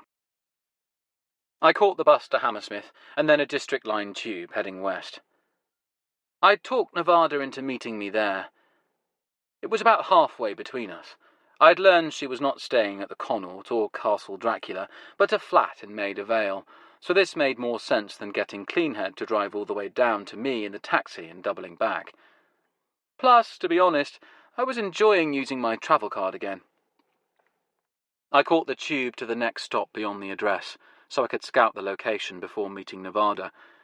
I like to look as if I know where I'm going, especially when I'm with a companion as acerbic as her. I walked out of the tube station into the sunlight and fresh morning air. I had the guarded feeling that this was going to be it. We would find the record today. I had checked twice with Maggie about Tinkler since I'd woken up, but I still felt guilty because he wasn't the only thing on my mind. I felt in my pocket for the map I'd printed off the internet, paused to orientate myself, then set off. It wasn't hard to find the address. The whole street was full of police vehicles. I met Nevada in the cafe 10 minutes later. She looked up as I came in and said, "You're right. The coffee at this place is really good." Then she saw my face. "What is it?" I sat down opposite her. "I went around to her flat before I got here," I said. The place was crawling with police. The whole road was sealed off. I asked a neighbour what was going on. They said a woman had been killed. She looked at me. "It wasn't..." I nodded. It was. It seems there was a break-in last night and Mrs. Aisling Helmer interrupted the burglar. I shook my head. She was beaten to death. She stared at me. I said, "Sound familiar?" Chapter 11. Spook Store. The room they'd given Tinkler was a private one in a pleasant location, high up in a corner of the hospital. There was a nice view from the window, over rooftops, and even a glimpse of a distant patch of green. I imagine Maggie had somehow exerted influence, or maybe they were just treating her brother really well out of professional courtesy. Or maybe it was an index of the seriousness of his condition. There were grapes in a bowl beside his bed, which I thought was a particularly cruel touch. His face was naked and beaten and vulnerable. Somewhere under that unhappy slackness was my friend. I felt bad staring at him. If I'd been in his place, I wouldn't want to be seen like that. I'd be ashamed of anyone seeing me in that state of helpless absence. I felt a sweet burst of flavour in my mouth and realised with some degree of embarrassment that while I was staring glumly at my savagely wounded friend, I was also absent-mindedly stealing and eating his grapes. Nevada was staring at me. "Those are his. You are eating his grapes." I was hoping he'd wake up and fight me for them. But she was genuinely angry. She seized the bowl from me and put it back down with a loud clank on the bedside table. "You can't behave like that," she said. "So callous. It's despicable." "It's just the shock," I said, "seeing him like this." "I know," she said, the anger draining out of her. She sat down and I sat down. The only sound was Tinkler's laboured breathing. "Well, we'd better get to it," I said. As we walked down the corridor, away from Tinkler's room, I got my bearings and I realised the distant patch of green that could be seen from his window was Fulham Palace Cemetery. Cleanhead pulled out of the hospital parking lot onto the main road and turned left. "Wait a minute," I said. "I thought we were going to Goldhawk Road." Nevada shook her head. "We're not looking for records just at the moment." We drove south past Parsons Green, down Broomhouse Lane to cross the river at Wandsworth Bridge. 10 minutes later we were skirting the traffic at Clapham Junction to chug up Lavender Hill and finally stop outside a discreet and ultra-modern-looking shopfront with the words "Spook Store" in sober white letters above it. The street address was evidently 7, but this was ostentatiously rendered on the shop's door as 007. I looked at Nevada and said, "What fresh madness is this?" "You just come along now and don't interfere."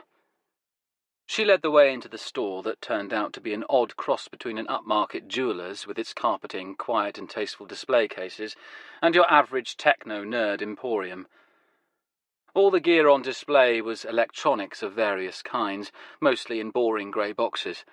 A young man appeared through a door at the back of the shop.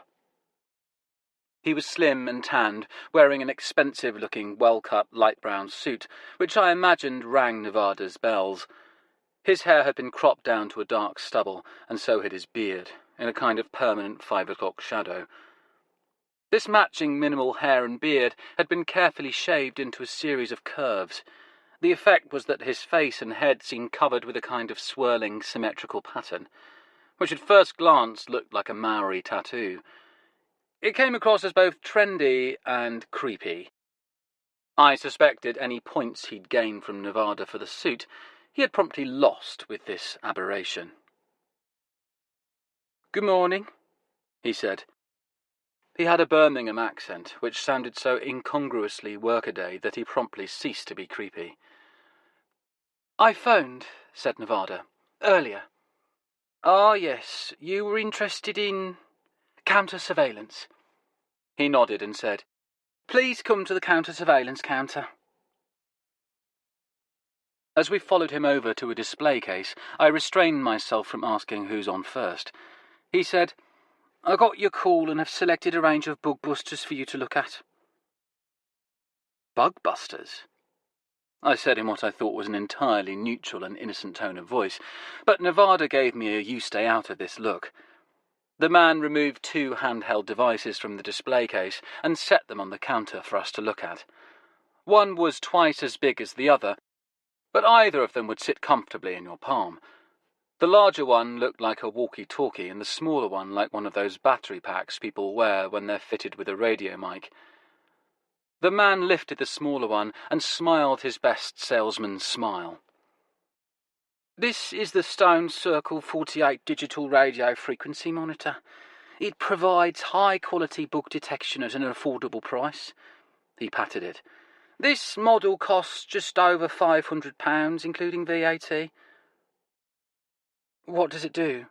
said Nevada with what I thought was admirable bluntness. "What doesn't it do?" He smiled his false salesman's smile again, and I sensed stale patter. "In fact, it will detect any device emitting a radio signal between 1 MHz and 4.8 GHz. That includes telephone, video, small battery, and mains-powered transmitters, and tracking devices," said Nevada. "Oh, yes, certainly tracking devices too. Very much so." "Okay, what about the other one?" He smiled again, but this time it looked sincere. He put the small device down and picked up the larger one, handling it with reverence. "This is the Stone Circle 10. It retails for £1,500. I said, £1,500? Nevada nudged me to shut up. "What's the difference," she said, "between that one and the other one?" Our guide waxed lyrical. "This model covers a truly staggering frequency range from 0 to 10 GHz. I repressed the urge to ask him if it went to 11. "Which covers all bugs which have recently become commercially available," he concluded. Nevada nodded. She'd got it. "So that one goes to 4.8 and this one goes to 10. "That's correct." He looked lovingly at the device in his hand. I thought he was going to tickle its tummy. "Yes, all the way to 10 GHz. It also has an optional beep tone." Nevada nodded decisively. "We'll take that one." "Which one?" His Brummy accent spiked excitedly, as if he could hardly believe his luck. "The more expensive one with a truly staggering frequency range." Nevada nodded at it. "That will be £1,500, I believe you said?" £1,800, including VAT. "What?" I said. Nevada stepped on my foot and handed the man her credit card. "That will be fine." I had thought the guy would be reluctant to put down his beloved Stone Circle 10, but he discarded it like a hot potato and grabbed Nevada's card quick before she changed her mind. He completed the transaction and wrapped our purchase for us. At that price, I expected it to be sealed in an origami swan fashioned from handmade linen paper, but he just stuck it in a plastic bag with a dismayingly chunky instruction manual. The bag had the Spook Store logo on it, which turned out to be a cheesy angular double S motif that I probably wasn't alone in thinking was tastelessly close to a certain well-known Nazi insignia. As we walked out of the store, I said, "Was it the optional beep tone that sold you?" "Don't be sarcastic." As we got into the taxi, she handed it to me and said, "You take charge of this." "What?" "You're the technical one." I reluctantly took the thing out of the bag and began to try to make head or tail of its instruction manual. We drove west down St. John's Hill, then Cleanhead switched to the back roads, following some abstruse formula that only she knew, until miraculously we came back out onto the A3 by Huguenot Place. By now I had worked out that luckily the manual featured instructions printed in a number of languages, which reduced the relevant English section to a more manageable size. We turned left into Garrett Lane, opposite the shopping centre, and drove down it until we came to Sainsbury's.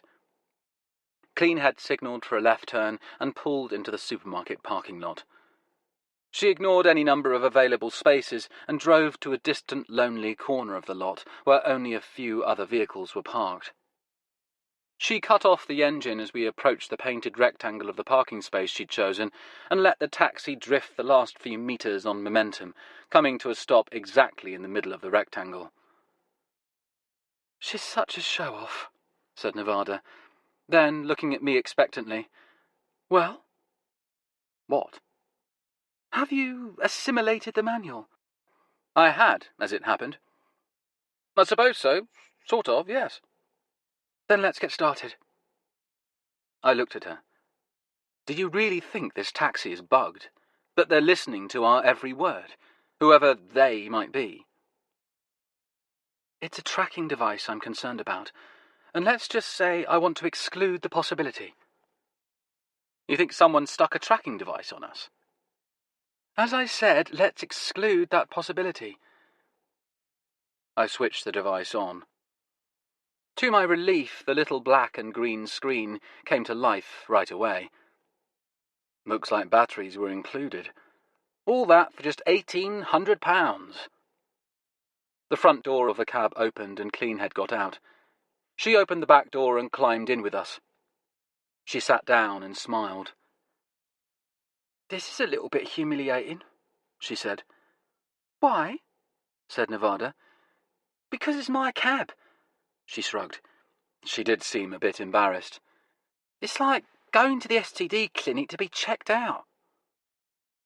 "Not that you'd know," said Nevada. Cleanhead grinned. "Not that I'd know." The instruction booklet had actually been written in an imaginative variant of English, just similar enough to lure the casual reader into a false sense of security. But I had managed to glean the basic facts, and we scanned the inside of the rear of the cab. Then we got out, and Cleanhead let me into the driver's compartment. I was a little surprised that she hadn't insisted on checking this private space herself, and felt a bit privileged. I noticed that she drank San Pellegrino mineral water and had a Françoise Sagan paperback on the go. No bugs anywhere, though. We stood outside the taxi, and I ran the device all over its surface. Nothing. We stood and looked at each other. "That's it, then?" Nevada shook her head. "No, now we have to check underneath." "By we mean me," I said. Both the women looked at me. "You're doing so well," said Nevada. She didn't quite bat her eyelashes, but she might as well have done. "I wouldn't want to interfere." "Well, that's a first." Cleanhead plucked the lapel of her jacket by way of explanation. "And this is new." "Well, you're just lucky I'm not wearing my Paul Smith," I said, and got down on my hands and knees on the grubby tarmac and set to work with ill grace. The idea was to do it from several angles so as to make sure everything got scanned. I started at the front of the cab. After a few seconds I had to roll over and change hands. "I'm getting a cramp in my shoulder." "Poor darling," said Nevada. We'll give you a massage afterwards. We'll get some baby oil from Sainsbury's, added Cleanhead, and they both cackled. It was a big vehicle, and to make sure I covered every centimetre, I had to get down on the ground at 6 separate points. Once at each corner of the vehicle, and once on each side in the middle. A family of shoppers were walking past, and they paused to gaze at us curiously as I pawed under the car. Nevada called to them. "He's such a cheapskate. It's only a £1 coin." £2 coin, I snarled. But the light on the monitor screen stayed green. The RF readout didn't flicker, and the optional beep tone didn't beep. I got stiffly to my feet. Nothing. Nevada looked at Cleanhead. "The STD clinic has given you a clean bill of health." We got some coffees from the Starbucks around the corner and all sat in the back of the cab. It smelled wonderful with the 3 cups of coffee in there. "All right, we've ruled out a tracking device," said Nevada. She was at her most businesslike, and I was a little surprised she wasn't asking us to take notes. "But it's still possible we're being followed." "If we were," said Cleanhead, "we wouldn't know it." "Why not?" "If they were any good at their job, they'd be almost impossible to spot." "Well, they're not that good. We managed to spot them once." Nevada looked at me. "Do you remember? Coming back from Brompton, across Putney Bridge, but we managed to shake them off." "That doesn't mean they stayed shook off," said Cleanhead. "And perhaps they got more careful since then." She sipped her coffee. "I know how I'd do it." "How?" "I'd have one in front and one behind. Not too close. That way, if one lost you, the other could keep you in sight. It wouldn't be hard." "What kind of vehicles would they use?" said Nevada. She shook her head. "Impossible to say, but definitely silver." I said, "Why silver?" "Look around you." Nevada and I looked around the car park. At least every second car was an almost identical shade of silver grey. I'd never noticed it before, but she was right. "But now I know what to look for," said Cleanhead. "And I know what to do about it." She was buzzing, and not just with the coffee. This was clearly more fun than Bonjour Tristesse. We pulled out of the car park, turned right, and headed for Armoury Way. We were bound for Goldhawk Road, our search for the record resumed. As we crossed the river again, heading north, a thought suddenly hit me. We didn't shake them off. "What?" Nevada looked at me. "That night crossing Putney Bridge. We didn't shake them off," I said. "We led them to Tinkler's." Chapter 12. People Carrier. You wouldn't believe how many silver vehicles there are on the roads of London once you start looking for them. I lost count of the number we passed, or were passed by, as we drove across the river to Hammersmith and then north to the Goldhawk Road. I hit all the charity shops there. It didn't take long because they didn't have much in the way of records. Then we drove past Shepherd's Bush Common and stopped on the corner of Wood Lane. Now I'd work the Uxbridge Road. The first shop here had an impressive selection of accordion music on LP, mostly from Germany for some reason, but no jazz in evidence. There was a plump woman sitting behind the counter, trying to thread shoelaces into a pair of old-fashioned ice skates. I smiled at her and said, "You don't happen to have any jazz records at the moment, do you?" The woman looked up from the pair of ice skates and said, "We did have a box, but we just sold the whole thing." "To a blonde woman?" said Nevada.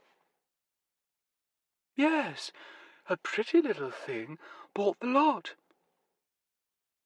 As we left the store, I saw her. She was wearing matching dark blue ski jacket and ski pants. Practical enough for the chilly weather, but also as close to anonymity as you could get in a plausible city outfit. She was also wearing a pair of sunglasses. They did a pretty effective job of concealing her features, but if anything, they helped me. What I immediately recognised wasn't her face, but purely an animal sense of her. The way she moved. "It's the woman from the boot fair. The one who got chucked out," I said. "And it's definitely the jazz bitch," murmured Nevada. "The one I had the wrestling match with over those records of yours."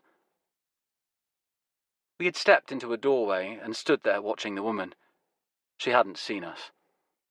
She looked up and down the street, then turned left, heading towards the tube station.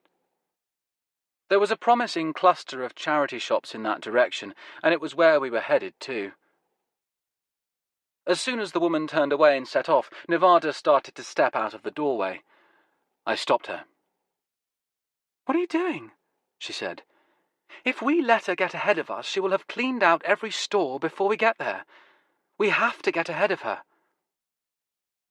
"No, we have to follow her." "What are you talking about? She'll buy the records." "We want her to. We want her to buy a shitload of records, more than she can carry." She looked at me like I was nuts, but only for a moment. Then she got it. "And she'll have to put them in her vehicle." I nodded. "So we get to find out what her vehicle looks like." She frowned for a second, then said, "All right. But if, as a result of this initiative, she scoops up the record we're looking for—" "She won't," I said. "I mean, what are the odds?" I was far from certain about this, though. It was a chance, but one I thought we had to take. "If that happens, I'm going to want your head on a plate." Way to motivate the staff. We stepped out of the doorway and went after the blonde. I knew the location of the next charity shop, and I made sure we stopped short of it, which was just as well because she popped back out of the door a few seconds after she'd gone in. No records, evidently. The same thing at the next shop. At the third shop, she stayed in for a couple of minutes, then came back out with a big canvas bag, which could have contained 24 LPs. It must have been heavy, but she didn't have any trouble carrying it. A strong woman. I tried to stop myself from speculating fretfully about what might be in the bag. We stayed out of sight at a bus shelter until she moved on to the fourth and final charity shop. She remained in there quite a long time. Nevada and I were standing in the concealment of an open-fronted telephone booth. It was a minimal structure, but enough to break up our silhouette. "I didn't know they still had telephone booths," said Nevada. "How reassuring. And how reassuring to know they still stink of urine." "Here she comes," I said. The woman came out of the shop. She was still only carrying the same bag she'd had when she went in. So had she found nothing? She had been in the shop some considerable time. That would make sense if she'd been flipping through the crates, but that wasn't her style. She was the sledgehammer school of record hunting. Buy everything now and look at it later. She remained standing in front of the charity shop, scanning the street both ways. Nevada and I pressed ourselves behind the telephone booth. "How long is she going to stand there?" said Nevada. Just then a vehicle pulled out of the traffic stream and up to the curb opposite the shopfront. It was a big sports utility vehicle, or people carrier as they're called. And it was silver. The woman went back to the door of the charity shop and opened it and said something. She stood back and 2 skinny teenagers came out of the shop, each carrying a yellow plastic crate of records. I guessed that the kids worked in the store and had been enlisted to help. They'd evidently thrown the crates in as part of the deal. The woman in the ski suit had just bought everything. She looked sufficiently well-heeled to have no trouble coming up with a generous purchase price for pretty much anything she wanted. The big side door of the people carrier was thrown open. A brawny man got out and helped the kids put the crates into the vehicle. I got a good look at the guy's face and his short, cropped blonde hair. It was the jerk from the boot fair. The knucklehead who had knocked me off my feet. I was surprised at how unsurprised I was. They loaded the records. The kids went back into the shop, and the man and the woman got into the people carrier and drove away. We told Cleanhead to drive us back to the hospital, going by the most circuitous route possible and taking at least an hour to get there. We wanted to visit Tinkler one more time, and on the way there we wanted to have a good look for our new friends. But knowing what their vehicle looked like turned out to confer surprisingly little advantage to us. From time to time we spotted the silver people carrier, or a vehicle very similar. Sometimes it was in front of us, sometimes it was behind us, and a surprising amount of the time it wasn't in sight at all. After about 20 minutes, Cleanhead opened the sliding window that sealed her off from the passenger compartment and said, "I think you're right. A silver SUV is definitely tracking us. But that doesn't really help us until we know what the other vehicle is." "You think there's definitely another vehicle?" said Nevada. "It's the only way to do it properly." I glanced out the window to our right and watched a small figure on a lightweight motorcycle dart past. The rider, who looked like some kind of courier with a shoulder bag, was sexless and anonymous behind a full-face helmet. Bike and rider vanished into the traffic flow ahead of us. I said, "I've been seeing a lot of those small motorcycles. You know, trail bikes, around 60cc, that sort of thing." "There's a lot of them on the road," said Cleanhead. "It could be that," I said. "Or it could be someone changing their helmet and their jacket and looking like a bunch of different riders on different bikes." "A motorcycle," said Nevada. "I'd been looking for a car, but a motorcycle? They could pack it up and put it in the people carrier and carry it around with them." "If it was small enough," said Cleanhead. "Around 60cc, I suggested. There was a silence while this sank in. I said, "They could even alter details on the bike. Use decals, make it look like a different colour. Switch the number plate. We'd think it was a different one, but every time it could be the same bike." "It could be," said Cleanhead. "Or it could also just be that there's a lot of small bikes on the road." I said, "Let's review what we know. There are two types of them, a man and a woman, both blonde, both athletic types, kind of Germanic looking. For the sake of discussion, let's call them the Aryan twins." "I like it," said Nevada. "The Aryan twins, Heinz and Heidi." "And they're also looking for easy come, easy go." "We don't know that for certain. I'm playing devil's advocate here. All we know is that they are buying up all the jazz they can find. How can you be certain they're after that one record?"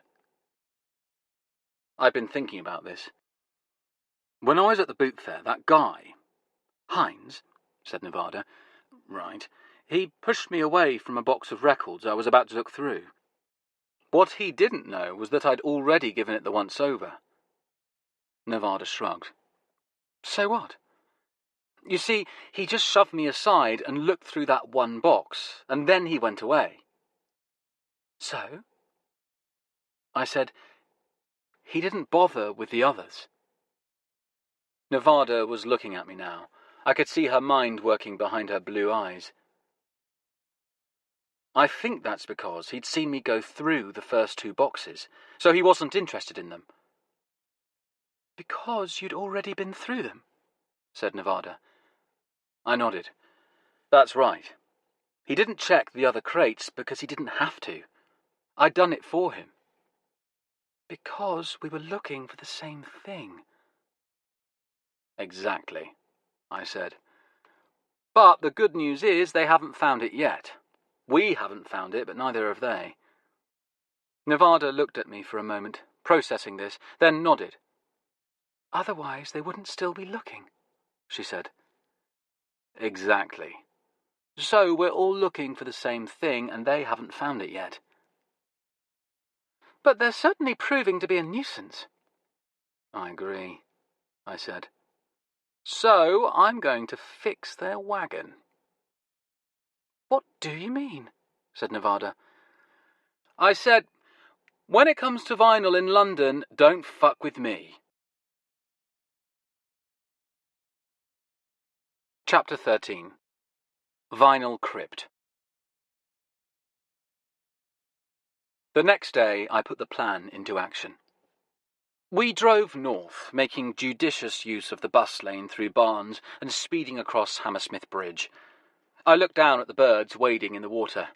The sun glittered on the Thames. The birds picked their way delicately across the mud. "Don't let the other vehicle lose us," I said to Cleanhead. "If there is another vehicle." We went to visit Tinkler in hospital, staring at his absent face and trying to think of encouraging things to say to each other. Then we drove to the Vinyl Crypt.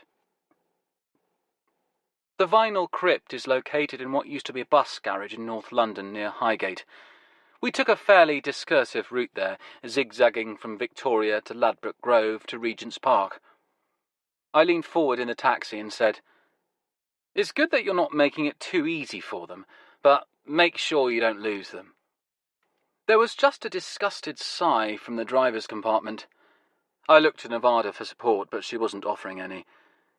Instead, she gazed at me languidly and said, "What are we doing exactly?"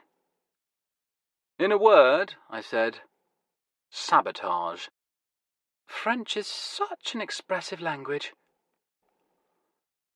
Lenny's Vinyl Crypt was a legend among record collectors. You might once have found a gem at Cheapo Cheapo in Soho, or even stumbled on something no one else had spotted at the Record and Tape Exchange in Notting Hill, but no one has ever found anything of value at Lenny's. A few times I'd thought I'd got something, some wonderful treasure, but when I got it home it was always knackered. I persisted foolishly for years buying stuff from there, always thinking I'd beaten the jinx, but always finding some hidden scratch or pressing glitch that would ruin the listening experience. It was like a doll's hospital for damaged records, I told Nevada. No one who had any good or interesting LPs to sell would ever take them to Lenny's. It's for the unwanted, the cast-offs. If a charity shop can't sell its records, or if you hold a jumble sale and you've got some real dross left over, you go to Lenny's and dump it for a few pennies. I looked at her. It's where bad little records who didn't say their prayers at night or brush their teeth end up. "Poor bad little records," said Nevada. "But why would any of this have prevented Thomas Helmer's ex-wife dumping the records there?" "It wouldn't," I said. "Then why the hell haven't we been to this place?" "Because we only just found out that was her raison d'etre." "Great," she said. "More French. It should be raison d'agir, actually, since we're talking about her motivation to action." I stand corrected. "At least, anyway, we're racing there now." "That's right." "And they might have the record?" I smiled. "Even if they don't, we can make good use of the place." Lenny was wearing a beret that might have looked jaunty or hip on somebody else. Somebody who wasn't also sporting the swamp varmint long grey hair and long scary beard combo as popularised many years ago by ZZ Top. He also wore a smart-looking camel hair coat and a tartan scarf, both of which made absolute sense given the icy temperature in the Vinyl Crypt. It was a big, damp, concrete space, lit by the merciless glare of long fluorescent tubes hung by chains from the high-curved ceiling. The walls of the building were green corrugated steel reinforced by girders sunk at intervals into concrete blocks in the floor. The space was big enough to accommodate several double-decker buses, which of course it once had. It always made me think of an aircraft hangar, and there was a ghostly smell of fuel that had never left the place. Lenny had fitted it with narrow rectangular tables that had once served a school refectory. They lined both walls of the long structure. The tables along the walls were stacked with crates of records. There were additional crates underneath. There were more tables of various shapes and sizes, dotted in the centre of the cement floor, enough of them to make the big space seem almost cramped. One of the tables was an elegant old walnut antique that had at an earlier time enjoyed the loving attentions of a French polisher. God knows how it had fallen into Lenny's hands. Now it was chipped and battle-scarred and served as his shop counter. He sat behind it and watched me go through his new arrivals' jazz bins. There was a small white portable refrigerator grumbling away beside Lenny's table, and he sat in front of it sipping from a glass of pale pinkish-purple fluid. No one knew what was in the fridge, and Lenny, who was notoriously unfriendly, wouldn't tell anyone. No one knew what he was drinking either, although guesses ranged from Ribena to the blood of newborn infants. Now Nevada was standing in front of his table with a doubtful expression on her face. She could be outside, sitting in a nice, warm, comfortable cab. "I understand you want to see me," she said. "He wants to see your platinum card," I said, glancing up from the table where I was flipping through the records. "Doesn't he trust you?" Nevada was looking over her shoulder at me. "He trusts me, but not necessarily my buying power." I resumed my search through the bins. My nose was twitching with the spicy smell of some exotic fungus that was attacking the grubby heaps of vinyl. I heard Nevada say, "What on earth is that you're drinking?"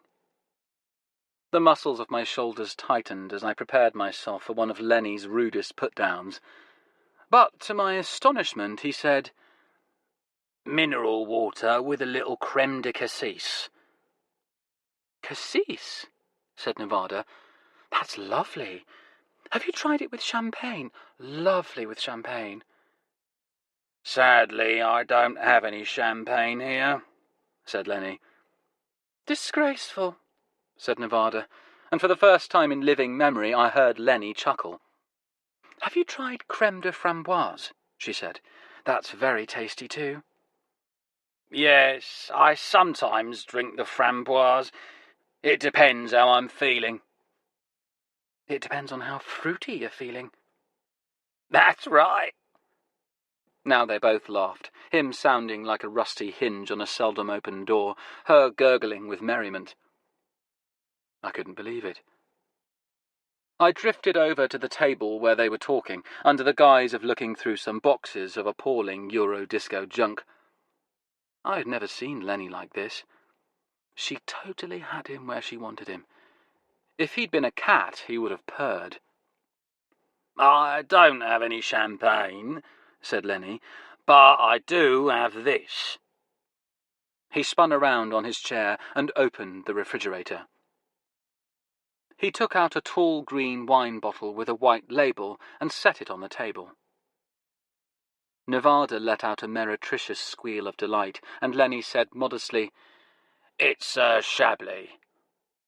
"It's a very good Chablis," said Nevada. "My God, the Valmeur!" Lenny nodded and took 2 glasses out of the fridge.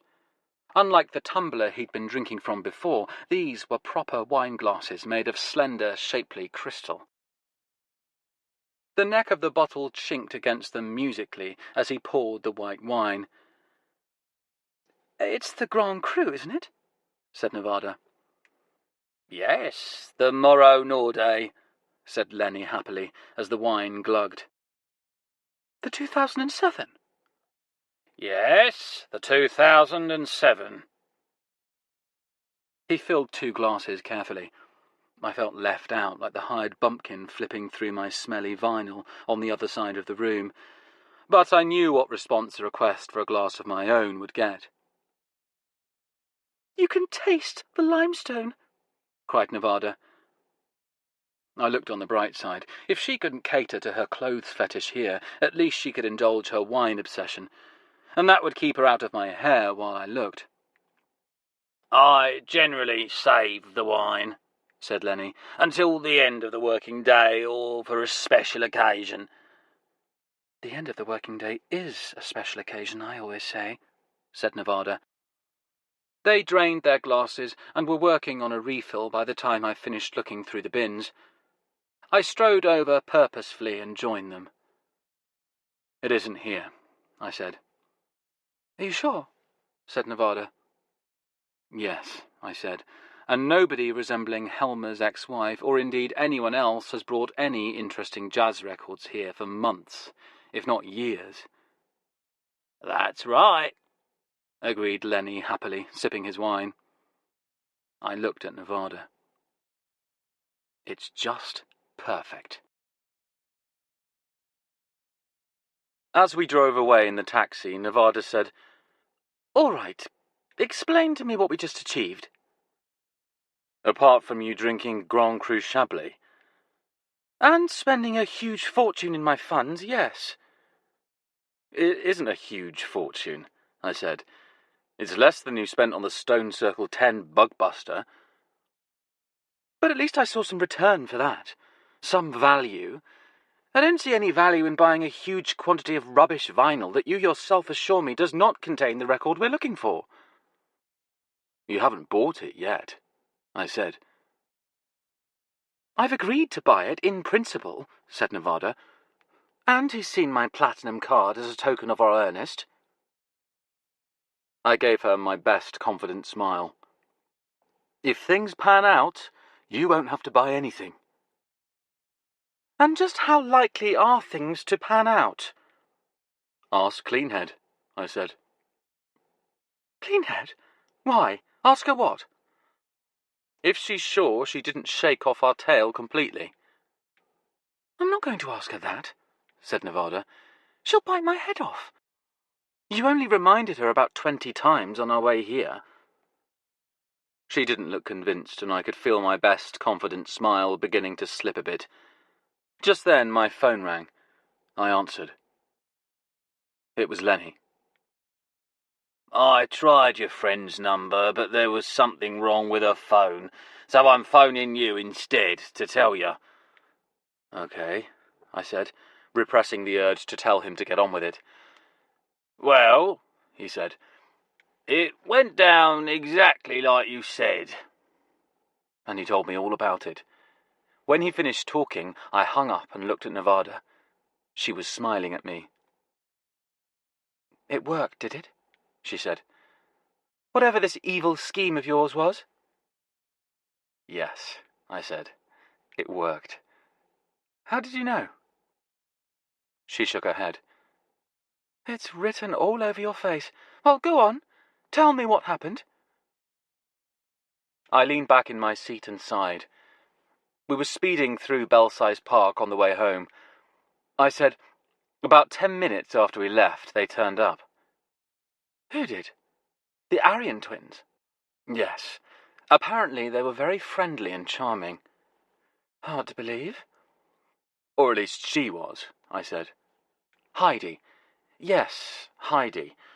Wanted to buy up his entire stock of jazz albums.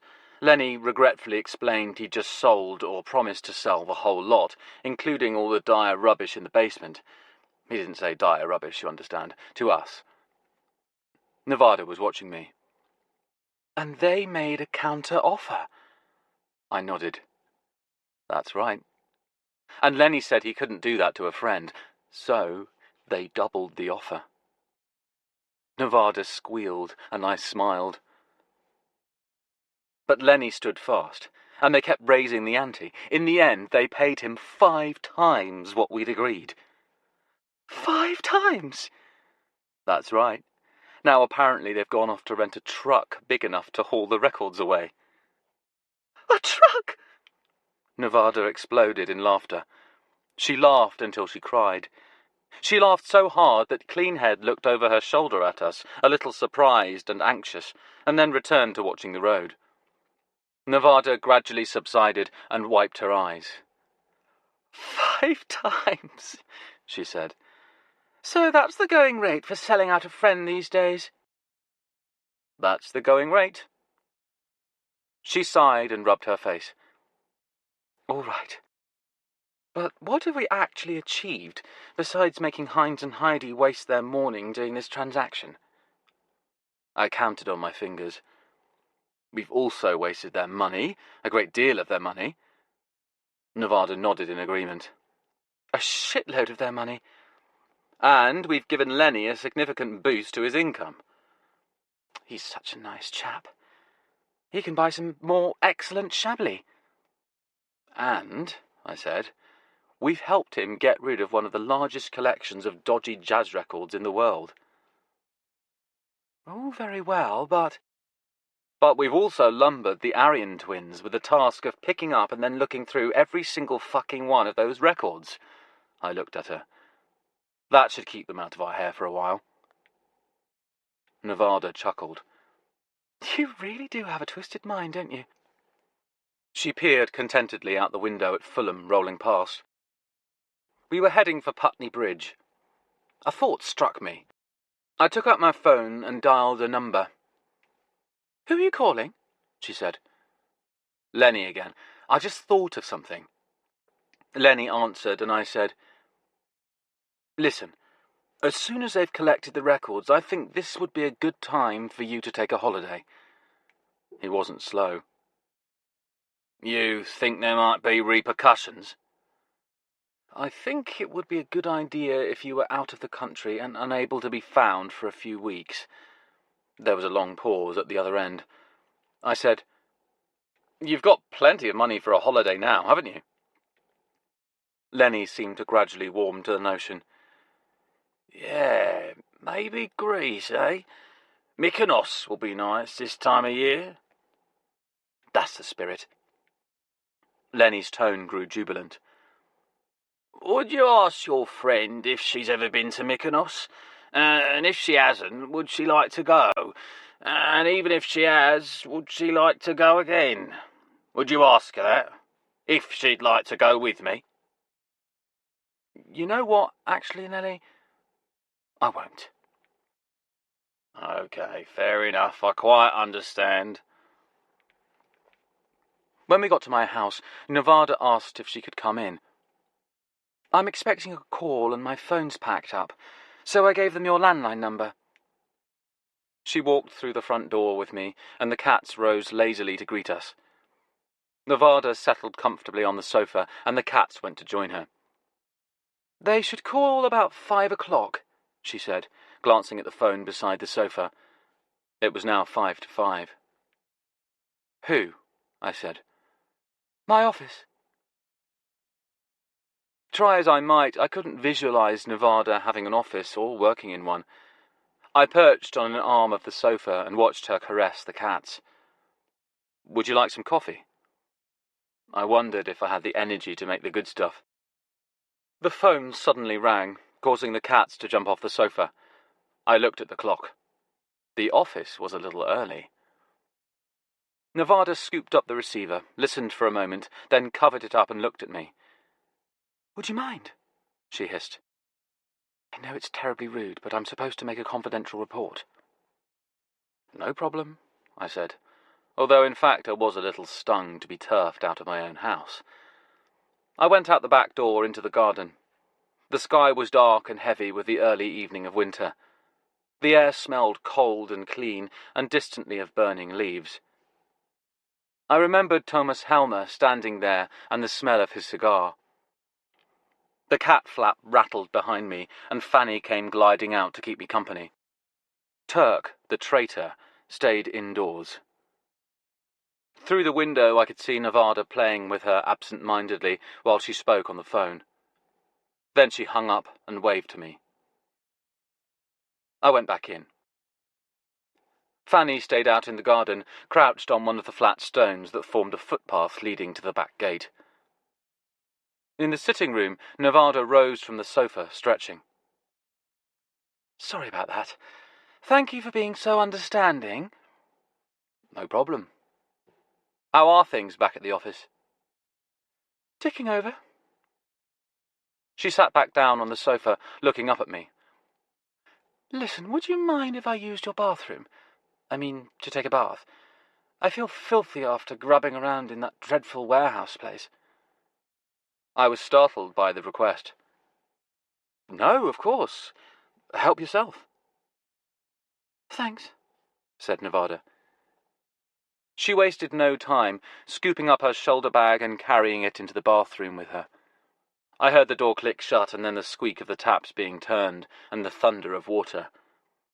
I stood in the sitting room staring down at the phone. I picked it up and dialed 1471. I fumbled to find a pen and a scrap of paper. The recorded voice gave me the last incoming number and I wrote it down. Then I switched on my laptop and typed the number into a search engine. The country and area code was 0081956. The city of Sasebo in Nagasaki Prefecture, Japan. The sound of running water had stopped some time ago, and was replaced now by some quiet, desultory splashing. Fanny wandered up to the bathroom door and stared at it curiously. She wasn't accustomed to seeing it closed. She reached up and began to scratch at it. She scratched vigorously and continuously, and showed no signs of quitting. I was about to get up and try and get her to stop, when the door popped open a cautious couple of inches, and Fanny promptly insinuated herself into the opening and disappeared inside. The door closed behind her. Turk, having watched this, now walked over to the door and began to scratch on it herself. It opened again, and she darted inside. The door closed, and I heard the low, indistinct cooing sound of Nevada's voice as she addressed the cats. I stared at the closed door and felt left out. About 10 minutes later, the door opened and released a warm waft of moist, fragrant air, and the cats ambled out, followed by Nevada. She had covered her hair in a towel, and I was surprised to see she was wearing my bathrobe. She must have found it hanging on the back of the door. Her shoulder bag was dangling from one hand, and she put it down in the only armchair that wasn't covered with records. "That's better," she said, settling down on the sofa. She took the towel off her hair and draped it over the arm of the sofa, swivelling around so she could turn and look at me. "The girls kept me company," she said. "So I see." Turk perched on the edge of the tub, and Fanny lay down in the sink all curled up. She was ever so sweet. "They like the steam." "So do I." Nevada yawned and stretched. Not looking at her long, bare legs was one of the more difficult things I've ever had to do. Her skin was very pale and startlingly smooth. I cleared my throat. "We have to talk," I said. She looked up at me, her eyes innocent and without guile. "Of course," she said. "About what?" "About the whole situation. The Aryan twins and Jerry and Tinkler and everything." She stared at me. "What do you mean?" I sighed and sank down on the sofa beside her. She wasn't going to make this easy on me. "Who are these people who are competing with us to find the record?" She shook her head. Her hair was damp, and the gleaming black fringe of it swept over her eyes with the motion. "I have no idea." "You have some idea." "No more than you. I don't know who they are. I just know they seem to be, as you say, competing with us." I looked at her. "You don't know where they come from, who sent them?" She tucked her legs up under her. Her bare feet were pressed on my thigh. She shook her head again. "All I know is that we're not the only ones who want this record. It's worth more than you can imagine." "I can imagine quite a lot." She hesitated. I was aware of the possibility of this eventuality." "Talk like a human being." She sighed and hugged her knees. I couldn't see her eyes now. "It was almost inevitable that someone else would come after the record." "Did they kill Jerry?" She shrugged. "I don't know." "What about Helmer's wife, his ex-wife?" She shrugged again and looked up at me. "I don't know. Possibly." "What about Helmer himself?" She looked startled. "But he fell off the roof. That was an accident, wasn't it?" "Was it?" I said. "And what about Tinkler?" She sat up straight, looking me squarely in the eye. "Listen, I know you're upset about Tinkler, and so am I. But you mustn't blame yourself for what happened to him.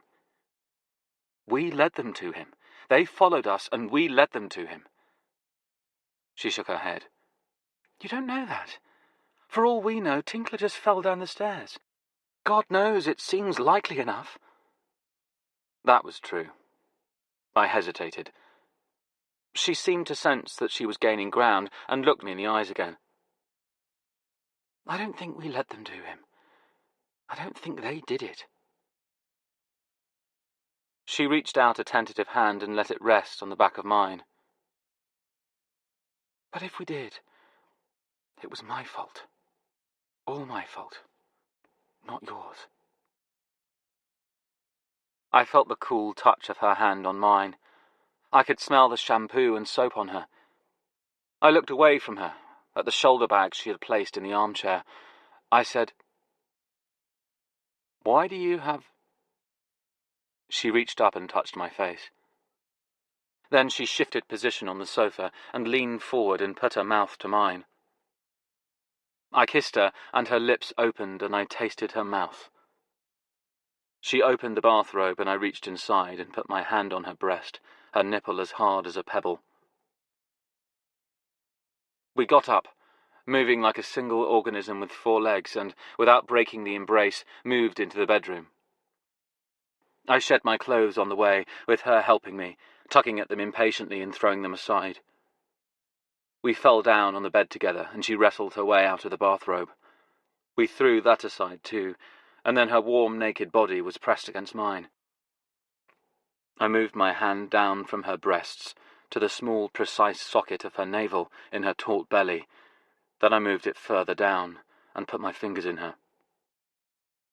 She was slick and wet and open for me. I moved on top of her, and she caught me between her fingers and guided me inside. She was smooth as silk, frictionless, slick, and infinite. She hooked her legs over my shoulders as I moved into her, and she said, "Yes, yes, sweet, yes, sweet, yes, love, like that, yes, like that, there, like that, yes, yes, honey, honey, honey." She bit my ear and whispered into it, "Who's lovely? Yes, you're lovely." Chapter 14. Awakenings. Tinkler said, "So she talks to you just like she's talking to the cats?" "Yes." "While you're—" "In the throes of passion." "Don't get circumspect with me," he said. "You mean while you're having sex?" "Yes." He whistled tunelessly. He'd always whistled tunelessly. It wasn't as though the concussion had cruelly robbed him of a great gift. In fact, allowing for external physical damage, including the brutal shearing of his abundant locks, he looked much like his old self. He'd been awake for 3 days now. On the first day, they wouldn't let me anywhere near him, but Maggie had been allowed into the inner circle. She sat with him while he'd aced his cognitive tests. "The only thing he got wrong," she told me later, "was that he said giraffe when they showed him a picture of a zebra." Considering how much dope he smoked, I thought it was unlikely he could ever have got that one right, though he didn't say as much to Maggie. "So, what's it like?" said Tinkler, lolling back in his bed and eyeing me with frankly amused curiosity. "Her talking to me like the cats?" "Yes." "The terrible thing is, I find it quite exciting." "What?"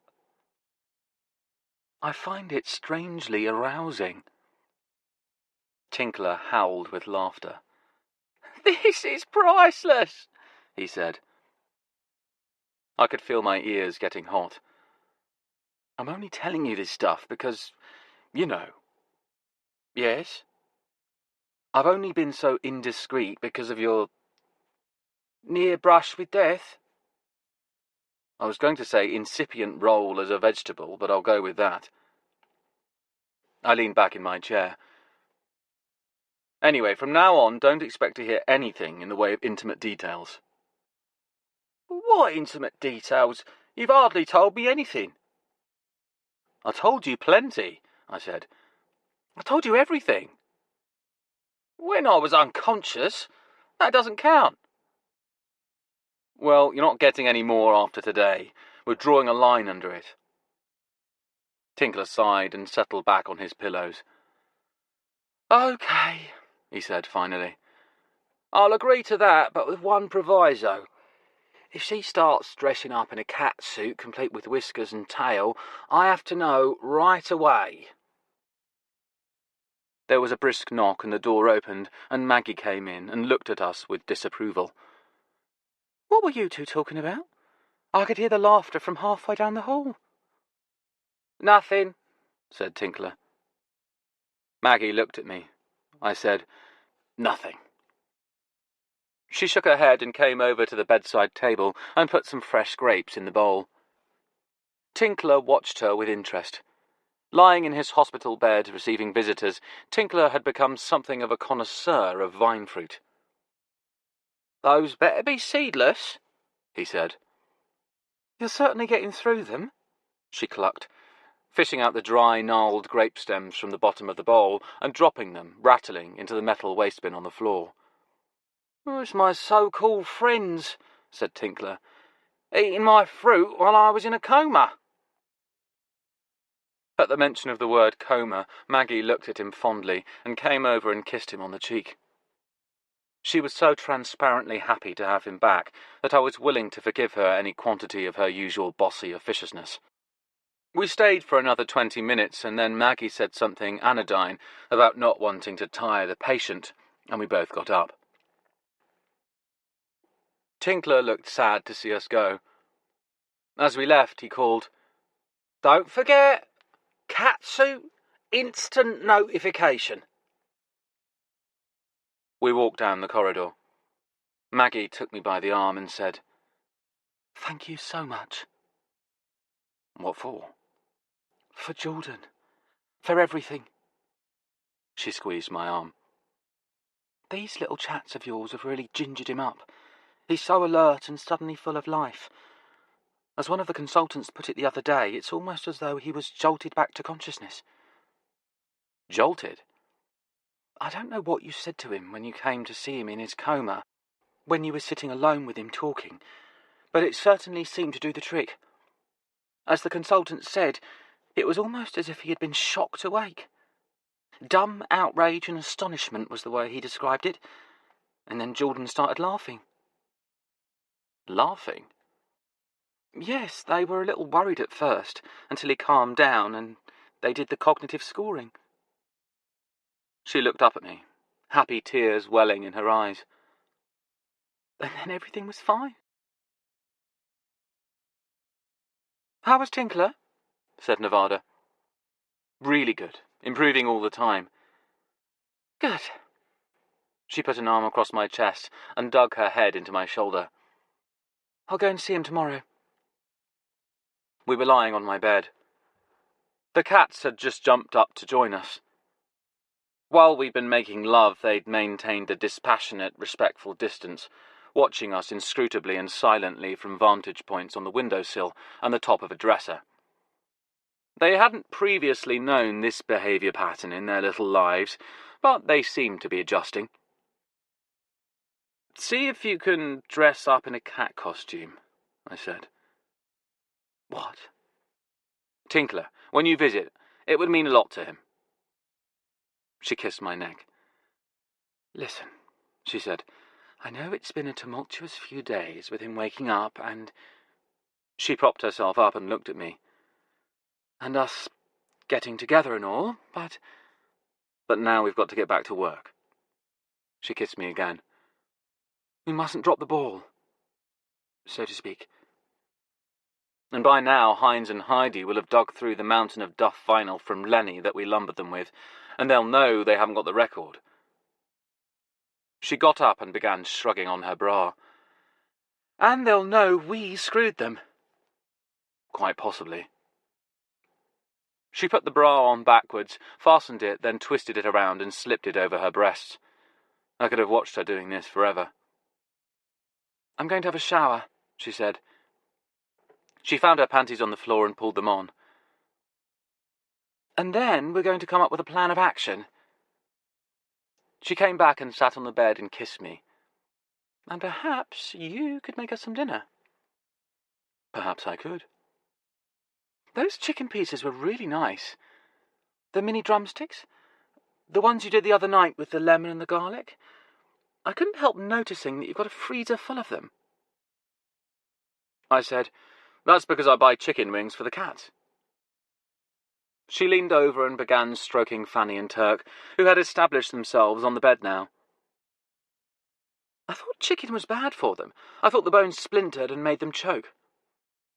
Only if it's cooked. Raw, they're fine. They're evolved to eat rodents and birds which are full of bones. They're small carnivores. Are you a small carnivore, are you? She said, patting Fanny. Are you? The raw wings are good for their teeth. Essential, in fact. Have you ever tried to brush a cat's teeth? Do you have lovely teeth? She said, turning her attention to Turk. You do, don't you? But they only eat the two smallest joints on the wings, so I have to trim the other one off. Which is why I'm always left with the freezer full of drumsticks. So I casserole them with olive oil and lemon and garlic. Oh, okay, I see, said Nevada, getting up. I thought it was your signature dish, lovingly prepared especially for me, and now it turns out it's the cat's leftovers. That's right. She started for the door. I said, I think we have to change our tactics. She stopped in the doorway and looked back at me. What do you mean? I sat up. This random searching of charity shops and boot fairs and jumble sales, I just don't think it's going to work. She came back and sat down on the bed again, peering at me. She looked concerned. What are you suggesting? She said. The more I think about it, the more I'm convinced the record's still in Helma's collection. After all, she only got rid of half of it. The ex-wife? Yeah. I think she still had the record when she died. She hadn't got rid of it yet. Why do you think that?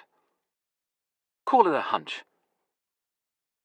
Nevada swiveled around so she was sitting beside me on the bed, her back to one of the pillows that was propped against the headboard. But that's going to present some difficulties. If we try and go after it, I mean. Her flat in Chiswick will still be a crime scene. The police wouldn't let us anywhere near it. I don't think the records are in the flat in Chiswick. I could feel her looking at me. She said, But she arranged to meet us there, so we could have a look at them. I nodded. That's where she arranged to meet us, all right. But why would the records have been there? That was her flat. I had the impression she bought it after she split up with Thomas. So why would any of his records be there? Helma would have kept them at his house in Richmond. She might have moved them, said Nevada. She might have taken them to the flat in Chiswick. Why?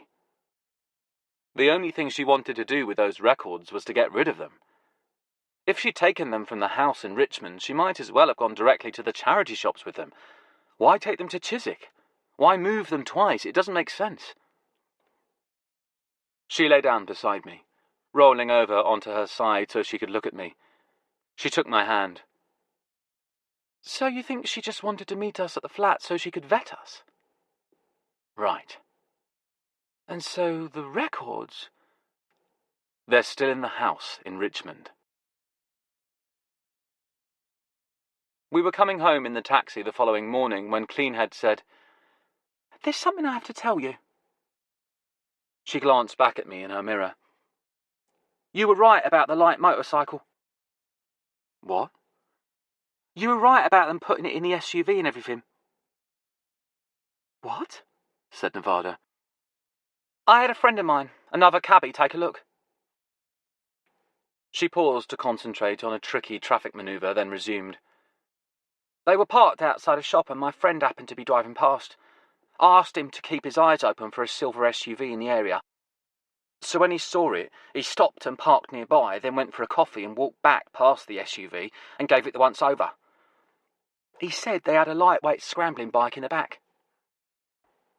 She glanced back at me. You were even right about the size.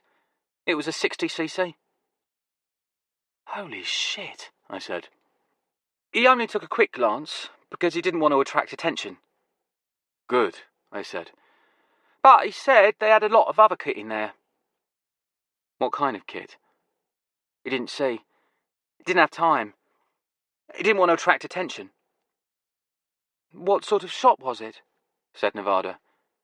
Shop? Said Cleanhead. You said they'd parked outside a shop. Did your friend say what kind of shop it was? Elf food? It figures, said Nevada. It's the Aryan fitness program, I said, and she giggled. We got home and unloaded the bags from the spook store, where Nevada had spent many more thousands of pounds. Mr. 5 o'clock Shadow Maori Tattoo had been very pleased. I said, Do we really need all this stuff? Nevada shook her head. We can't cut corners. We don't want to end up behind bars. Good point. She put the bags on the table in the living room, and the cats jumped up and prowled around them in fascination. Here you go, said Nevada, and handed me a particularly heavy bag. It turned out that it contained all the manuals, a little library unto itself. These are for me to read? Yes, and you better make a start. She checked her watch. We want to arrive late enough so there's not too much activity in the neighbourhood, but not so late as to be conspicuous. Tonight, I said. She looked at me. Of course tonight. We have to get in there before the Aryan twins think of it. I weighed the bag of manuals. You have great faith in my abilities. She kissed me. You built those amplifiers, didn't you? She nodded at the monoblocks, crouching on either side of my record player. Your old thermionic valve amplifiers? She had me there. You're my electronics wizard, she said. I dropped the bag onto the sofa. It made enough noise to cause the cats to jump. And it looks like I've got a lot of fucking new spells to learn. Look on the positive side, she said. You'll acquire a new skill set. Breaking and entering. She smiled at me. You never know when it will come in handy. I think we should go in through the garage. At the house in Richmond? Yes. Go in through the garage? Why? Because it will be easier to break into. And once we're in the garage, we'll be out of sight, and we can then disable the house security system at our leisure. Well, I wouldn't use the word leisure, said Nevada, but I know what you mean. She thought for a moment, then said, How do you know the security on the garage won't be even more formidable than it is for the house? Why would it be? Maybe he was a vintage car nut and has valuable antique automobiles parked in there. He wasn't a vintage car nut, I said. He was a vintage vinyl nut. Well, maybe you should ask your friend, she said. My friend? The girl who gets cement out of the gutters, the simple barefoot roof worker. Yes, I said. And while I'm at it, I might as well ask about the alarm system for the house. That wouldn't be at all suspicious. I suppose you're right, said Nevada. We'll go in through the garage. By late afternoon, I had as deep an understanding of the manuals as I was going to get with my current brain. Okay, I said. Okay, said Nevada. We need to go out to the shops. She studied me. I thought we agreed we'd keep a low profile until it was time to head into Richmond tonight for the job. I love the way you call it a job, I said. I've even got us some black ski masks, she said. We still need to go to the shops. She was sitting at the table examining all the kit she'd bought, which was spread out in front of her. Now she looked up at me sceptically. What could we possibly still need? I bought up half the shop, everything required for detecting, accessing, and neutralizing alarms. I could discern the echo of old 5 o'clock Shadow's sales pitch. That's right, I said. You have. And what's more, once we drill into the system, I actually now believe we have a pretty good chance of deactivating whatever kind of alarm they have. She looked up at me blankly. So what do we need? We need the drill. For drilling in. Oh, shit, that's right. The bloke said we could buy one at any hardware store. And we can. But we need to get moving before our friendly neighbourhood hardware stores start to close. I'm right with you, said Nevada.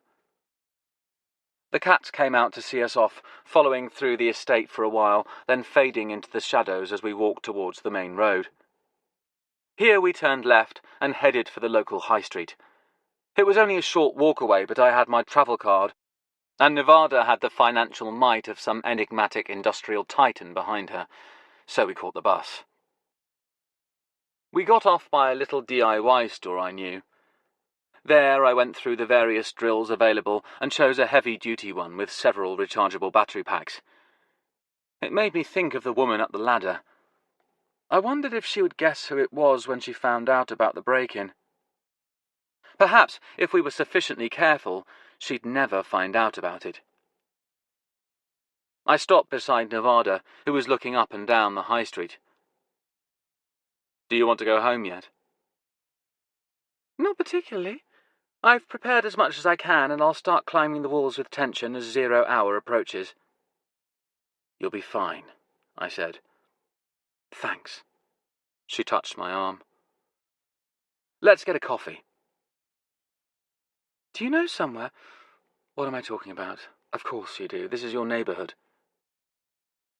In fact, there was a little coffee shop I liked near the railway crossing at Mortlake Station.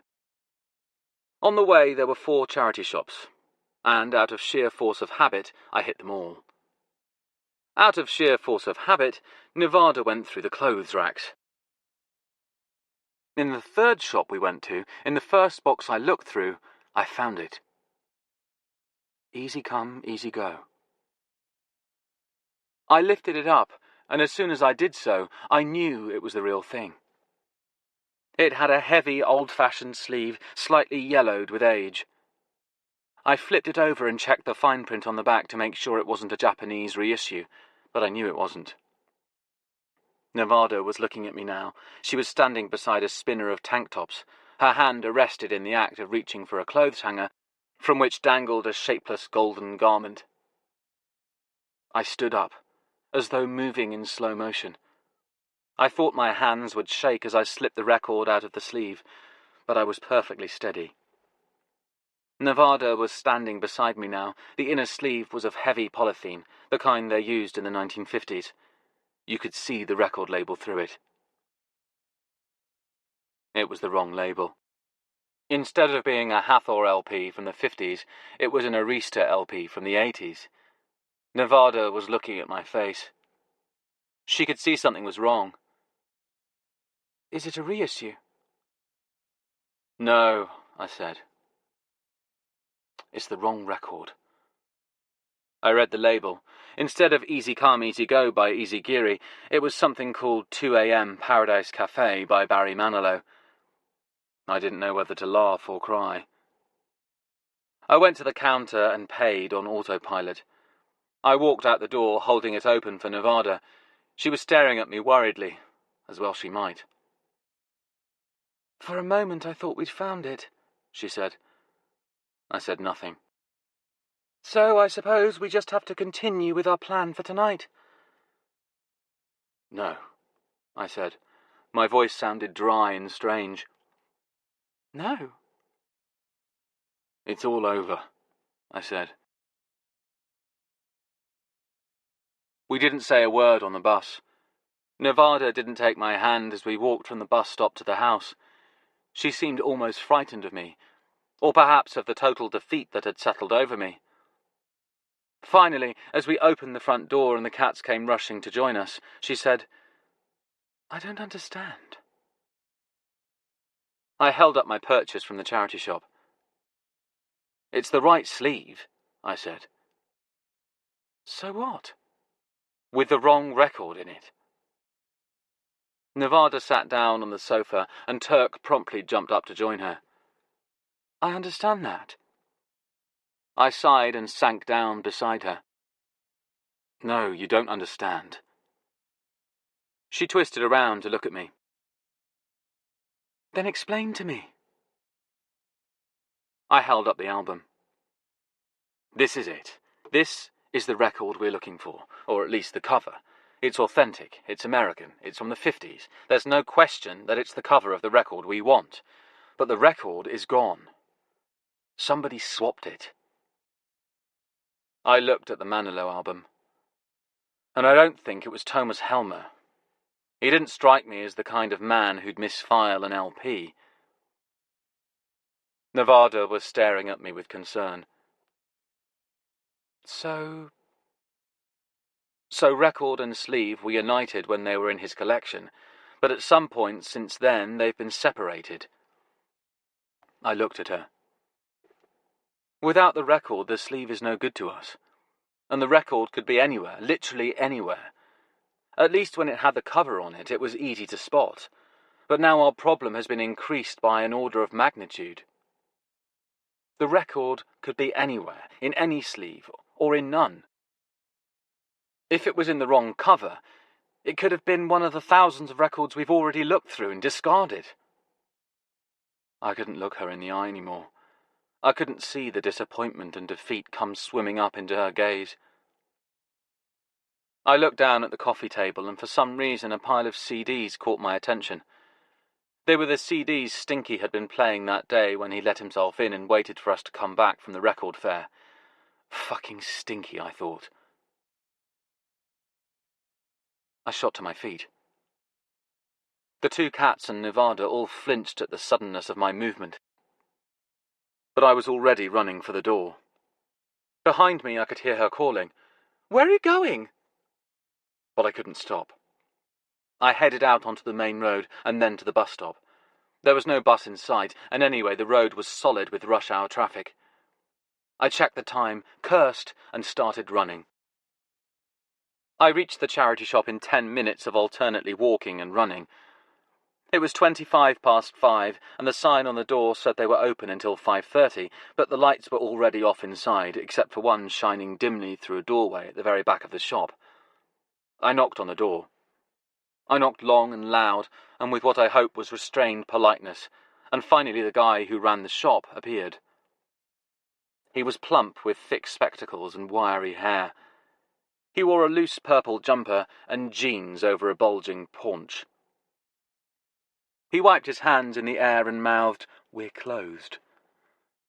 I stared at him helplessly. I could see by his face that there was nothing I could do. Here was a man who was through for the day. I heard footsteps beside me. I turned to see Nevada standing there. She had pressed her hands together in a gesture of prayer and was gazing soulfully at the guy in the purple sweater. She fluttered her eyelashes. He stared at her for a moment with a fixed, surly expression. Then the expression and everything else about him sort of melted. He sighed and shrugged, and I knew we had him. He unlocked the door and opened it for us with a jingling of keys. Then he went to the wall switch behind the till and flicked the lights on. He looked at me. "She's like that bloody cat in Shrek," he said. I was at the records in about half a second while Nevada waited, apparently keeping the proprietor sweet behind my back. They were talking, but I was concentrating so hard I couldn't make out their words. There were 3 boxes of records, 4 including the one where I'd found the cover. I'd already looked through that one thoroughly, but not knowing what I knew now.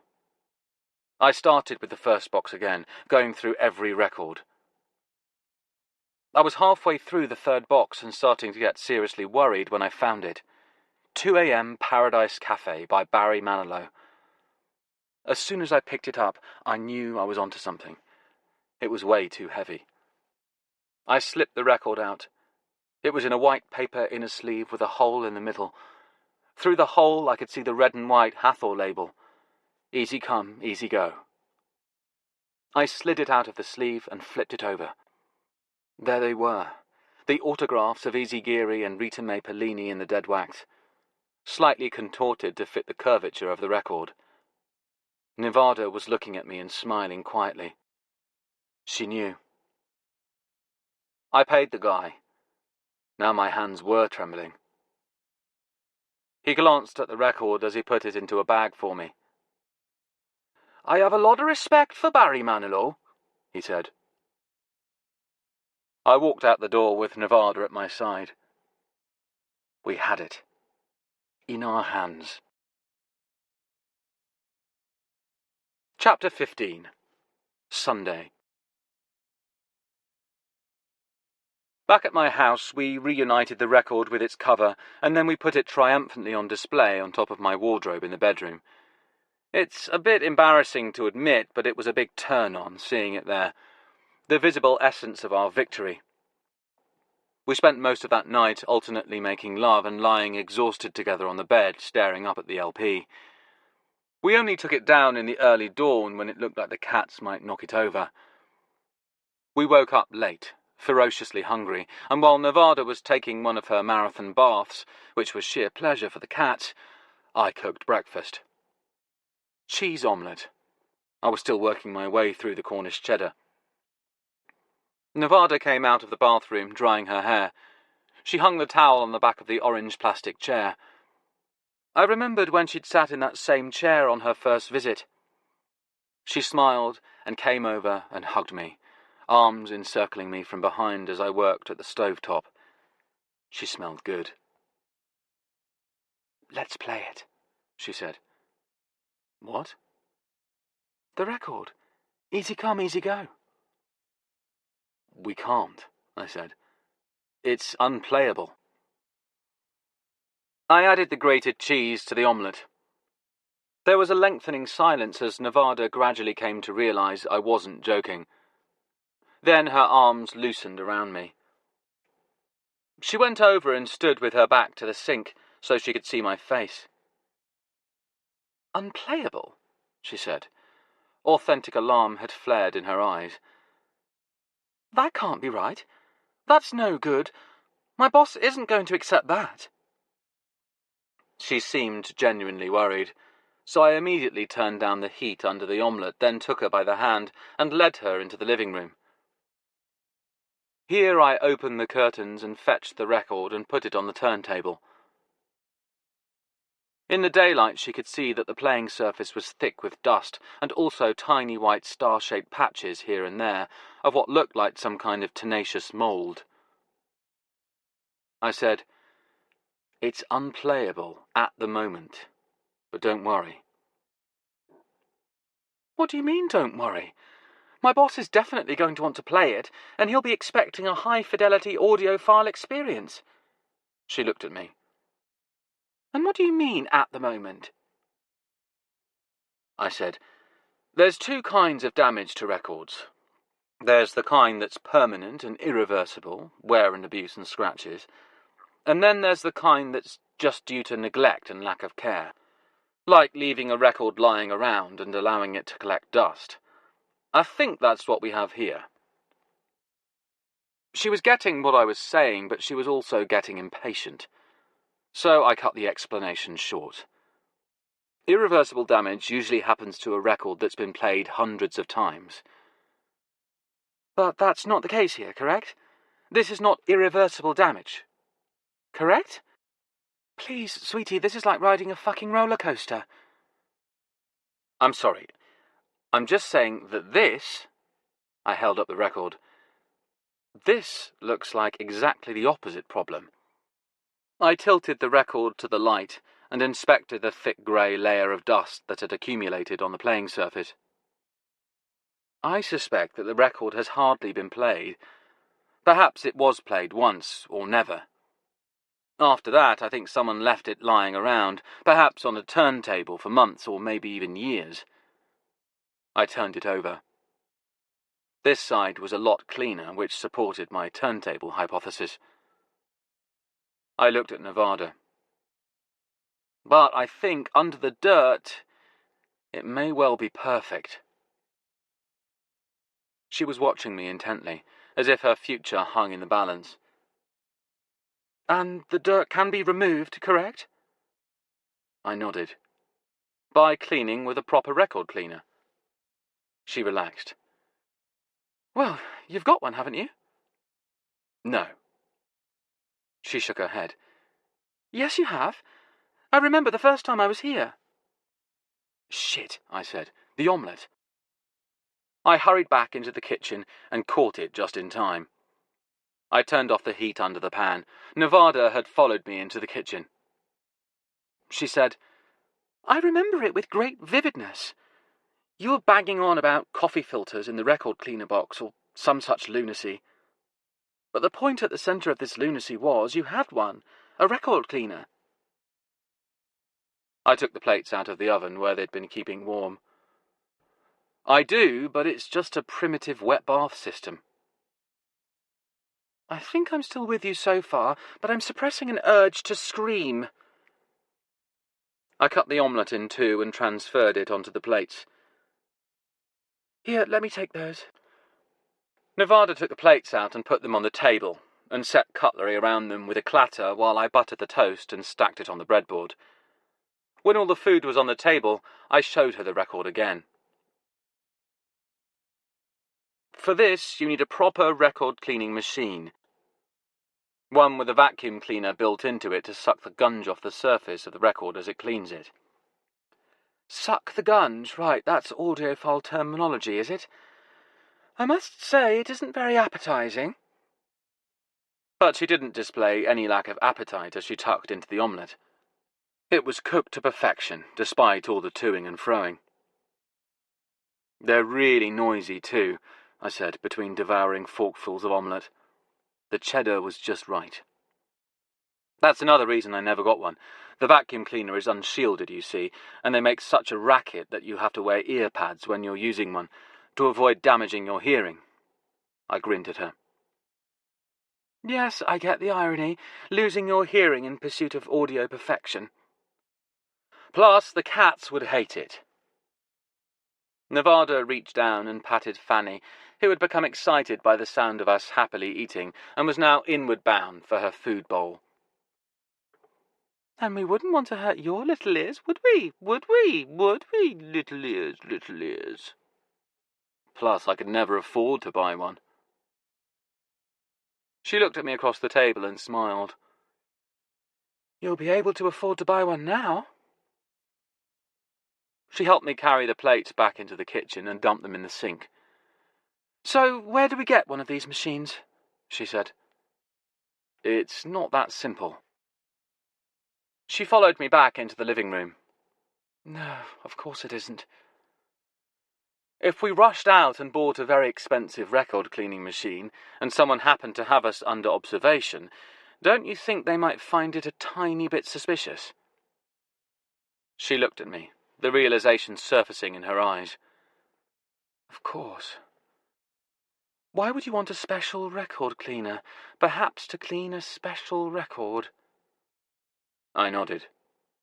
We wouldn't want the Aryan twins to put 2 and 2 together, I looked at her.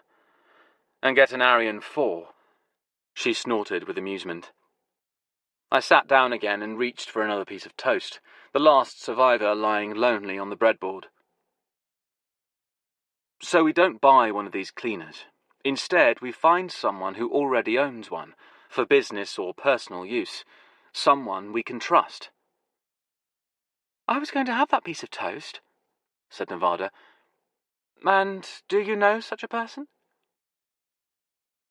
I divided the piece of toast with her. I do, but he lives in Wales. I don't want to sound as if I don't immediately love the idea of driving to Wales, but is that the only option? We could send the record to him in the post. Right, she said. Wales it is. Once she was sold on the idea of driving to Huey's to clean the record, Nevada wanted to set off right away. So let's go, she said. Not now. First, we want to spend the day combing the charity shops. What? Why? We don't want to give any indication we've found the record. Of course not. So we don't want to change our usual pattern of behaviour. That's right. We have to behave in a way calculated to pull the wool over their little Aryan eyes. And if they think we're still looking for it, if they see us doing that, they won't guess that we found it. She grinned at me. You're so sneaky. I can't believe it. You have a natural talent for this.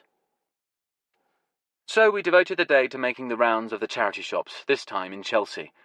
The poshest neighbourhoods of London tend not to have charity shops, too down market, which is a pity. The King's Road, though, was an interesting exception, and the shops here were always worth a look. Today we hit all of them. It was fun. I didn't find anything, but that didn't matter. I was sated, content, like a fisherman who had already landed his limit. Landed a whale, in fact. That night in bed I said, "By the way, do you ride a bicycle?" Nevada rolled over and looked at me. Do I look like I've ridden a bicycle since I was 12 years old? That's kind of exactly my point. For someone who allegedly hadn't been on a bike since she was 12, she did surprisingly well the following day. We slipped through the Abbey grounds, ghostly in the early morning mist. It was Sunday, and we generally didn't go record hunting on Sundays, because so many charity shops were closed for the day. So if we can just prevent them from discovering that we've slipped off. Assuming they're watching us at all, for all we know, they take Sundays off too. I had borrowed the bikes from the two nice women, Ginny and Sue, who lived next door.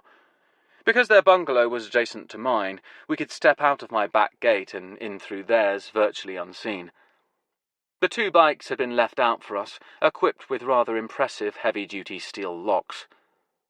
We unlocked them using the keys Ginny had slipped through my letterbox the previous night, and walked the bikes out, ticking and whirring, into the dark and quiet of the foggy street. We closed the gate behind us and stood in the small access road that paralleled the rear wall of the Abbey. There was an opening in the wall about 100 metres down on our left, which allowed pedestrian access into one small section of the Abbey complex, a public thoroughfare for centuries. We threaded our bicycles along the footpaths here, guided by the low amber footlights that marked the path, both of us gaining in confidence as we got used to the machines. It's just like riding a bike. My voice seemed to be muffled in the fog. No one else was around, so I spoke a little louder. You never forget how. So, who did we borrow these from? Said Nevada. Lovable local lesbians. She shifted around on her seat. Do you think I'll catch being a lesbian from sitting on this bicycle saddle? We can but hope. Having taken our meandering roundabout route through the Abbey grounds, we now came out onto the main road about half a mile from the exit of my estate. We would proceed to ride back past that exit, as though approaching from another direction entirely, and hopefully only recognisable as a couple of anonymous dawn cyclists. We whizzed down Abbey Avenue towards the upper Richmond Road. The avenue was silent and empty, wreathed in fog. The amber streetlights were discreet glowing clouds flowing above us. I could sense Nevada relaxing beside me as she got used to the bike. She looked over and flashed me a grin. She was beginning to enjoy the ride. So was I. The air was damp and cold and clean. You could smell the promise of snow. Up ahead glowed two soft red circles, ill-defined and floating in mid-air. The traffic lights. We slowed to a halt and waited, balanced on our bikes. The eerie green glow of the traffic lights shone through the fog. We took off and turned right. There were no cars in either direction. The only sound was the drone of a passenger jet descending towards Heathrow, high above us in the immensity of the morning sky. We pedalled towards the next set of lights. As we slowed, there was a wet whispering sound behind us. The sound of bicycle tyres. A cyclist appeared out of the mist and fell in beside us. An indeterminate, lean shape with helmet and goggles, dressed all in black with a yellow stripe down the side, he or she stopped and waited, poised on his or her bike for the traffic light to change. Through the fog, the soft red light shone down on us all. Just then there was the sound of a second bicycle. It whispered to a stop on the other side of us. This rider was also dressed in an entirely black outfit with a yellow stripe. This rider was bigger, undoubtedly a man. My heart began to beat raggedly in my chest. The light changed. We all surged forward together. The two riders in black were tight on either side of us. I could see Nevada was pushing as hard as I was, but we weren't making any headway. Our escort kept pace effortlessly. We moved down the empty streets in perfect formation. I was going full out now, sweating profusely. My rucksack felt hot where it was strapped against my back. Inside the rucksack was a box. Inside the box was the record. I looked at Nevada helplessly. The riders to our right and left kept pace with us like automatons. There was no one else in sight. We were alone in the street. I began to realize just what a miscalculation I'd made. Then there was the sound of a third bike, then a fourth and fifth. They came out of the mist, all wearing the same black outfit as our escort, black with a yellow stripe. They fell in all around us, all identically dressed, more and more until it was finally a dozen cyclists, all with the same team colours. They were all around us, like a school of fish surrounding two of a different species. They were riding with us, and then suddenly they were gone, pouring on the speed and contemptuously pulling away from us, the two Sunday morning amateurs, as they disappeared into the mist. Quite possibly on their way to the Olympics. Nevada and I looked at each other and slowed down. My heart was pounding, and not just with the exertion of cycling. At the car rental place in Putney, we loaded the bikes into the back of the Volvo we'd hired and set off towards Hammersmith and the M4. I was driving, Nevada beside me with a large book of maps, prepared to supplement the in-car navigation system if necessary, and a rather more useful bag of oranges that she was all set to peel on demand, then neatly segment and pass across a piece at a time to refresh the driver. "Are they seedless?" "Now you're starting to sound like Tinkler." Speaking of Tinkler, we had to drive along the Fulham Palace Road and right past the Charing Cross Hospital, but we didn't stop. They might have it staked out. They might be watching for us. "Do you really think so?" "No," I said, "but we can't take the chance." She nodded and started peeling an orange, releasing its lovely scent. So we agreed we wouldn't stop in to see Tinkler. It was something I'd live to regret. The sun was coming up and burning off the mist as we drove west out of Hammersmith and onto the motorway. Nevada napped for a while and then woke up and resumed our conversation as though it had never stopped. "So tell me about your friend." "Hughie Mackinaw," I said, "the Scottish Welshman." "That's what Tinkler calls him." "That's what everybody calls him. Good old Hughie. What can you say about a white man with an afro? At least it's not ginger." "There is that," she said. "He has a wife called Albina and a boy called Mickey and a little girl called Boo." "Is that short for something, Boo?" "I don't know, but she's nice." "It's a nice name." "I like her a lot better than the boy." "Why?" I considered. Hughie is one of those macho guys who has spoiled his son completely rotten. So the kid is this sulky, tantrum-throwing, petulant little pudding. You paint an attractive picture. So anyway, what I'm driving at is that the son's the antithesis of the guy himself. I get it. In what way is Hughie a macho guy? He used to run with a motorcycle gang in Scotland. He was their mechanic. Great precision mechanic. Could build spares from scratch. He could make anything. But then he discovered it was safer and more profitable to build turntables. Strange career U-turn? Not really. He always loved music, had a good ear. That's the connection. And now he makes a living from making these turntables. He sells a few each year, mostly to the States and Japan. They're not cheap, they're high-end kit, but it's never quite enough to make a living. So he now also grows huge swathes of weed, right? Yes, he has rather reverted to type there. What's the wife like? Common law wife, actually. Nothing wrong with that? Said Nevada. In this day and age? She's all right, nice, but a bit ditzy. Nevada's stomach suddenly rumbled, dramatically loud in the confines of the car. We both laughed, and she said, I hope we're going to get lunch.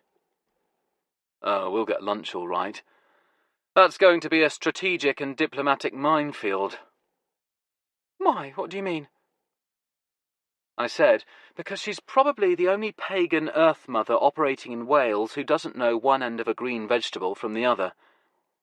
How ironic. So lunch is going to be an application of the triple arts of the freezer, the can opener, and the microwave. Oh joy, said Nevada.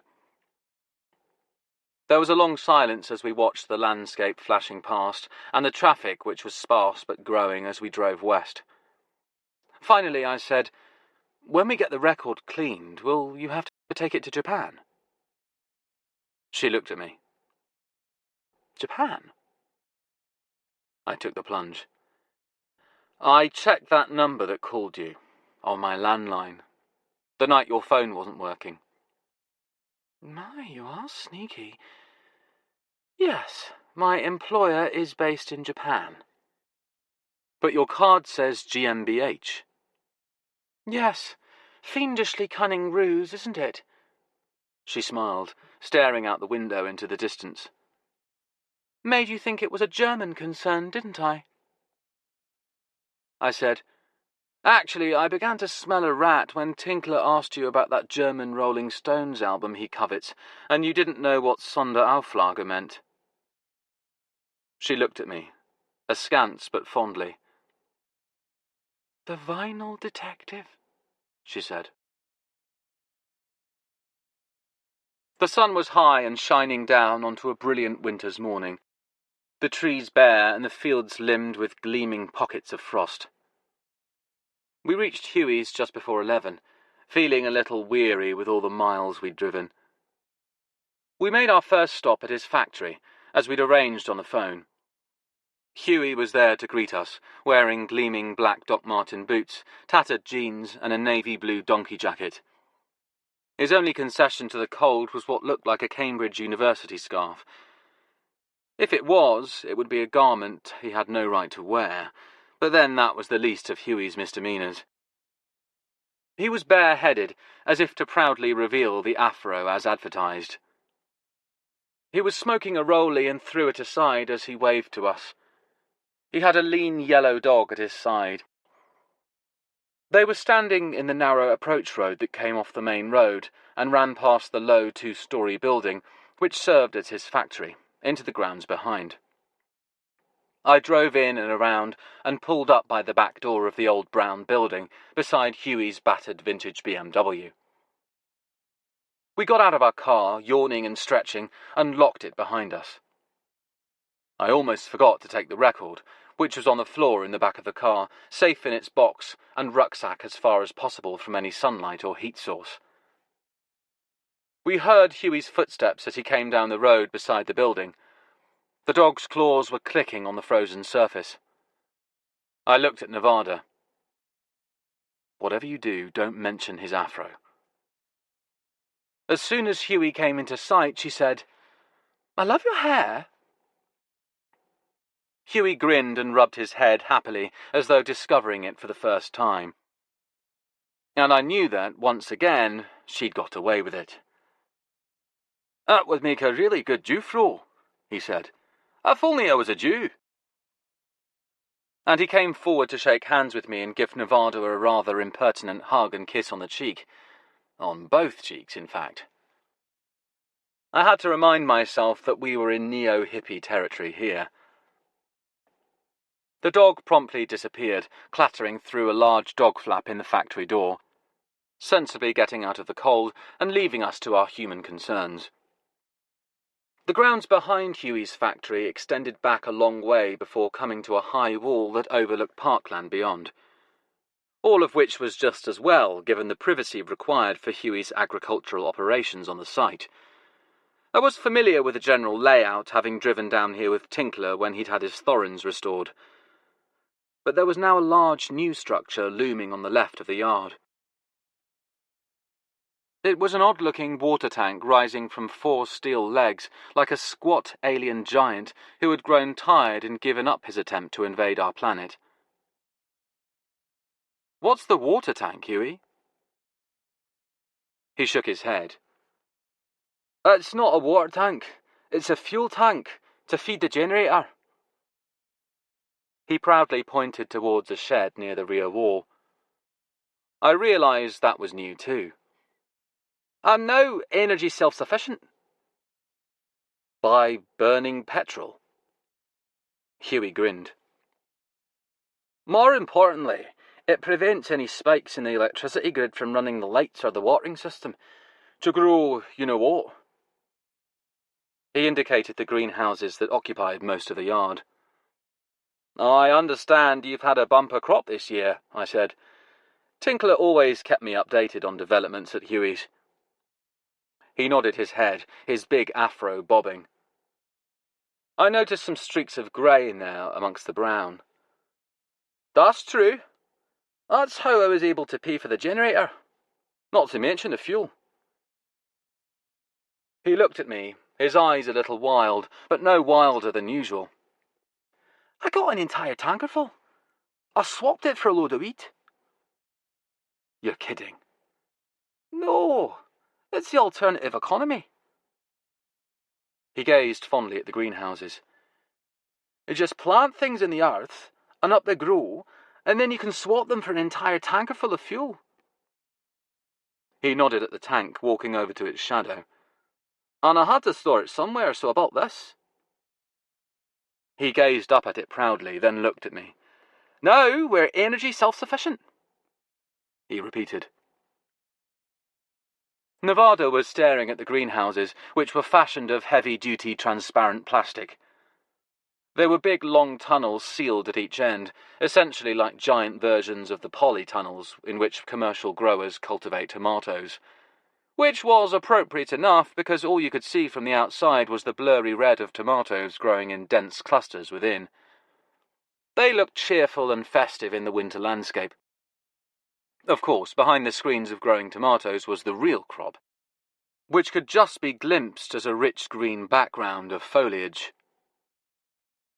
The greenhouses rested on flat rectangles of earth with deep trenches dug all around them like moats. There was frost in the bottom of these, making a neat white pattern around each greenhouse. You gained access to the greenhouses by crossing the trenches using rather precarious miniature bridges or walkways. These were sheets of corrugated aluminium, which hadn't been fastened down at either end. They were worryingly unstable underfoot, as I discovered on my previous visit. But Huey liked them like that, because he could remove them at will, cutting off access to the greenhouses. Nevada was peering at one of them now. She said, "Why the moat? Are you expecting to be besieged by knights with medieval battering rams?" "Not rams," said Huey, his Glasgow accent now going full throttle for some reason, perhaps brought out by his appreciation of Nevada. "Just rats." He smiled at her, nodding in my direction. "I take it our friend here has told you about my little agricultural endeavours." "Oh, yes. What's more, I've had a chance to sample your produce, and may I be the first to assert my belief that the farmer is the backbone of the nation." Huey chuckled raspily, his breath fogging on the cold air. Nevada said, "Anyway, you were saying about rats?" Huey's smile faded. "Oh, yes. The little bastards. They're getting into the greenhouses. Didn't matter what we did. We used heavy-duty PVC, we tried putting sheet iron underneath. It didn't matter. He always managed to dig or chew their way in. And then they'd attack the cash crop? They'd eat the tomatoes, and then they'd attack the cash crop. Really? Said Nevada. Oh, yes. They'd gnaw through the green stems of young plants, culling them with a couple of bites. It would break your heart, leaving these nasty little tooth marks. Do you suppose they get high, the rats? Not any more, said Hughie, smiling grimly. Not on my weed, they don't. Thanks to the moats? Hughie nodded. That's right. On the spring, we fill them with water so the little bastards can't get across. They won't swim, said Nevada. That seems to discourage most of them. I must say that shows the sort of lack of endeavour and initiative which blights this fine nation of ours. Hughie grinned at her delightedly, showing his full assortment of mismatched teeth. You must take some tomatoes home with you, he said. Bugger the tomatoes, said Nevada. We'll take a bale of weed. Hughie gave a hard shout of laughter and did a jaunty little strut back towards the factory. All this talk of illicit hemp farming had fired him up. He was a lot more excited than I'd ever seen him when dealing with a hi-fi. He clapped me on the shoulder. Is that it? He indicated the rucksack with the record in it. Yes, I said. Shall we give it a clean? But he insisted on taking us home for Albina to cook us lunch first. An alarming prospect to those in the know. Chapter 16. Black Circle in the Snow. The meal was as mediocre as expected, and Hughie's son was just as much of a brat. His little daughter, Boo, was charming, though, and Nevada took to both her and her mother, Albina. The feeling was mutual. They actually seemed sorry to wave goodbye to us when we left. The light was failing as we drove back towards the factory. The sky was clear now, but a lot of snow had fallen while we'd been wasting time at the house. It had come down in silent quantities, clothing the sides of the road in soft, rounded white contours. We drove by a different route this time, passing the local railway station. It was only half a mile away. I said, we could have caught the train down and then walked. Wouldn't that have made it easier to follow us? I guess that's why we didn't catch the train. She looked at me. Do you think someone could have followed us, after all the precautions we took? If they have, I'll be really pissed off. I peered at the winding road ahead. Hughie's tail light started blinking to indicate a left turn, the red and amber glow reflecting off the snow on the road. He was waiting for us by the open back door of the factory. His dog was beside him, dancing impatiently, and wondering why we didn't all go into the nice warm building and close the door tightly behind us. The yard was illuminated by the pearly glow from the greenhouses, all of them lit from within by the growing lights. It was a soft, eerie, suffused luminescence that shone on the snow. I could hear the faint chugging of the generator. I said, You switched the generator on? Hughie shook his head. Comes on automatically after dark. The dog was straining at his side, willing us all to go in. We did. Hughie took us through the shadowy, echoing machine shop, which occupied the ground floor of the building, to a staircase that led up to the offices, some storerooms, and a listening room. The record cleaner was set up in one of the offices, along with some disemboweled turntables and a surprisingly elaborate closed-circuit television system. 2 large computer screens set up side by side gave assorted views of the front and back yards of the factory from several angles. Beside them was a heavy-duty metal cabinet fitted to the wall. Hughie unlocked this and took out a double-barreled shotgun. He took a handful of shells from his pocket and set them on the desk. I said, What the hell is that? Is it for the rats? Said Nevada. Huey shook his head. The rats don't bother us in the winter. He proceeded to load the shotgun. Nevada picked up one of the shells and looked at it curiously. It had a yellow case instead of the usual red. She said, I've never seen ones like this. What kind of shot is it? Huey grinned his crooked grin again. Sea salt. Finest Welsh sea salt. Hand-loaded. I've had some trouble with kids breaking into the greenhouses, and if I see them, I'm going to give them a little discouragement. You're going to pepper them with salt, said Nevada. Huey chuckled. He set the shotgun down on the desk in front of the screens. He nodded at them. We can keep an eye on these while we work, in case those sneaky little bastards try to break in again. How serious is the problem? I said, peering at the camera feeds. The yards were desolate and empty and looked like no one had ever set a foot there. At first, it was just some clusters of buds, said Huey. Then entire plants went missing. Do you have any idea who it is? He shook his head. No. All large-scale crime is an inside job, confided Nevada. Well, this is small-scale crime, said Huey, and he switched on the record-cleaning machine. He had built it himself, but its design was the same as most of the top-end machines. Essentially, it looked like a bulky turntable, but with a slender vacuum-cleaning head instead of a playing arm. Huey held out his hand. I felt a strange reluctance to unpack the record and give it to him, but I did. He put it on the turntable, fitting a small circular clamp to cover the label. Then he took out a plastic bottle of liquid and sprayed it all over the playing surface of the record. Nevada gave me an anxious, questioning look, but I just nodded my head and gave her what I hoped was a reassuring smile. The liquid Huey was using was his own secret formula, but it would be essentially the same as all other record-cleaning fluids.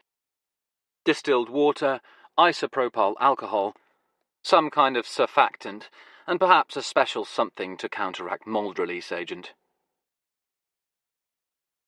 Huey finished drenching the record and inspected the gleaming wet surface with satisfaction. Now, we let it soak for a moment. He turned away and started rooting around in a cardboard box, eventually producing 3 pairs of heavy-duty ear defenders. These were like sets of headphones with large foam discs to enclose and cover the ears. He handed a pair to me and one to Nevada. Are these really necessary? She said, inspecting them. Just you wait, I said. Well, I hope they've been washed. She slipped them on reluctantly. Now that we were all safe, Huey set the turntable in motion. The record began to spin. He set the cleaning head on the disc and turned on the vacuum cleaner. As I'd explained to Nevada, a normal domestic vacuum cleaner is insulated to reduce the amount of noise it kicks out. Huey's record cleaner, like most such machines, dispensed with these fripperies. It emitted a bellow suggesting dinosaurs fighting in a primordial swamp. Big dinosaurs. Nevada looked at me in amazement and fitted her headphones a little tighter. She was happy to be wearing them now, dirty or not. We watched the cleaning head travel across the record, slurping up the liquid from the vinyl. When it reached the run-out groove, Huey guided it carefully back to its resting point and switched the turntable off. He turned the record over and repeated the process on the other side. When he was finished, we removed our headphones and looked at each other.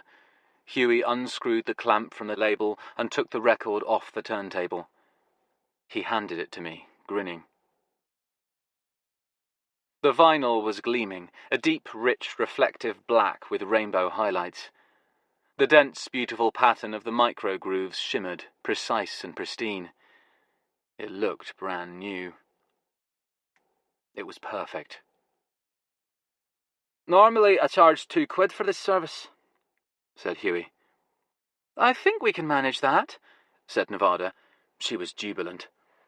We may even stretch to a bag of your no-doubt overpriced cannabinoid greenery." "Yeah, you mentioned that," said Hughie. "And you must take some tomatoes."